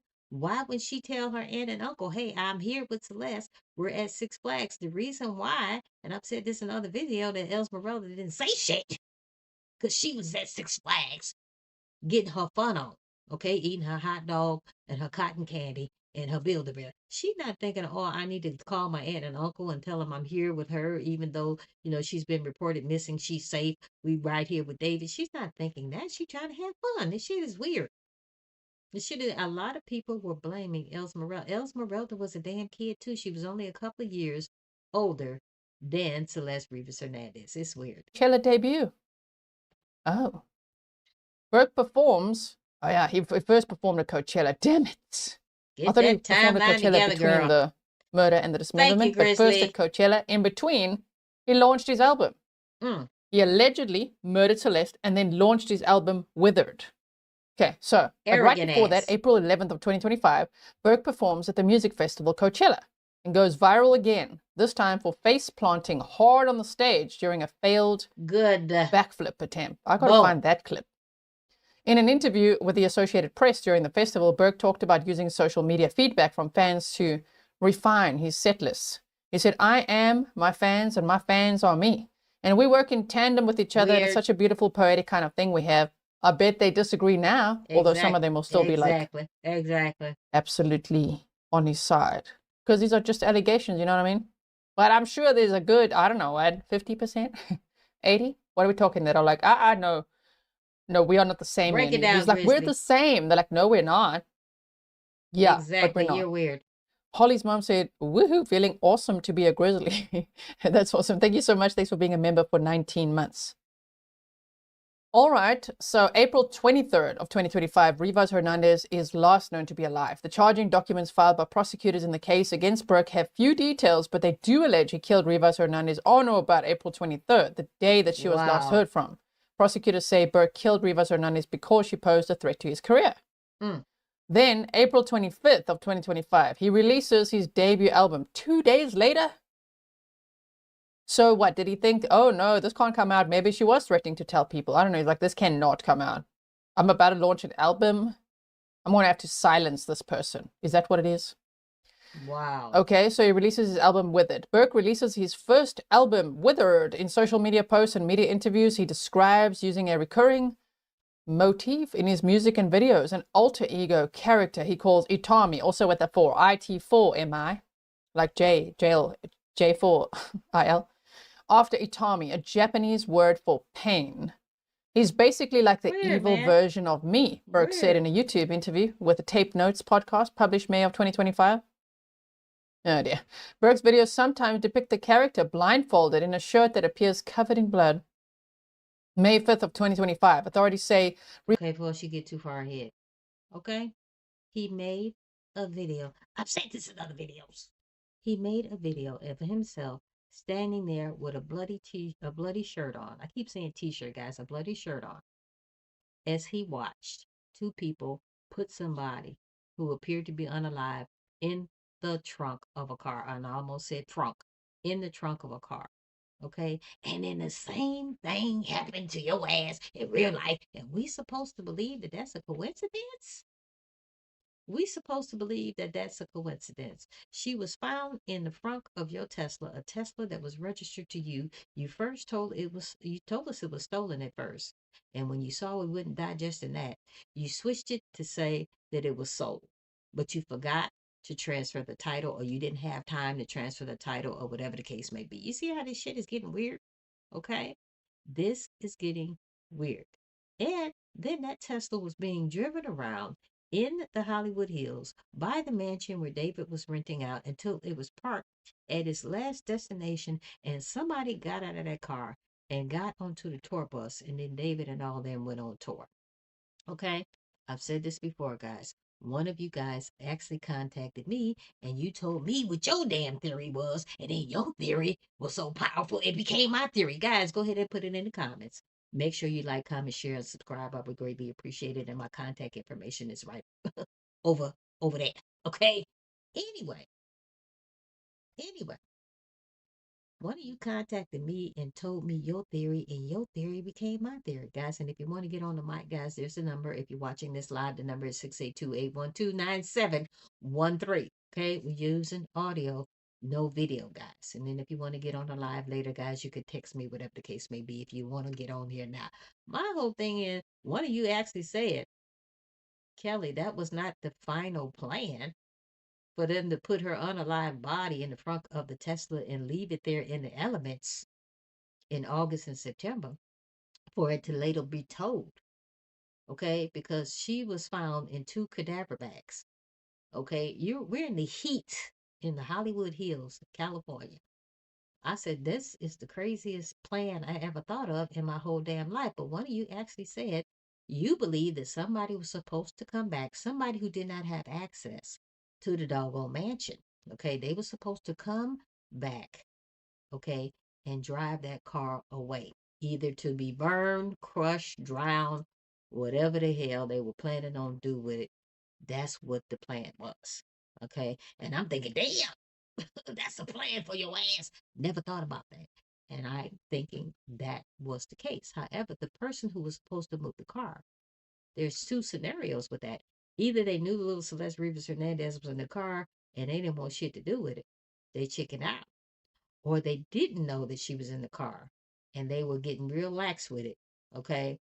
And then when the car got towed, they probably called David, say, hey, dude, I know I was supposed to move the car, but the car has been towed. And that's when David probably had a big old boo-boo in his drawers.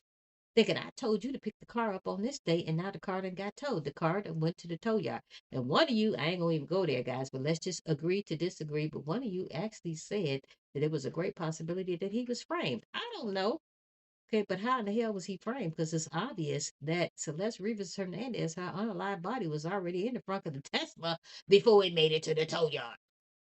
Ain't nobody gonna bring an unalive body decomposing in 2 bags to a tow yard with all that security. Okay, because we already know, guy. I don't even know the tow yard, but we already know when a car is in a tow yard, they got tight security up in that mofo because you got a lot of angry people mad because their car got towed. So, guys, there's all kind of video footage at the damn tow yard. So that scenario doesn't make any sense to me. But let's go ahead and agree to disagree up in this mofo. Let's listen to the timeline. Rivas Hernandez's remains are mutilated. One of the felony charges against Brooks is unlawful mutilation of human remains, and prosecutors say that Rivas Hernandez's arms and legs were severed from her body on or around May 5th. God. April 5th of 2025, Burke launches tour. Burke's tour for the album Withered begins with a show in Del Mar, California. He also released an official Fortnite anthem, Locked and Loaded, on September 3rd. The collaboration with video game creator Epic Games echoed his start in the music world, and he would create and post Fortnite montages online. September 8th of 2025, Celeste Rivas Hernandez's body is discovered. On the day after she would have turned 15, her body, badly decomposed, are discovered in body bags. Again, who bought the body bags? What did the Tesla record? What's on his phone, laptop, all of that? Who else knows things?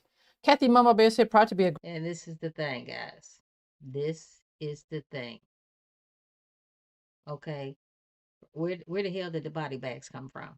And then, guys, Steve Fisher, who's the private investigator, I done said this before too. Steve Fisher, who's the private investigator, sat up there and said that there was a burn case that was delivered to the house. It was never unboxed. It was bought with gift cards, and it was sent to the home in a fake name. David D4VD was found in the middle of Santa Barbara with his damn cell phone, standing out there with his damn cell phone. My whole thing in a nutshell is, was he trying to think, okay, what am I going to do with this unalive girl's body in the front of my Tesla?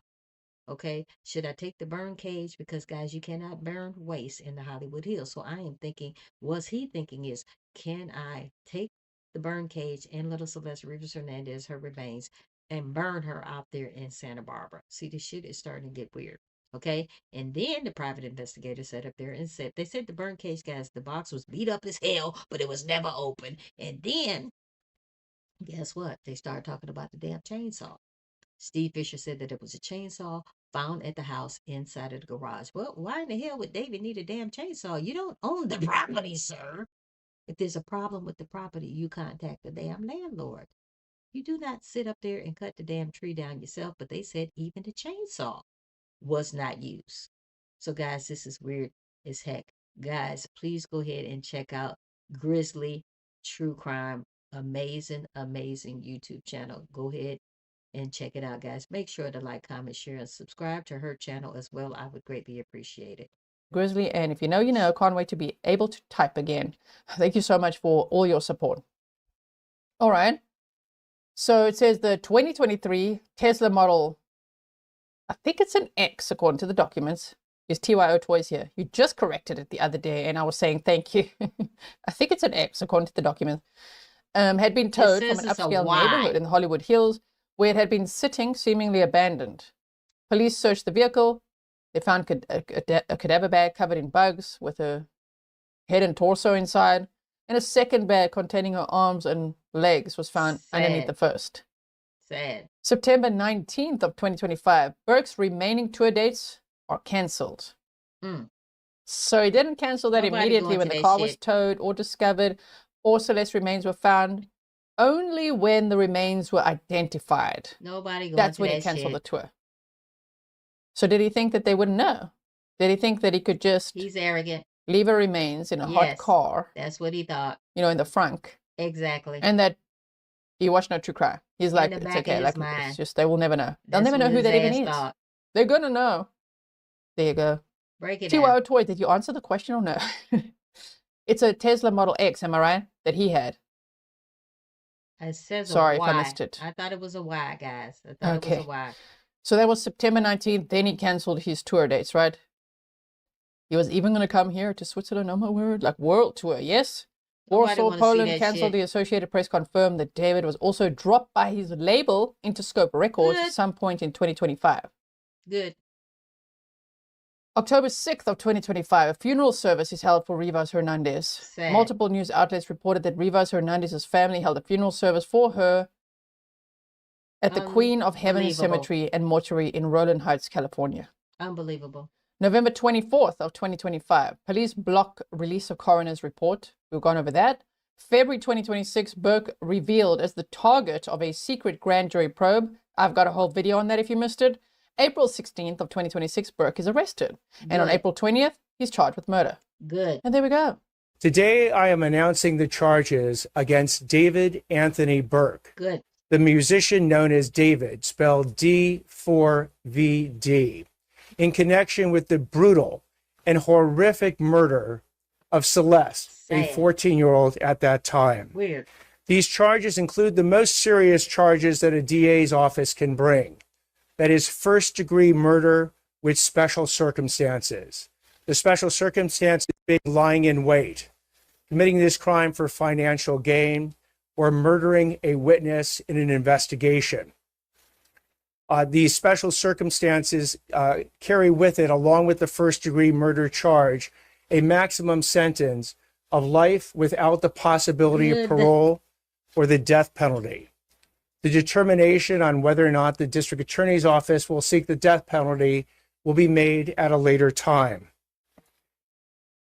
Before I get into the actual charges, and there are additional charges against Mr. Burke, including continuous sexual acts, lewd and lascivious sexual acts with an individual under 14 years old, and mutilating a human remains of a body. Before I get into the description of these charges and their seriousness, I want to look at this as a parent. I am a parent of 3 children, and a parent's nightmare is a situation where your daughter goes out one night and never comes back. Exactly. As we will show in a court of law, and what I also want to make sure about that the understanding of these charges is clear, is my description of these charges is not evidence that we are going to present in court. These charges, in fact, will not be evidence in the court. Evidence will be the witness testimony, the documents, and different types of admissible testimony that we will admit into court in the prosecution, and if it leads to the eventual trial of Mr. Burke, to convince a jury of 12 people beyond a reasonable doubt that each and every one of these charges is true, as well as the special allegations and circumstances that have been alleged. Now, back to this being a parent's nightmare. On April 23rd, 2025, as been alleged by the complaint, Celeste, a 14-year-old at that time, went to Mr. Burke's house in the Hollywood Hills. She was never heard from again. Wow. On September 8th, 2025, as alleged in the complaint, Miss Celeste remains, her dismembered and decomposed remains were found in 2 bags inside of a front trunk of a car registered to Mr. Burke. Thereafter began an investigation. The investigation was to determine who killed, who murdered Celeste months and months before. That investigation was carried out in unison and in partnership between the LAPD's Robbery Homicide Division and the District Attorney's Office. At every point in the investigation, through the arrest and the filing of charges, the LAPD and the District Attorney's Office have worked in lockstep. There's been no disagreements amongst these entities in deciding. How in thy hell did David D4VD think that his monkey ass won't get away with this? I do not understand it. But listening to this, guys, it is obvious that he was already under investigation. And there was a great possibility that little Celeste Rivas Hernandez was about to rat him out about this. Guys, this is strange. And finally, we're going to get some justice. I am praying for little Celeste Rivas Hernandez. This is truly judgment day for David D4VD. How to proceed with this case, ultimately leading to these charges today. Horrible. So what you have as well with these charges is that, again, there are 3 sets of charges that have been brought. The first-degree murder with special circumstances, and again, those special circumstances are lying in wait. That Celeste went to Mr. Burke's home on the night of April 23rd, 2025, as alleged in the complaint, at his invitation, and again, was not heard from again. Wow. The second is a special circumstance being that this murder was committed for financial gain. As the evidence will show in court, the financial gain was for Mr. Burke to maintain his very lucrative musical career that Celeste was threatening on that particular night. The third charge, in addition to lying in wait and for financial gain, is murdering a witness to an investigation. In this particular case, as the evidence will come out in court, the witness to the investigation was Celeste. And the investigation was into the lewd and lascivious sexual acts committed by Mr. Burke that is the subject of count 2 of this complaint with Celeste while she was under 14 years old. Sick. Dude was sick, guys. I had the chance to meet with some of the family members of Celeste, and their grief is uncalculable as to what happened to their daughter. What they have demanded, what we have assured them that the district attorney's office working with LAPD would give them is the idea, is the proof beyond a reasonable doubt on who killed their daughter. Exactly. On how their daughter was killed, when their daughter was killed, and bring that. I have said this in video at the mofo video. There is no way that you can convince me that David D4VD did this by himself. And you can see how arrogant he is. Guys, from Grizzly, you saw that he was posting pictures of himself, pictures of him being with friends right after he unalived her, if that is what happened on that particular day. This guy was arrogant.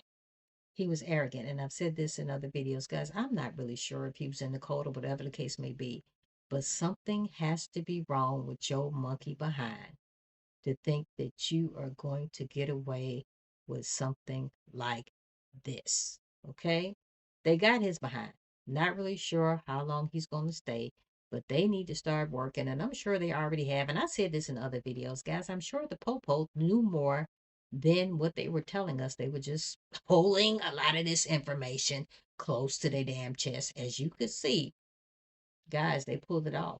They pulled it off. I have said this in other videos, guys. I do not like to talk bad about the Popo. I have family members that are the Popo. My ex-husband was the chief, and we're not going to say where because it ain't none of your damn business, but my ex-husband was the chief of police. We're not going to talk about where. They ain't none of your damn business, but they were holding this information close to the vest, and here we are today with an arrest. I have said this in video after video after video. I'm not really sure if this is really going to stick, but guys, it seems like it's sticky than a mofo right about now for David D4VD. Killer to justice. Yes. That killer that we have now charged is David Anthony Burke. For his behind. We will have questions after I speak and Chief McDonald speaks. At this point, I invite Chief McDonald to speak. Go ahead. Thank you very much. Good morning, and thank you all for being here. I want to begin by expressing my deepest condolences to the parents of Celeste Rivas. No parent or any human being should have to endure what you've gone through. Today, alongside DA Hockman and our partners at the LA County District Attorney's Office, and thanks to the tireless and hard work of our investigators at the LAPD, we're announcing the arrest and prosecution of David Burke for the murder of 14-year-old Celeste Rivas. Throughout the 7-month investigation, this department has faced criticism for how we handled the case and for our decision not to provide details. I want to be clear about something. My duty is not to fuel speculation, it's to deliver justice, and that requires patience and discipline on everybody's part. This investigation was driven by a single purpose: to secure justice for Celeste Rivas and for those who loved her. We had to be certain that nothing we did or said would ever jeopardize this case. Ms. Rivas was a reported runaway from Riverside County. During the course of our investigation, detectives learned that she had been involved in a sexual relationship with Mr. Burke when she was a minor and he was an adult. On April 23rd, 2025, Ms. Rivas arrived at Mr. Burke's home in the Hollywood Hills. That's the last time she was known to be alive. Wow. On September 8th, 2025, Ms. Rivas's dismembered and badly decomposed body was discovered in the front trunk of Mr. Burke's impounded Tesla. From that moment forward, our investigators face an extraordinary, difficult, and complex case. The condition of her remains delayed the medical examiner's ability to be able to determine cause of death. Wow. The substantial amount of time that passed between her... And you know what, guys? I've said this in other videos. Probably already said it in this video. I don't know. What did she do to deserve this? What did she do to deserve this? Okay? Evidently, it seems like she about to rat your ass out because evidently it seems like they were already investigating your behind. Okay? So, what? I would have packed her shit up. Let's just say she was threatening you. Pack her shit up, take her ass back to Lake Elsinore, and tell her, okay, good luck proving whatever you think you have over my damn head. Okay? Guys, and I'm sure, and I shouldn't say I'm sure, unless they got some video footage of him, he might have been dumb enough to video record some acts that they were doing. And if that's the case, that's going to be his ass. That's really going to be his ass. I hope this mofo wasn't that stupid, but it seems like he is on the slow bus. Okay? But my whole thing is, why didn't you just ship her back where she came from? And then you wouldn't have all these other additional charges about unaliving somebody on your damn hands. That is weird. That is weird. David, and I've said this before, is an arrogant ass. And that's why where we are today, because of his arrogance, and they got his ass. Her death and the discovery meant that crucial evidence had degraded or disappeared. And as detectives worked to uncover the truth, they also had to sift through and debunk a great deal of false information circulating publicly. These challenges were real, and they required patience, precision, and an unwavering commitment to the facts. Despite these obstacles, and despite intense public pressure, our Robbery Homicide Division detectives remained steadfast in their duties. They recovered and analyzed a substantial amount of digital and forensic evidence. Good. They stayed focused, disciplined, and committed to uncovering the truth. Their work, in close collaboration with the District Attorney's Office, has brought us to this moment today. I want to thank the District Attorney and his team, as always, for their partnership. This case demanded coordination, persistence, and a shared commitment to justice. Also, thank you to our media partners for showing up today and for sharing this important message with the public. Good. And finally, to Ms. Rivas's family, we cannot undo the pain you are feeling. Horrific. Our hope is that today brings some measure of accountability and a step in the journey toward healing. Please know that the Los Angeles Police Department remains fully committed to seeking justice on behalf of your daughter. So at this point, we'll take questions. Break it down. About the fact that she was a witness. What did be abused? Who was doing that? The details of the allegations that have made, particularly with that special circumstance, will be produced in court. You believe the difficulty it was to determine both the matter, cause, and date? So with respect to the coroner's report, we will be seeking quite quickly to provide an order to the court that now allows the coroner to release that report to the public. Do you believe that he acted from the BBC between the finding of the body of Celeste's body or her remains? This is sick. Why has it taken so long for an arrest to be made?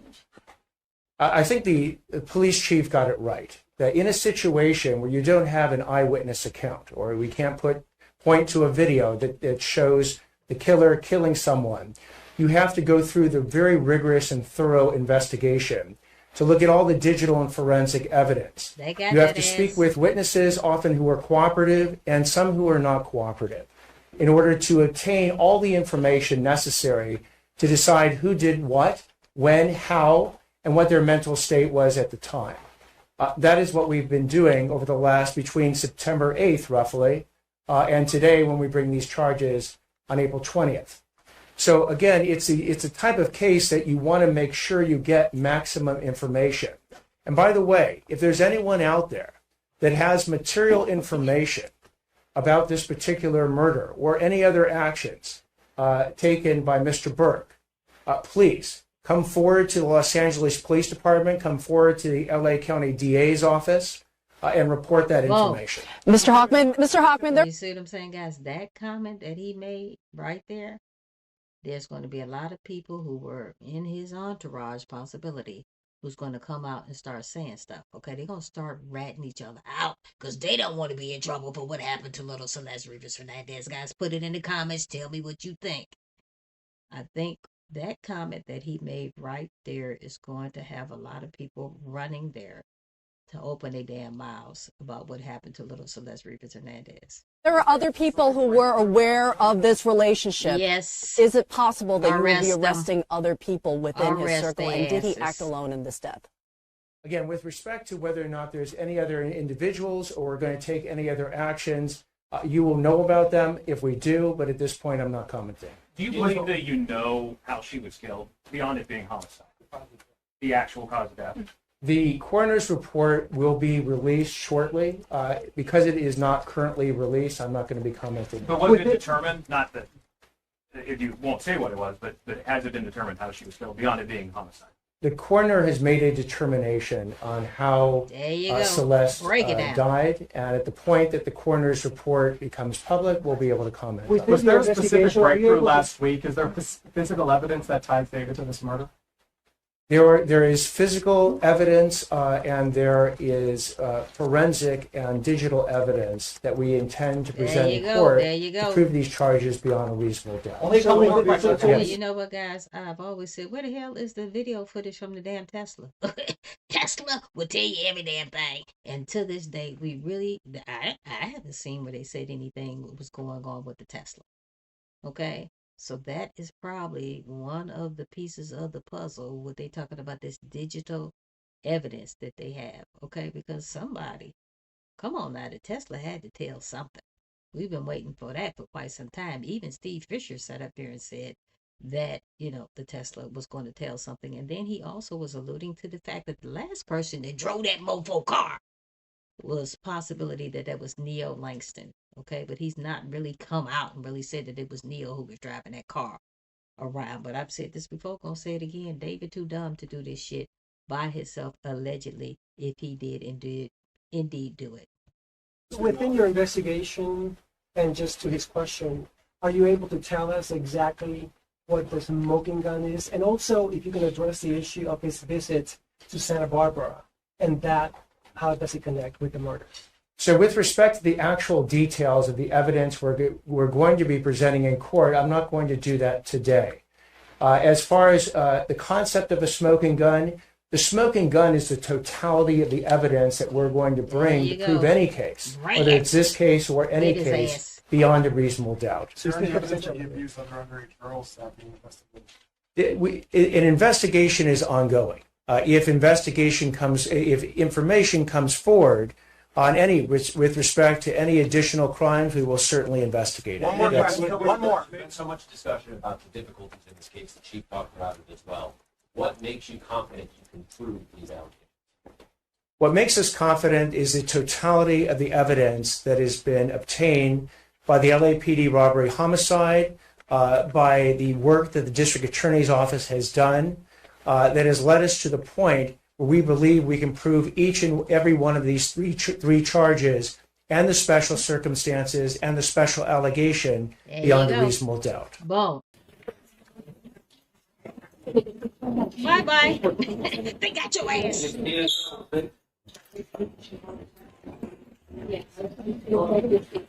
Calling People versus David Anthony Burke. That's case number 26 CJC F02399. Good morning or good afternoon, Your Honor. Blair Burke, Marilyn Bernarski, and Regina Peter on behalf of our client, David Burke. Thank you. Good afternoon, Mr. Burke. Deputy Attorney, that's the people, Your Honor. Thank you.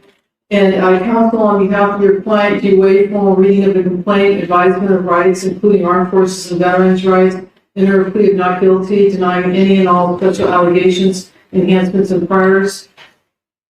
Yes, Your Honor. And requesting a preliminary hearing within the period? Yes, Your Honor. From the media reports, apparently there have been 4 months of secret grand jury proceedings. We believe that Mr. Burke is entitled at the earliest opportunity to an open preliminary hearing and the proceedings not be done in secret. So we are asking for a preliminary hearing to be set at the earliest possible date on the 10th day. Your Honor, we believe the actual evidence will show David Burke did not murder Celeste Rivas Hernandez, nor was he the cause of her death. And we would like to be able to have the evidence come into the light of day at the earliest opportunity in order to establish that. It's coming. We're asking for April 23rd as a 3 of 10, Your Honor. Anything from the people? We'll be very happy to put on the evidence that we've collected in this case over the last several months. Thank you. So the matter will be set, plea of not guilty has been entered on behalf of Mr. Burke. The matter will be set in Department 105. The matter is ordered assigned to Judge Charlene Almeida in Department 105 for all purposes by the judge of the supervising. I look like David just in the back chilling like a mofo, like he got a care in the world. Okay. They go get your ass, and I pray that it sticks. Judge of criminal. Look at him. Yes, Your Honor. If I may just put on the record, we have, as soon as the people arrive, delivered a informal discovery request consistent with Penal Code Section 1054. Look how short this motherfucker is. Look, he is standing up. These 2 attorney women are standing up. This dude is short than a mofo. Now, when they arrested him, guys, they said, I believe they said he was 5'4" or 5'5" and 125 pounds. God, they gonna tear his ass up when he get up in there to the state pen. They gonna tear his ass up.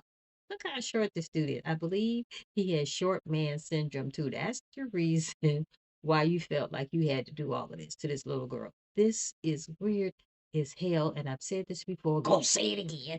You cannot tell me that David D4VD's parents believe that his ass is innocent. Look at his damn videos. Look at his damn lyrics. Look at his damn the shit that he wears. The goddamn Hello Kitty hat, the Hello Kitty backpack, the Hello Kitty pullover, the Hello Kitty shoes. Guys, he was obsessed with little Celeste Rivas Hernandez. He was obsessed with her ass. Guys, he's fucking weird.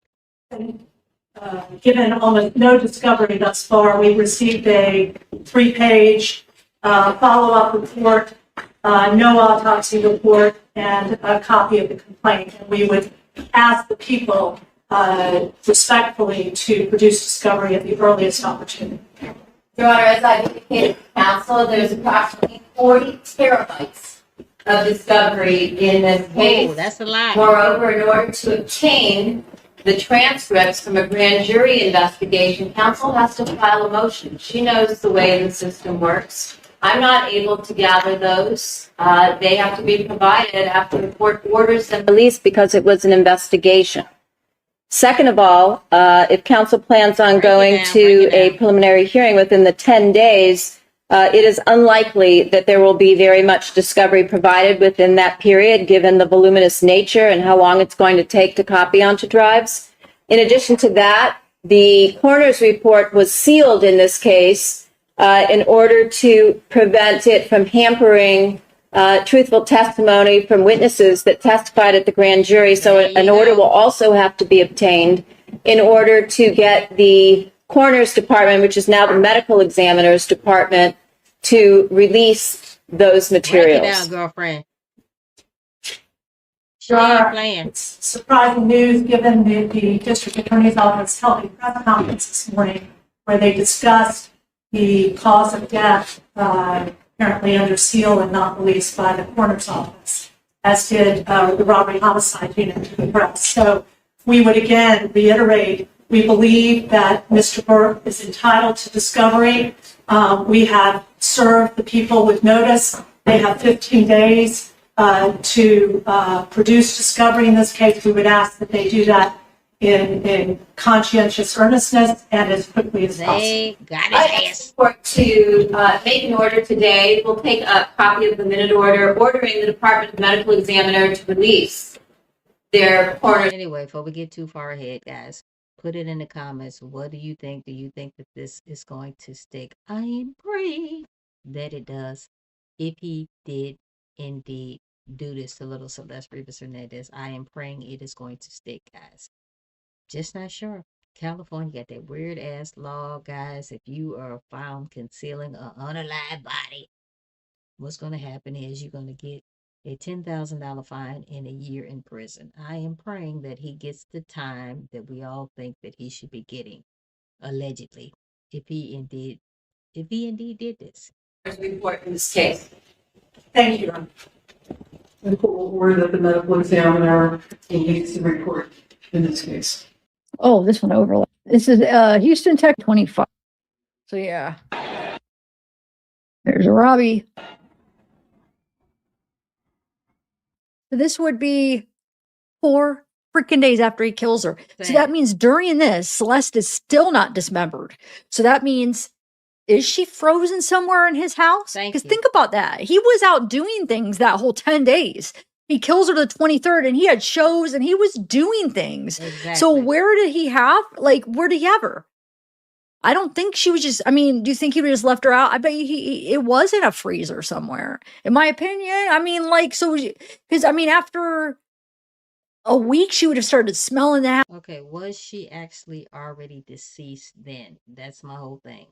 Was she already deceased then?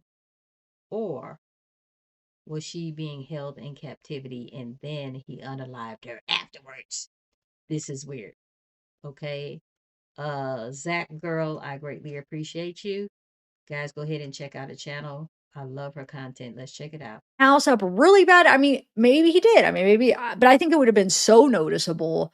I don't know. I could be wrong, unless he just kept her in the car that whole time and then he just didn't. Weird. He didn't drive that car after that. Maybe that's when he got a new car. He just didn't drive it. I don't know, but he's out and about doing his things out of town. Celeste's body is somewhere. Another Tesla. Mm-mm. Sorry.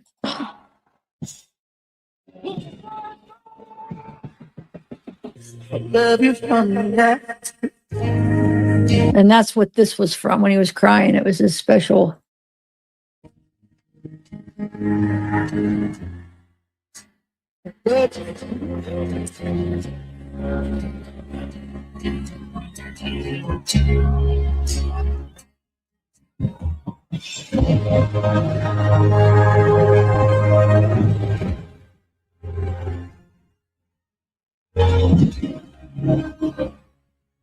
Sad.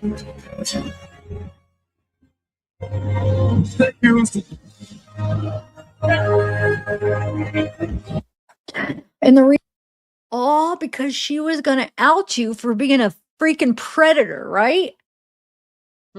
Sad. And then we have this picture from April 29th. He's out in LA partying it up. But let me show you this other picture that came out. Break it down.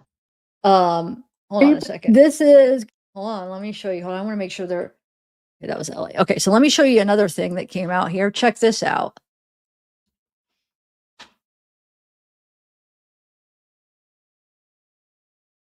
April 23rd. He posted this the day he freaking killed her. He posted this. Wow. Wow. Guess what? What? Album release week starts April 23rd.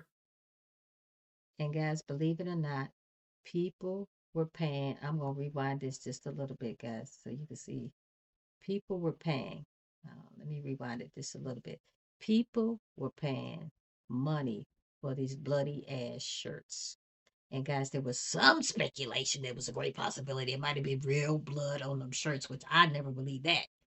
Because blood, guys, when it gets old, it starts smelling. Believe me, I know. I'm a registered nurse, guys. I don't believe that it was real blood on those shirts. Said this before. How in the double boo boo, David D4VD, did you think that you can present a video to us with some crazy ass lyrics? You wearing one of these bloody shirts, okay? And you're watching two people put somebody in the trunk of a car in your video, and the same thing happens to you in real life. And we supposed to sit up here and believe that all of this is a coinky dink.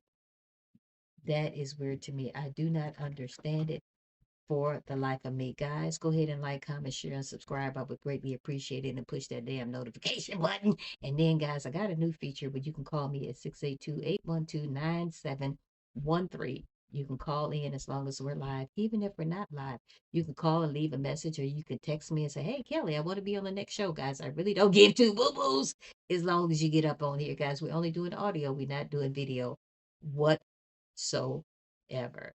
Guys, this whole thing is weird. It was unfreaking called for. He didn't have to do that little girl like that. Little girl. She was not 15. She was 14 years old.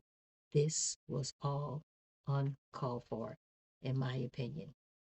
So it looks like we got a caller waiting, guys. The number, you two can get on here, guys, as long as I'm live. The number is 682-812-9713. Guys, make sure you go ahead and like, comment, share, and subscribe. I would greatly appreciate it. And guys, my contact information is right there. I got my email, my Venmo, and my Cash App, just in case you want to buy me a cup of coffee. I would greatly appreciate it. We got the caller on the line, guys. Hold on 1 second. Yeah, Kelly. Thank you so much for providing the information here on YouTube. I like how you give it like a comical spin. And even though this ain't no laughing matter by no means, you make this situation, lighten our hearts up just a little bit. But I am so glad that Celeste Rivas Hernandez, her family, is finally going to get some justice. And I know that you said before that you didn't think that this was going to stick, but and I was thinking the same thing. I was thinking the same thing, it wasn't going to stick. But it looks like, looking at CNN and listening to, other podcasts and listening to you, I'm really starting to think that there's a great possibility that this is going to stick, and finally it's going to be justice for Celeste Rivas Hernandez, because this is horrible. This should not have ever happened. And I totally agree with you. I think she was living life in the fast lane and sort of kind of got caught up.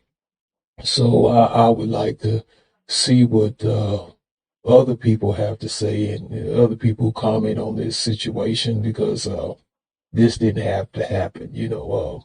I too sort of kind of blame the parents. It should have been more supervision going on with that. But once again, Kelly, this is Tony out of New York, and thank you for sharing. All right, guys, just like Tony did it. He was on the mic. You can get up on here too, as long as I'm live, guys. If you do not want to be live, guys, you can still go ahead and send me a recording. The number is 682-812-9713, and I will use your recording. Okay, guys, let's agree to disagree up in this camp. Guys, make sure you go ahead and like, comment, share, and subscribe. And what do you think about Tony's comments? Okay, I've said this, guys. I've said this. I do blame both sets of parents. I just don't blame little Celeste Rivas Hernandez's parents. I blame both sets of parents. I don't know what kind of relationship she had with her mom. Evidently, her half-brother actually got on YouTube and said that the father was trying to get little Celeste Hernandez to live with him. Okay, because I don't think the parents are together anymore. But the mother would not allow it. Okay. The half-brother also mentioned something to the fact, guys, and I'm not really sure if it's true or not, that there was a great possibility that the mother, not only could they not get along, that it was sort of kind of like the mother he felt was abusive. Okay, guys, I don't know. We're talking about teenagers. Who the hell knows what they're talking about? Okay. You tell a teenager no, and then all of a sudden they think you're abusing them, or whatever the case may be. I'm not saying that this was what happened, but I'm saying their relationship wasn't the best. And I was thinking when I heard that their relationship wasn't that good, guys, is this a regular relationship that a teenage girl has with a mom? I mean, me and my mom used to get along back in the day. Now I love her to death. Can't get enough of her. Okay. So I was thinking that was the type of relationship that he was talking about, the half brother, but the half brother was alluding to the fact that the mother and Celeste Rivas Hernandez, her mother, did not get along because evidently Celeste and a half brother share the same father, not the same mother. Okay, and that the father was trying to get Celeste to live with him, but the mother wouldn't allow it. I don't know. And I've said this in other videos, guys. I believe that she was growing up too fast. Evidently, David D4VD was not even her first boyfriend, guys. How is that possible? When you met David roughly when he was about 10, 11 years old, 12 years old, they said she had a boyfriend named Gus, and evidently Gus was older than David D4VD, and evidently Gus was unalived, nothing to do with David D4VD, I think. But they said Gus was older than David was, and he was unalived in a totally different situation. How is all this happening? And this girl is a teenager, okay, no older than 13 at the time. How is this happening? Where did she meet these people? Okay, I've said this before. The parents said that the last time that they saw Celeste Rivas Hernandez, she was headed to a movie theater with a guy. This is what evidently with a guy named David. How is it that you never met him? You are letting your teenage daughter just go out with whoever, never met him, don't know too much about him, just know that she was headed to the movie theaters? That's weird as boo-boo to me. How does that happen? I do not understand it. And I blame David D4VD's parents because, guys, there is no way. Guys, you see that little bitty picture in the circle? Do you see that little, look, guys, I don't know what I'm pointing, but do you see in the thumbnail, guys, there's a little circle of a little girl. That is how little Celeste Rivas Hernandez was looking initially at 10 years old. Okay? So you mean to tell me, I don't know how old she was when David's parents met her. But come on now. You can tell when somebody, even if somebody looks 19 and they're not, you can tell in a damn conversation that something is off. Okay? Maybe they look a little mature for their age or whatever the case may be. But that damn conversation gonna give it away each and every damn time. Okay, so Tony, I thank you for calling in. Guys, for the rest of you who want to call in, the rest of you who want to comment, guys, put it in the comments. Guys, make sure to like, comment, share, and subscribe. And guys, make sure to push that notification buzzer. And I'll tell you what, guys, if you want to get on here, guys, we're just doing audio, no video up in this camp. Come on, scaredy cat. If I am live, guys, if this is not the replay, you can go ahead and call in at 682-812-9713. I believe she grew up too fast. Okay? Guys, we are in a different day and age. Okay, you can do everything on the damn internet. Okay, I think she got caught up on the internet. She started meeting maybe these older guys. I'm not really sure how she met Gus. From what I understand, she met David D4VD on the damn internet. And one thing led to another. Here we are, fast forward to today. He was picking her up in Lake Elsinore. David was picking her up in Lake Elsinore in the very same freaking car that she was found unalive and decomposing in the front of. What the hell? He was picking her up from Lake Elsinore and evidently taking her to the Hollywood Hills. And it got to the point, guys, she just kept running away. She kept running away to be with David D4VD. And guys, there was some speculation, there was some allegations. We're not sure how true this is, but it's about to come out. That there was a great possibility that the family was getting paid off to keep their mouth shut about the relationship between David D4VD and Celeste Rivas Hernandez. They said their family was getting to the tune of about $10,000 a week to keep their mouth shut about the relationship. My whole thing in a nutshell, okay, let's just say that's not true. And I'm praying it's not, because it sounds like you guys were pimping her out if that was true. I'm praying it's not true. Let's just say it's not, because I'm praying that's not the case. Let's just say it's not. Let's just rewind. We're going to say that's not true, okay, because we don't, guys, there's a lot of rumors and speculations with this particular case. My whole thing in a nutshell, why didn't you know who David was? Why didn't you ever make him come to the freaking door, ring the freaking doorbell, and introduce himself to you? Okay? I grew up in a different time, guys. That shit would have never flown in my household. Okay? That would have never flown in my household. I have a niece. That shit would never fly in my household. Never. That would never fly. You mean to tell me I'm going to let my niece go to the movies with somebody and she's a teenager? I don't know who the hell he is. I ain't never met him. He's supposed to be a musician. Guys, that should have been their first clue that this guy was older. Okay, but Gus was old. They said Gus was older than David was. So what the hell? What is going on? But guys, we're about to find out. And it looks like, guys, allegedly, that David D4VD, there's a great possibility he unalived her because evidently he was already under investigation. Guys, they said he had a fetish for young girls. Now, guys, if you have watched any of my videos, I shared a little small snippet of David D4VD, and I mentioned this in a couple of videos. When he is standing on a chair. He is on a Zoom with his friend Asia. Him and Asia is in one room in the Zoom, and two little girls is in another room on the Zoom. And David D4VD is talking, I'm a gooner. I had to look that shit up because I didn't know what the freak a gooner was. But evidently a gooner is somebody who likes corn. Starts with a P but rhymes with corn. That's what a gooner is. And these little girls are watching David D4VD in the Zoom, and he stands up on the freaking chair and he starts flicking his little pecker back and forth, gyrating. And these little girls are just looking. They're sort of kind of in shock, but they're sort of kind of like giggling, like it's sort of kind of funny. And then Asia Collins, who is David's age roundabout, she's sitting, she's like laughing, but sort of kind of nervous, a nervous laugh, like she felt uncomfortable. Then at the same time, she thought it was strange, but at the same time, she did not stop David. This is weird. These are the kind of cuckoo people that he is hanging around. Okay, and it's obvious that these little girls are in a room watching this fool do this, and their parents probably were nowhere to be found.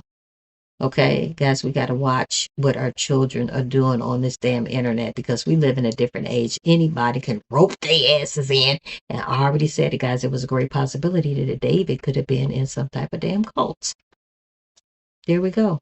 There's a great possibility he could have been in some type of cult. And that is the reason, that could be the reason, allegedly, that little Celeste Rivas Hernandez is no longer with us anymore.